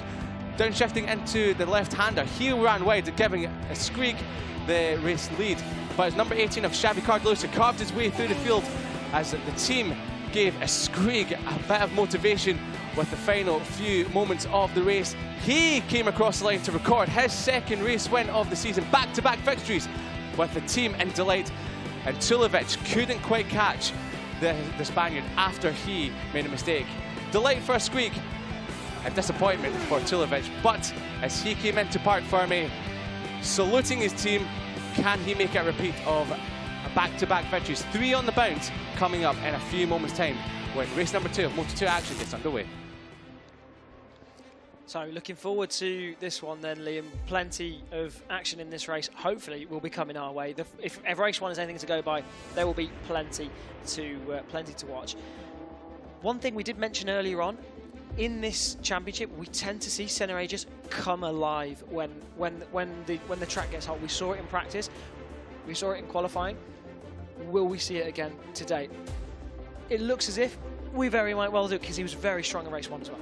He was incredibly strong in race number 1 because, well, he was starting to get reeled in by Tulovic and Eschkrieg, but he was still holding them off. But it was that mistake, that there he is on screen there, the number 81 of Senna Aegis, the 16-year-old. We sometimes forget about this, how young he still is, 16 years of age. And this is, well, getting to know the Australian. Hi, my name is Senna Aegis. I'm racing in Promo Racing Team this year in the Moto 2 European Championship. Before coming to the Junior GP in 2020, I did 1 season of Asia Talent Cup in 2018. For me, it was an awesome experience. I was very young and it was my first time racing overseas. But I learned a lot of all the Dorna staff and the coaches, and it will be a year that I remember forever. Yeah, it was an amazing weekend for us. Everything went perfect. We had the bike in a really good spot. I felt really good, and I was glad to get these 2 wins quite early in the season, so we're looking to repeat this, obviously. It was a 4-man battle, and it was really hot. It was actually the most difficult race of the season, so I'm happy to come 3rd, even though I had some mixed feelings about the race, so happy to take the points. I'm not thinking about the title too much. I think 100% it's in contention. We need to be really constant and put pressure on Lucas, but I think we can fight for race wins, and I think it's still on the table. Well, there he is, Senna Aegis, getting to know him and all about where he's come from through the Asia Talent Cup and all the way through here to the Moto 2 European Championship. A fantastic rider, and really someone that can show that even if you step away from the Moto 3 class, coming up to Moto 2, you can revive your career. Yeah, absolutely so. I mean, he seems to take it to the Moto 2 bike extremely well, battling with the likes of Lukas Tulovic, who's on pole position, has had pole in every race so far, who we know is so experienced on these machines, been on a Moto 3 for quite some time now. He's been on a Moto 2 rather for quite some time now, since 2016. And he's been picking up win after win after win, and then second and second and second. Yeah, and this race number 2 here today will be his 60th Moto 2 race. So lots of experience for the young German. Yeah. Still only 22 years of age, lest we forget. So incredible experience in this class. But now he's putting all that experience together along with the speed, and he's now such a force in this championship. Yeah, absolutely so. And he's coming under pressure by the youngsters, the likes of Eschkrieg, the likes of Senna Aegis. Eschkrieg, of course, taking the race 1 victory earlier on, and he's going to be looking to try and take another one. It's two victories on the bounce. Can he make it 3? He's certainly going to be trying. He didn't make a single mistake in the race earlier on in race 1. He said in his interview that the bike made a mistake, so a perfect race from Alex, not a perfect race from the bike, apparently. Well, they always say a bad workman blames their tools, but you can't call Alex Eschkrieg a bad workman at all, because 2 wins on the bounce. Yeah, 2 wins on the bounce. So if the bike did it, then it was the bike's fault, never his fault. Must have been at all. Got to be his fault. But there's the man we were just talking about, Senna Aegis, 16 years old from Australia.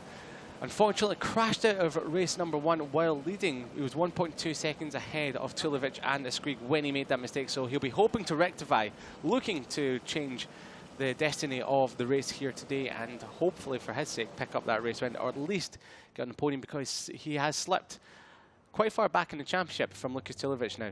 Yeah. I believe it was it 31 points in the lead now? From Eschkrieg, yes. From Eschkrieg, From Eschkrieg, so Senna even further behind. Even further behind. So that was a costly mistake from the Australian rider. But Toledo here starts from 4th spot. He had a very good first race here today. The 20-year-old from Spain, look at that, very consistent 5th place earlier on today. He's gone 4th, 4th, 5th, 4th, 3rd, 5th, 5th. Now, you can't get more consistent than that at all. It seems to be a theme in this. All the riders here seem to be incredibly consistent. They seem to have like a position marked for them. It's like Tulovic number 1, Aegis number 2, but sometimes it changes around a little bit. But it's like that, a little bit.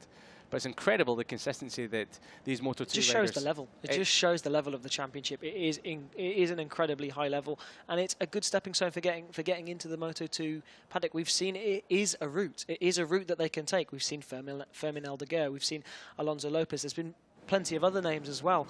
Morbidelli. He was one from quite a long time ago. Yeah. Eventually going into the Moto 2 Championship. If you can remember that far. Yeah, and he's went on to become Moto 2 World Champion, runner-up in the MotoGP class 2 years ago. So could have been champion that year. Could have been champion, only a few points off the lead as well. But one man has been in the World Championship before, Hector Garza, he's back in the Moto 2 European Championship, and having a tough time of it so far in 2022. He's had some crashes during some weekends. Had a fall throughout practice here this weekend, and well, he's been trying to find his feet with the MV Agusta ever since jumping back to the Moto 2 European Championship. But as we saw in race 1 earlier on today, he can make a great start, but it's trying to hold that is the thing that he finds really tough as he drops back through the field, as everyone else gets back up to speed, as the tyres begin to wear it. And talking of tyre wear, race number 2 here today is in different conditions than what we had this morning. The race this morning happened, well, 3.5 hours ago with much different heat. And as we were speaking earlier on, Senna Aegis does seem to be the person that can make the tyres work in these incredible hot conditions. Yeah, as the temperature goes up, he seems to be able to make those tyres work in those conditions. But like you say, Lukas Tulovic's got plenty of experience as well, so I'm sure he'll be able to cope with it too.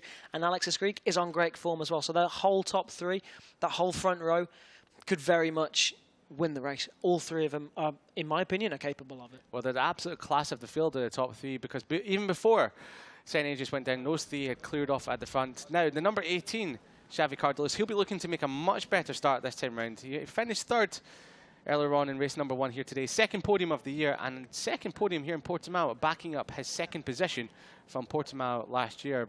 But he's had a couple of DNFs throughout the season, but when he has finished well inside the top 5.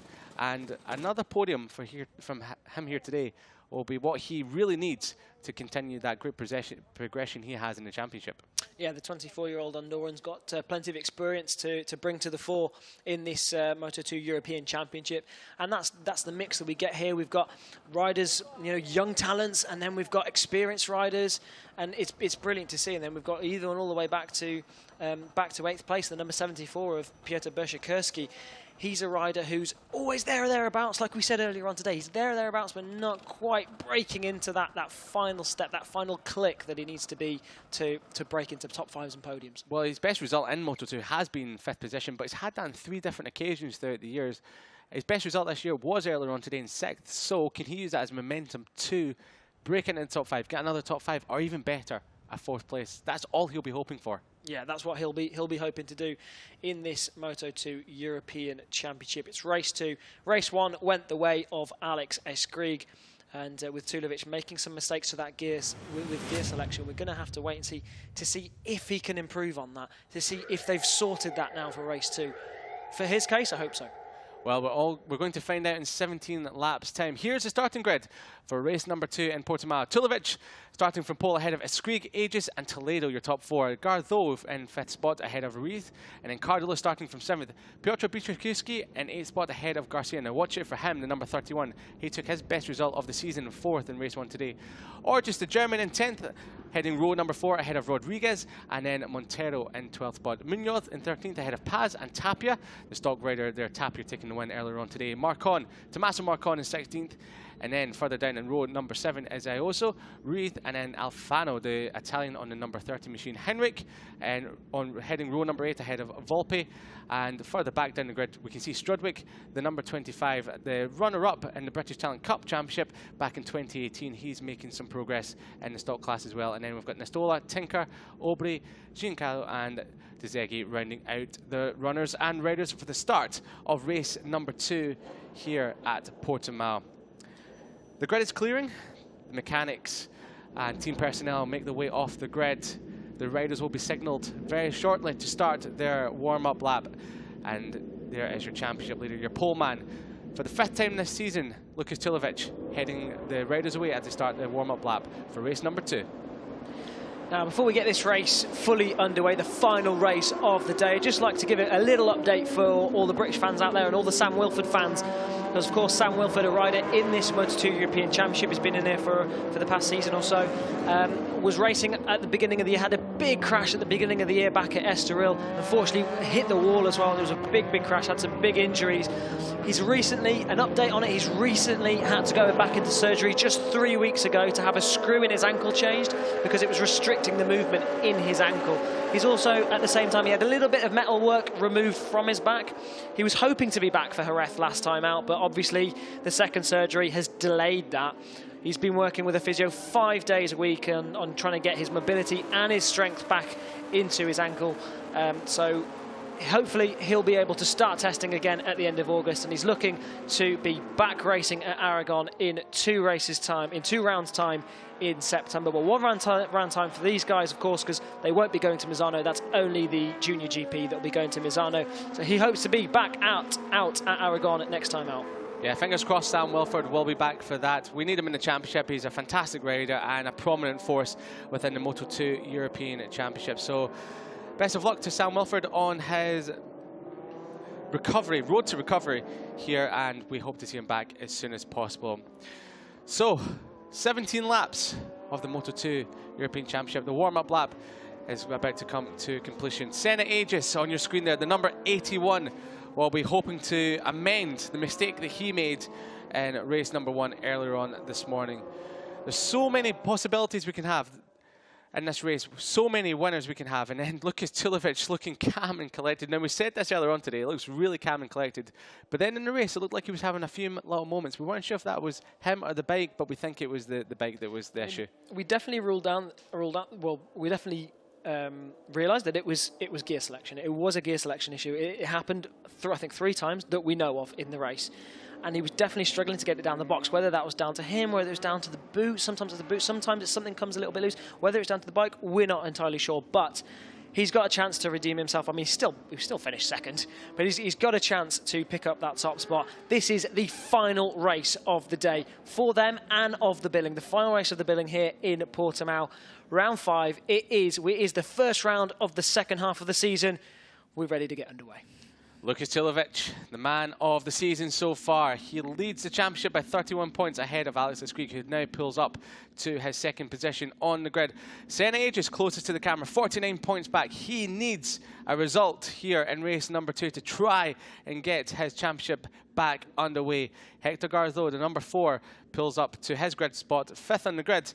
Now we're ready for racing action. Race number 2, the final race of the day here in Portimao. The green flag waves in the background. The revs are rising. They're waiting for the red lights to go out. Now and away. and it's Lukas Tulovic who gets a good start, but even better by Alex Eschkrieg, the number 11. Senna Aegis toe-to-toe with Hector Garzo, great start from 5th on the grid, but Tulovic who leads away from Eschkrieg and Senna Aegis further back. There's a bit of a moment there further back, not sure who that was. It might have been Cardalus, who looks like he's got away a little bit better this time round instead of dropping outside the top 10. But once again, it's the main 3 of the championship: Tulovic, Eschkrieg, Aegis, the top 3 in the race, the top 3 in the championship in that order. Now keep an eye a little bit further back on the number 31 with the pink flashes. You can see him on the screen there making moves. Roberto Garcia, rookie in this category, but he's been last time out in the race earlier on. He was able to climb his way all the way up into podium contention, and he's looking menacing on this first lap as well, making moves and all over the rear wheel of the bikes in front of him. Then Tulovic, though, it is that still has the lead ahead of Alex Eschkrieg, your race 1 winner. Senna Aegis is going to be looking to make up for that mistake earlier on, and he's looking to do it well. As he made a move into the left hand, but that would be a brave move, making a move there. I was holding my breath. I can imagine he was as well. So Tulovic leads the way halfway around lap number 5, and it's these 3 once again. We've got a crasher down the back. That's the number 77 of Mattia Volpe. So Volpe down at turn at number 5. Some debris on the track there, but he limps away. Thankfully, Volpe is up and onto his feet.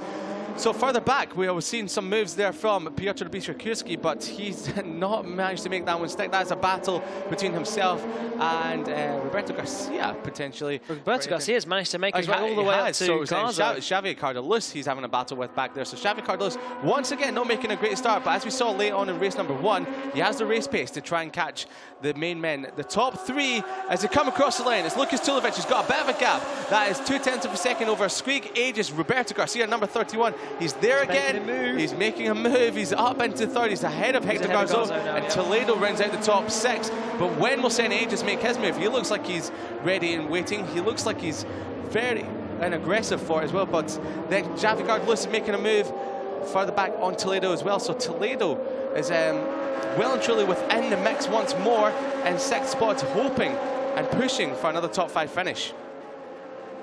1 lap down then at 16 to go in the final race of the day for the Moto 2 European Championship. Gets the rear live, a little bit lively there. Does the number 3 of Lukas Tulovic, leading this race once again. Hopefully mistakes won't ruin his race once again. The number 31 with the pink flashes on the bike. He's reeling these guys in now, up into P4. He started from quite a way down on the grid, and he's fought his way up into podium contention. And what a move from Senna Aegis.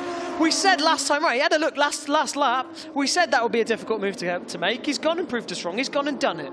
Well, Garcia, who was just behind both of that, and must have been stuck for breath, thinking, that is incredible. I am not going to try and get anywhere near you, because no matter what I try, you're just going to try even more. Eschkrieg is now pushed back down to 3rd because Senna Aegis is coming, and he's trying to rectify that mistake he made in race number 1 earlier on today when he crashed out of the lead. And Tulovic is coming under some pressure now from the young Australian. At the end of lap number 2, they will be completing into the penultimate corner, and Garcia is all over the back of... Yeah, he's all over the back of Eschkrieg. They're rounding the final corner, clicking into top gear. And we saw earlier on today that Eschkrieg was having trouble coming off the final corner. Looks a little bit better today, but Garcia is all over the back of the race 1 winner. Will he make a move? Will it be Aegis who makes a move? It's all around the outside. They can't do that. That's incredible. He's running off track. Surely is Aegis, yes. But Garcia, fastest lap of the race, and Senna Aegis drops all the way down to 4th.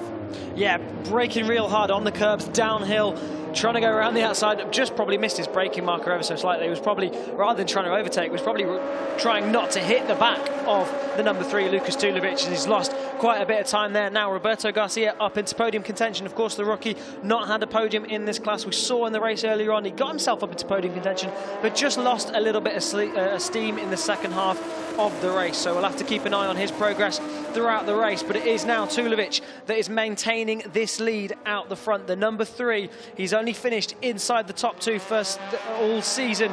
Is he going to be able to keep that impressive run going in race 2 here for the Moto 2 European Championship? Senna Aegis looking menacing now.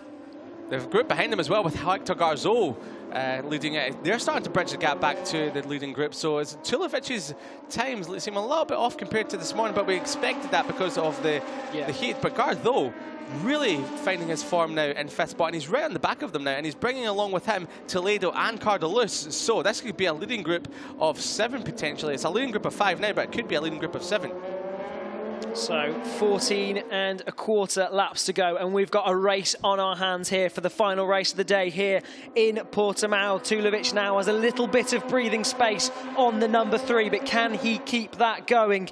It is now the number 31. Watch the bike with the pink flashes. He's having a little look at Alex Eschkrieg. Is he going to make a move down into turn 1? Don't think he's quite close enough this time around.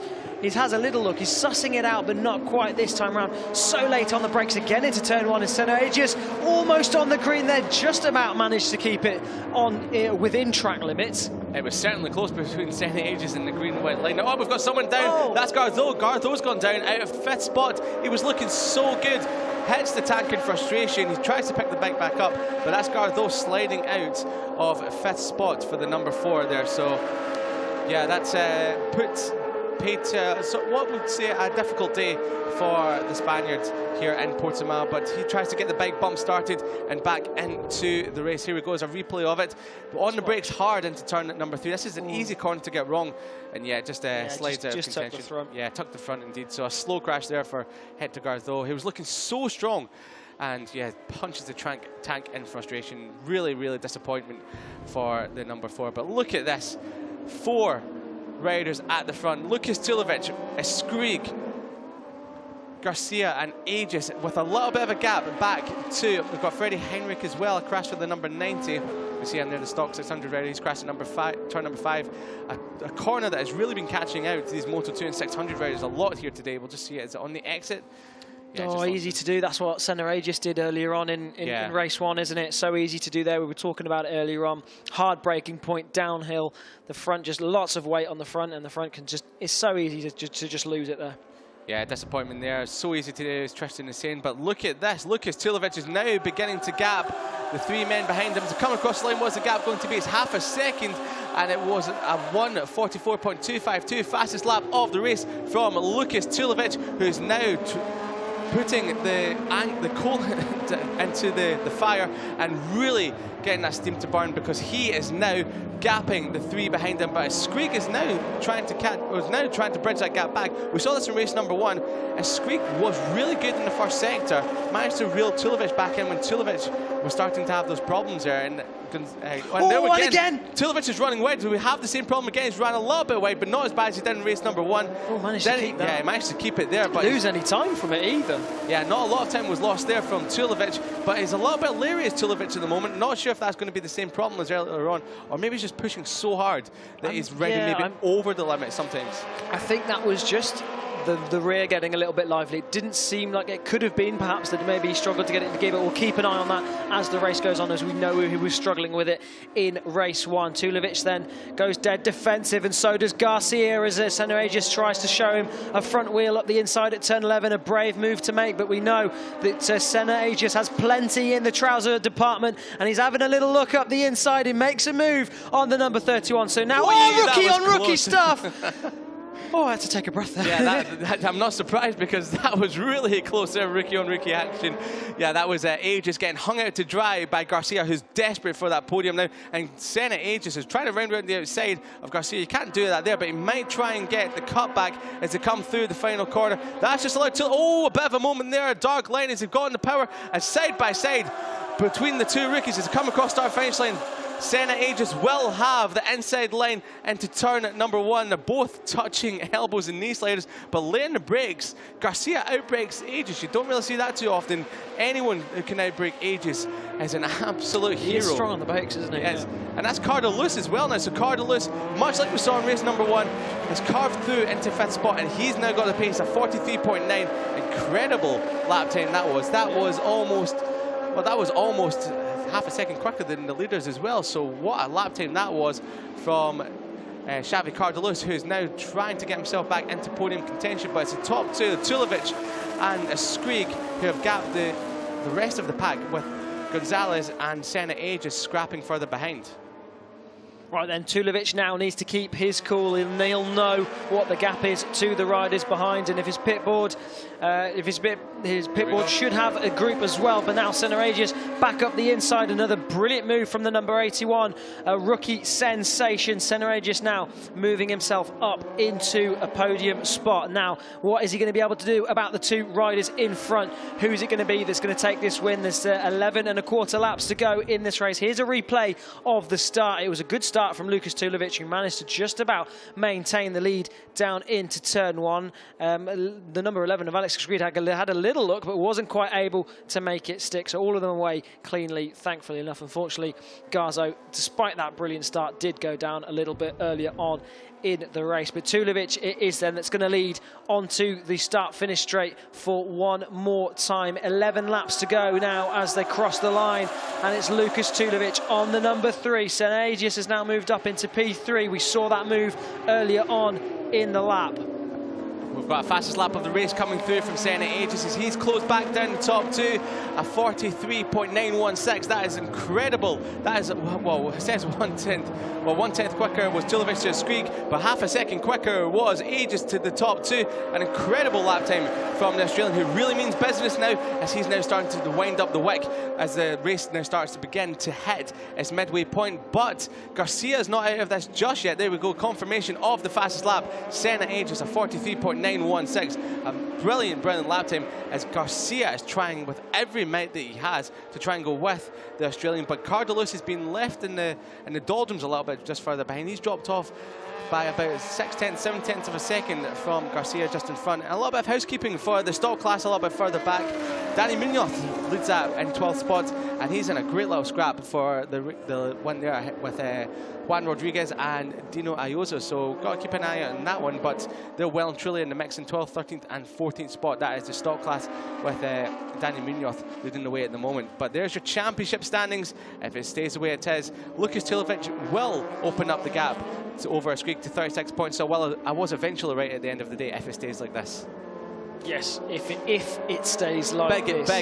Big if it stays like this. Now, Tulovic got a little bit of breathing space over the number 11 of Alex Eschkrieg, and the two promo racing bikes looking menacing as well. Cardalos has just dropped off the back of these guys ever so slightly, but Seneragius now looks like he wants to get past the number 11 of Alex Eschkrieg. He wants to make sure Tulovic doesn't get away. Is he going to have a look now down into turn 1? He's late on the brakes, but not close enough. This time around, he's all over his rear wheel now, so we can expect a move to come soon. He looks like he's getting impatient.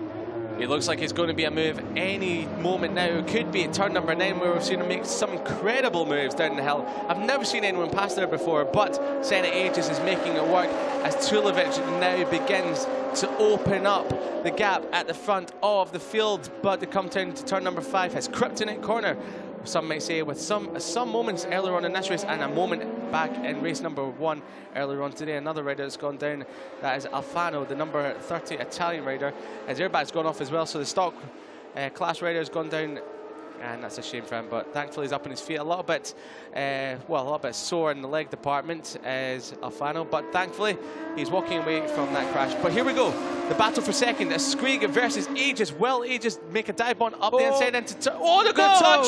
Oh, that was so close. It must have been millimeters between an eyelash between them as they came into the right-hander there. That was so close. It could have been disaster between Aegis and Eschkrieg.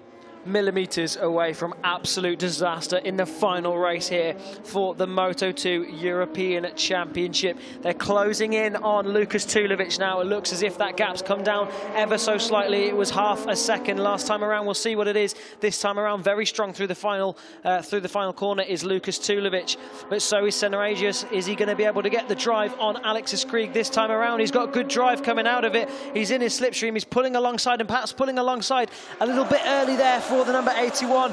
Tulovic now across the line has 0.2 of a gap to the guys behind, so they have caught him. And I just saw a Dainese leg there, and he's through. Seneragius is now through into second place. Oh, and that's Dino Iozzo that's gone down. Really unfortunate for the number 13 in the stock rider who used to, Matteo Ratto, sorry, that's gone down. Mattia No, it's Dino Iozzo. So was it the number 13 in the back of the helmet confusing me and confusing you as well? So what's the number 17? I said it was Dino. You were right. You were right. I was wrong. I was pointed to. I did race. I used to race him. Oh, you did. Oh, so that's how you know him so well. You recognise it. Tell him to change his helmet, and none of us will get confused at all. But that's on us. But back at the front, Senna Aegis has begun to close that gap down to Lukas Tulovic. Eschkrieg is coming under pressure now from Garcia, but the lap times are dropping off a cliff at the moment. They're in the 1:44.5s and the 1:44.7 for Lukas Tulovic on that last lap. That is half a second, 0.6 of a second slower than what Senna Aegis managed to do 4 laps ago. So the track temperatures are really rising at the moment. The tyre temperatures will be rising, and this will be the point now where tyres will begin to start to slowly fall off the cliff as the lap times are now showing. Yeah, absolutely. So as this race goes on, then tyre wear will get worse and worse, and the lap times will drop. And who will be able to conserve their tyres the best? You've got to think it's going to be the riders with a bit more experience, the riders like Lukas Tulovic, the riders like Xavi Cardelus, who's making his way onto the back of this group now. Then your rookies are the likes of Senna Aegis, Alex Eschkrieg and Roberto Garcia. These guys very new to the category, but doing an incredible job out there. We've got a brilliant mix of experience and rookie sensations here in the Moto2 European Championship. Senna Aegis now is getting right onto the rear wheel of Lukas Tulovic. Tulovic has led every lap so far. Aegis is going to want to change that. And it looks like he might be changing it very shortly. Turn number 9, we've seen him make so many moves so far this race, managing to get the run down the hill and up the inside into turn number 9. Tulovic, a little bit of a head shake as he comes down to turn number 5. Every time I see him have a head shake there, he has a head shake there, I wince a little bit because we've seen him run wide on a number of occasions in the race earlier on today and today, but not so bad when it happened on lap number 3. But Tulovic leading the way. He seems to gap Aegis at this part of the circuit, which is good for him because he won't know that Aegis over this crest of the hill is extremely strong and can line up a move into this fast left-hander at the bottom of the hill.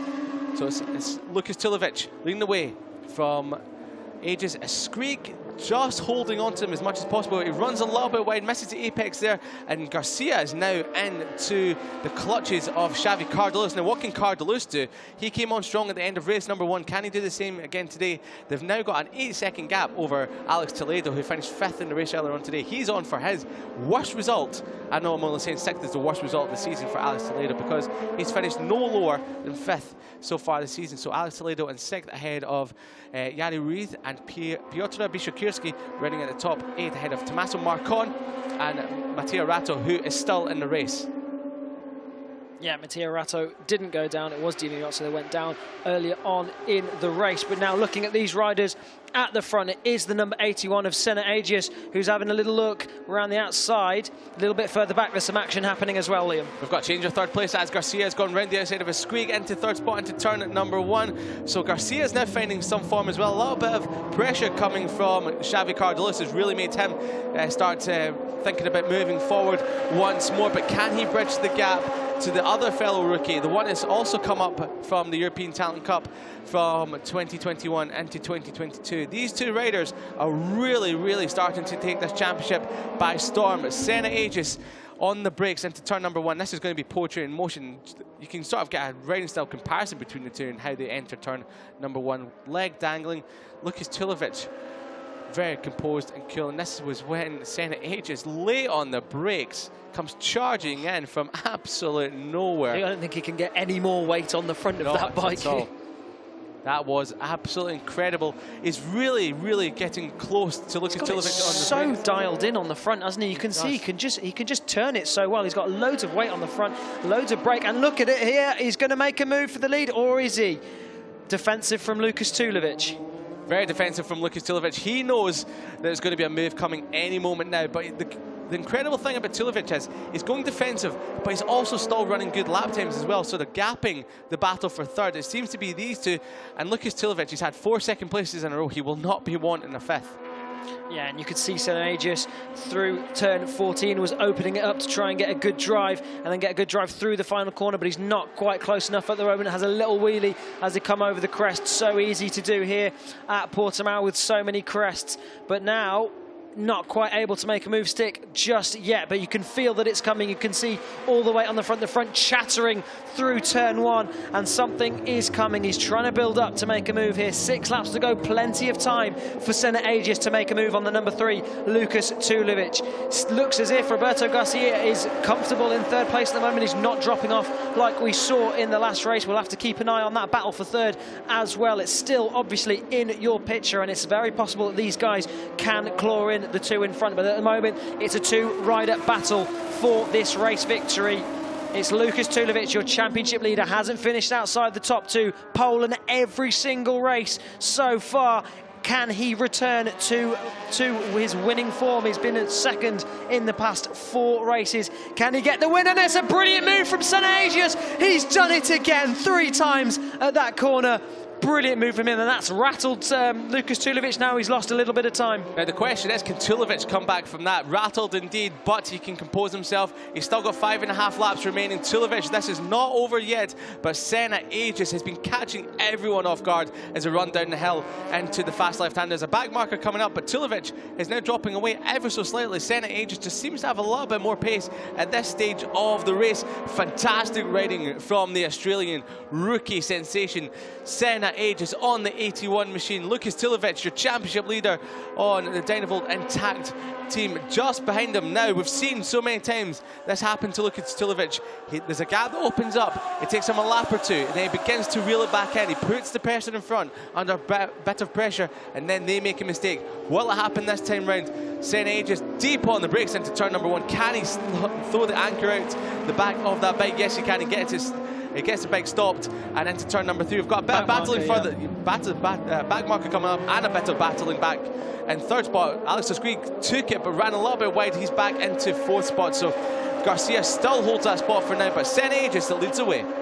Back marker safely out of the way then. It was half a second that Aegis had over Tulovic across the line. It looks as if it's visually less than that now on circuit. So this battle for the lead is hotting up really nicely with 4.5 laps to go here in Portimao. Which way is it going to go? These guys aren't down and out of it just yet either. This is currently the battle for 3rd, but a couple of mistakes from the guys in front, and it could very well be a battle for the victory. Senna Aegis then leading his way. That move through turn 9 that he made on the last lap, and he's been making over and over again.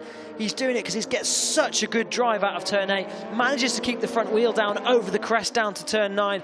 Brilliant move that we've seen from him, and hopefully we'll see it again a bit later on if we get a battle between these 2. Well, the battle is about to start happening because Tulovic on this lap is now beginning to close down Senna Aegis, so he's composed himself. A little bit of a head wobble for Tulovic going into the right hand of the penultimate corner. That's turn number 14.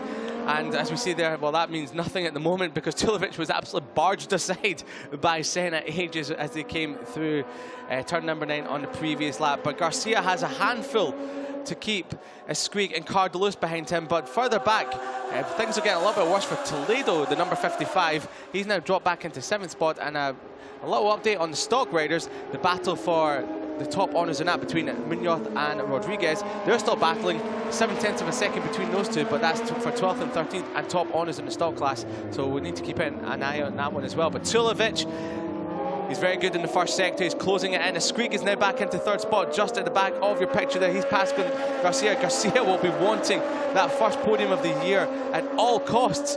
But at the moment, he is on course for equaling his best result of the season, which he took in race 1 earlier on today. 3.5 laps to go then, and it is between these 2 out the front, Senna Aegis and Lukas Tulovic. Which way is it going to go?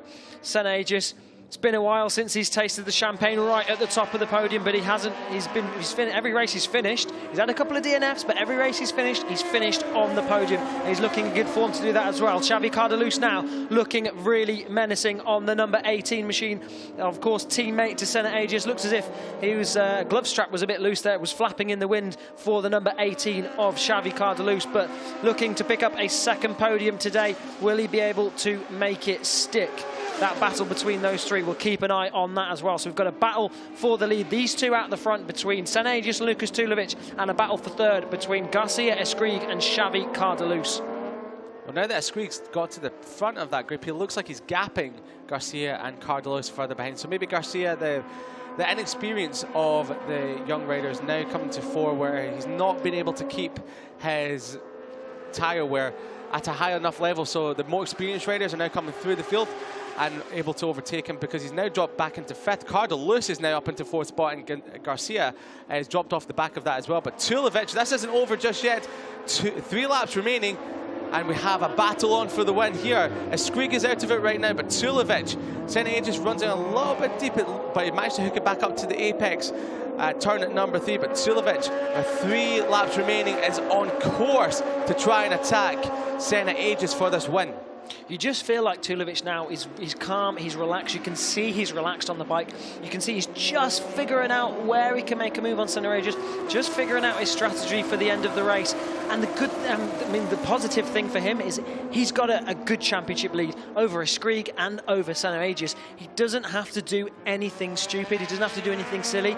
If he wins the race, that's a bonus. If he finishes in P2, it's not the end of the world for him. He's continuing that consistent run of 1st and 2nd, and that, without finishing outside the top 2, that is a championship campaign. That's a championship run that's just almost unbeatable. Oh, and another crash there. Unfortunately, down and out of the race is Zach Dezigi. Really unfortunate for him.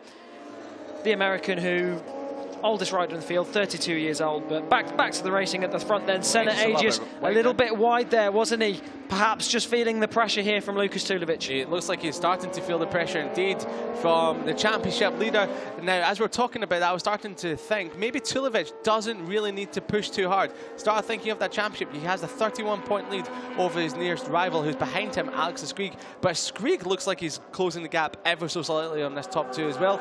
We come across the line to start the penultimate lap of the race. Lukas Tulovic shaping up a move on Senna, but Senna is deep on the brakes into turn number 1. We've seen that so many times throughout this race. But Lukas Tulovic, he's only got 2 and a bit laps remaining to try and find a way past the Australian. With Eschkrieg on that last lap, Eschkrieg was half a second quicker than the top 2, so Eschkrieg is not out of this either. He is chasing after his 3rd win of the season, his 3rd win in a row. This could be a 3-way battle within half a lap. It's all to play for in race 2 here in Portimao. Cue the Jaws music now. Alex Eschkrieg is on a mission. Can he join these guys? Will it be a 3-way battle for the lead? He's got a lap and a half to be able to do it. Lukas Tulovic now is eyeing up to see what he can do to return to the top step of the podium here in the Moto 2 European Championship. Alex Eschkrieg, oh, a good drive out of turn 8 for Eschkrieg. Will he be able to bridge the gap to these guys? We've got a lap and a quarter to go for the both of them. Tulovic now not quite close enough to make a move just yet, but you're going to think it's coming. He's going to try and get that drive onto the front straight. Will we see a move at turn 1? We know Senna is so strong on the brakes. The absolute class of the field, these 3 are. Ages leads away from Tulovic, and Eschkrieg is just coming, chipping away at that gap. Every single sector is coming down ever so slightly. Will it be a bit too much to ask for in this final lap? The gap is a few bike lengths back to Eschkrieg from Tulovic, but Tulovic through the final corner is winding it up. Has he got a good run? Yes, he has, but Aegis is also in turn got another good run. Coming across the line, a little bit of a wheelie from Tulovic. The start of the final lap. Here comes the championship leader, the number 3 alongside Aegis, deep on the brakes. Who will it be? Tulovic chops across the front of Senna Aegis into turn number 1. Retakes lead now. What can Aegis do with a lap to go? Will he bite back at turn number 3, or will he bite back at turn number 9, where it's been so good? Tulovic takes the defensive line into turn number 3. He's got that one covered. Now turn number 5 is the next one he needs to make sure he's got covered as well. He needs to, but he's gapping as well. He's gapping Senna Aegis with half a lap to go. Now, will we see that incredible move that we've seen so many times in this race? He's gone a little bit wide, but it's not enough to allow Senna Aegis through just yet. Now, can Senna Aegis get that drive out of turn 8 that we know he's so good at doing? Lukas Tulovic now will be ever so wiser, knowing that that move might be very well coming from Senna Aegis. He's got a decent drive out of turn 8, a little bit of a wheelie over the crest, but it looks as if Tulovic had a little bit more of a wheelie. Not close enough this time round then. Will he be able to make a move up into turn 11? Oh, it's close. I thought Close the door, Tulovic. Close the door. A very clever riding from your championship leader. He's chasing his 4th win of the season, but Aegis hasn't let this one lie just yet. One more breaking move to come. Here we go. Aegis is coming up in the set. 81 and the number 3 pushing him wide. It's Eschkrieg there. Eschkrieg might pick up the pieces. A little bit of a slide on the rear tire from Aegis, and it's Aegis who leads away from Tulovic. Eschkrieg is there as well. We just can't see him in the shot. There he is, coming through the screen. Incredible riding by these 3. One more corner to go in the final race of the day. Who will it be? Aegis leads away on the 81 machine ahead of Tulovic. We look at the team. We want to look at the battle. Coming across the line, Tulovic has to run. Who will it be? Photo finish. Tulovic has done it. By a few hundredths of a second. Tulovic takes Aegis has got it. Aegis has got it. Aegis has got it. According to our timing screens, Aegis has got it. According to their, Tulovic has got it. Tulovic has got it on the graphics. Okay, It looked like he had it, but Aegis has got it on our timing monitor, so I think our timing monitor might be a little bit wrong. But what a move by Tulovic. What a final lap by your championship leader. He was sick and tired of finishing second. He rectified that, and then he snatches the win on the line by millimeters. What a ride. He is overjoyed. He pops a wheelie. Incredible. And Senna Aegis done absolutely everything he possibly could on the final lap to try and take his first win in a while. And Alex Eschkrieg, all kudos to him for bridging that gap from the second group to finish only 0.2 of a second off the win in 3rd spot. But there's your winner, Lukas Tulovic, your championship leader, extends that championship lead now to 40 points. I hope your maths is right this time, Liam, but I hope so. We'll wait and see on that one. But yeah, he extends his championship lead, like you say. Lukas Tulovic, incredible in that race. What a battle we just saw. I cannot believe what we have just seen here in the Moto2 European Championship.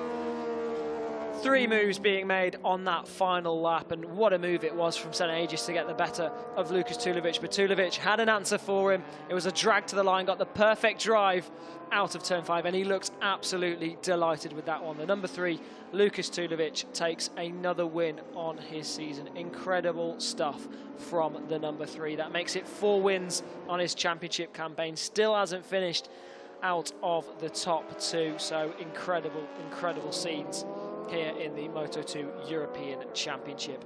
He'll be happy with that, taking home another 25 points. That's 4 wins of his career. Before this season, hadn't won a single race in the Moto2 European Championship, and now he has 4. He has 8 podiums, he's got 5 pole positions, and that a perfect way to celebrate his 60th race start for the German.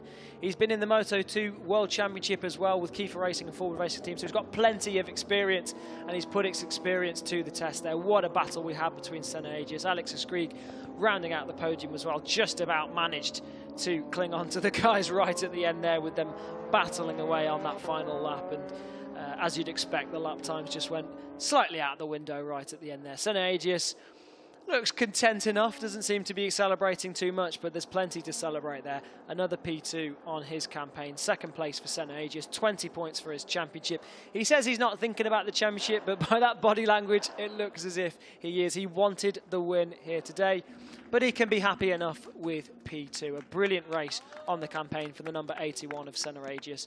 Exactly what he needed after, unfortunately, crashing out of race 1 earlier, crashing out of the lead earlier on in race 1.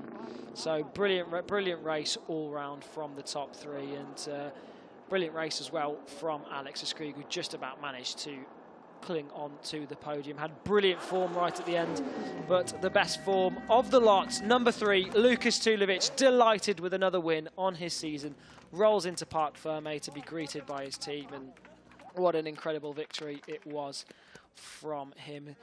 Championship elect, I think it's safe to say, incredibly consistent on that Kalex machine, and it looks as if he's looking strong to pick up that championship. Plenty of racing left to go though. Next time out will be at Aragon, and he'll be looking to pick up even more points there and continue his run of 1st and 2nd places.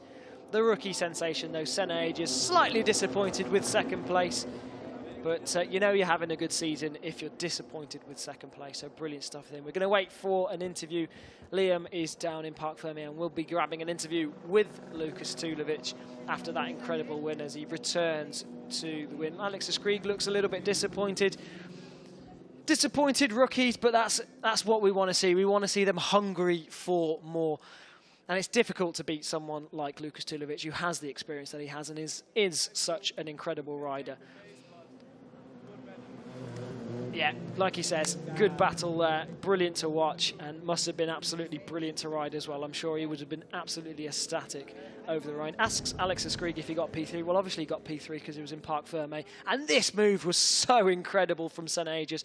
We'll have a little look back at the battle between these two. Strong on the brakes as well from the number 3, Lukas Tulovic. You could see using all the travel on the front end there for the German. This move right at the end, Aegis thought he had it, sat him up ever so slightly. Aggressive move from Aegis, but Tulovic was determined as ever. Got the perfect drive out of the final corner, got into the tuck, got into the slipstream of Senna Aegis, dragged him to the line, and he took the win ever so slightly from Aegis. A brilliant victory for the number 3. The timing screen said it went to Aegis, but on track, it was no doubt Lukas Tulovic who took another incredible win on his season. Exactly what the German will have wanted.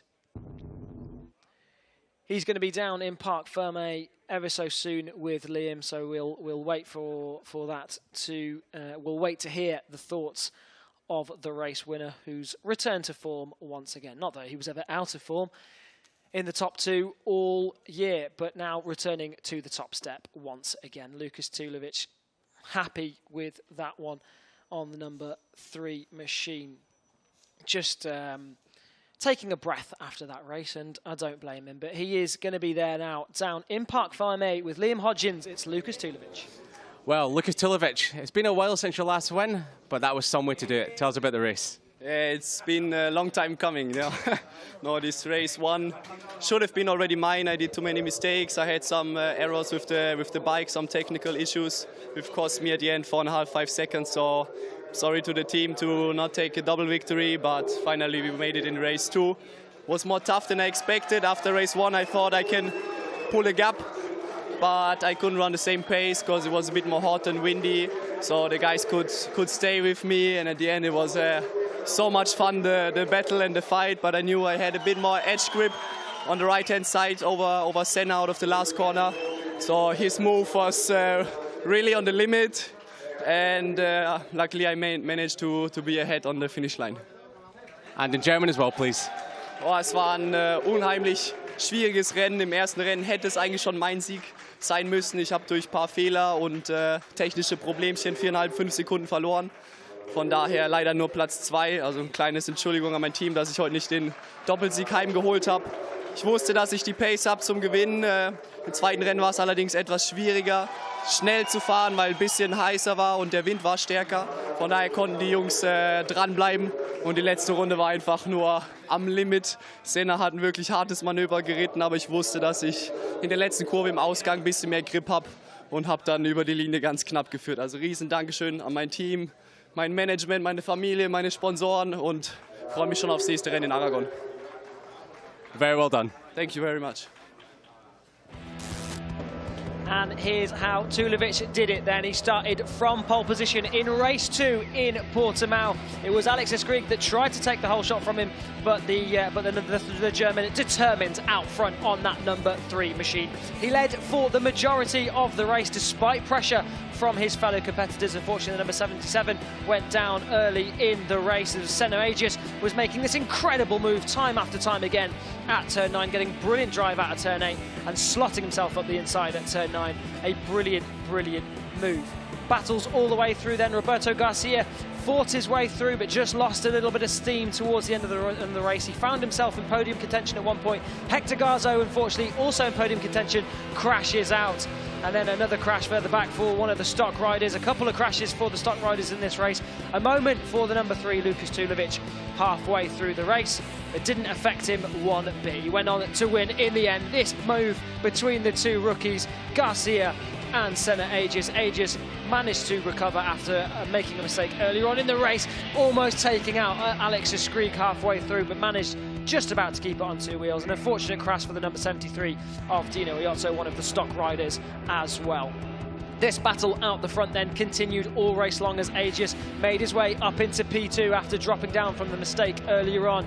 It was then a two-way battle for the rest of the race. It was Aegis and Tulovic. Aegis made that move at turn 9 again. A brilliant move from the number 81, but Tulovic bounced back at turn 1, strong on the brakes for the number 3, and he retook the lead. Eschkrieg was just about hanging on to the coattails on them. The teams looked on.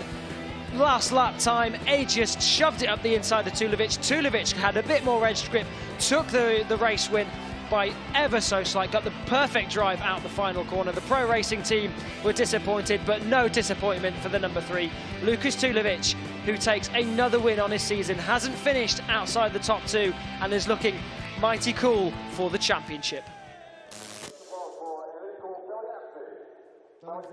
Here is the podium then. The riders will be stepping out onto the podium very shortly. There is the team manager for the Intact GP team, the Intact GP junior team here. Alex Eschkrieg will walk out onto the podium, taking another podium of his season after winning race 1 earlier out. First and a third, not a bad weekend for him. Senna Aegis looking a little bit disappointed with second place, but he can be happy knowing he's taken home 20 points for his championship. But absolute delight for the number 3, Lukas Tulovic. He's taken another race win. He hasn't won a race. He hadn't won a race before, but now he's won 4. Now they'll be presented with the trophies, and then soon we will hear the national anthem for Lukas Tulovic, obviously the German national anthem for the race winner. A brilliant ride from all of them, and I need to take a breath after that, Liam. It was such an incredible race. I think we all need to lie down. Thankfully, that was the last race of the day, so we can take a long break after that. But Senna Aegis now lifts his second place trophy aloft. And a little bit disappointed in that one, but he shouldn't be. That was a great ride. Unfortunately, lost it just on the line. Handshakes to Alex Eschkrieg as well from, well, Lukas Tulovic. The smile is beaming from ear to ear. It's brighter than the sun here in the Algarve because he has taken his 4th victory of the season. And he's had to wait a while. Here's the German national anthem.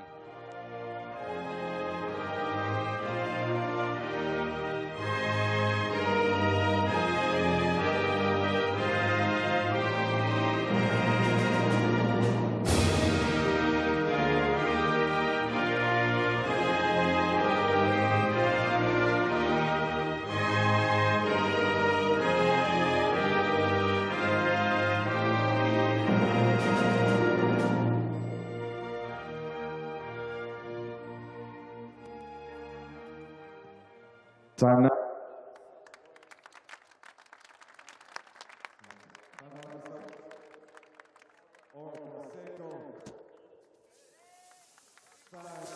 It was soaking it in there, was Lukas Tulovic, enjoying every minute of his national anthem. Oh, I don't blame him whatsoever. It's been a few races since he had the German national anthem to listen to in his name, but once again, Lukas Tulovic back on top of the podium by only 0.05 of a second, taking the victory away from Senna Aegis on the run to line. A great result for the Australian in second, ahead of Alex Eschkrieg, race 1 winner earlier on today. Xavi Cardelis couldn't repeat his podium, but he finishes 4th. Roberto Garcia 5th, ahead of Jari Reid. And then Piotr Biszczykowski, a good day for the Polish rider, in 7th after his 6th earlier on today. Alex Toledo in 8th, and then Tommaso Marcotte in 9th. Mattia Rato finished 10th in the top 10 for the Italian, ahead of Eduardo Montero. Then the first of the stock riders, Dani Munoz, ahead of Juan Rodriguez. They were having a fantastic scrap until late stages of the race. Kyle Paz and then Marco Tapia rounds out the top 3 for the stock class. Alex Reid is in 17th, ahead of Thomas Strudwick, who comes across the line in 18th spot, the young Brit rider, the former British Talent Cup runner-up, Angel Tagliarini, in 19th, ahead of Charles Arubi in 20th, and then further down the field, the other Brit of Corey Tinker in 22nd spot. And this is how the championship looks. It's Lukas Tulovic who now leads by 40 points, so our math was correct finally today.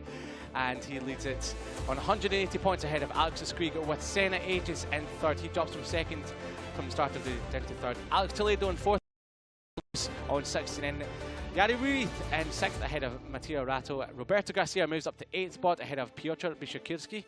Eduardo Montero, the Spaniard, in 10th, ahead of Kyle Paz. Hector Garzo, who crashed out from a strong 5th spot earlier on in the race, he's down in 12th, ahead of Tommaso Marcon, Angel Tagliarini, and Mikel Pons, who's not racing here this weekend. Recovering from an injury he suffered at Assen in the second Moto E race, but we hope he will be back very soon. Jamie Davis in 18th spot and 12 points ahead of Corey Tinker, Sam Wilford, who we hope will return for Aragon next time out. And then we can see Danny Munoz lifting his trophy aloft, taking the win in race number 2. Smiles from him as well, and the other top 3 from the stock class.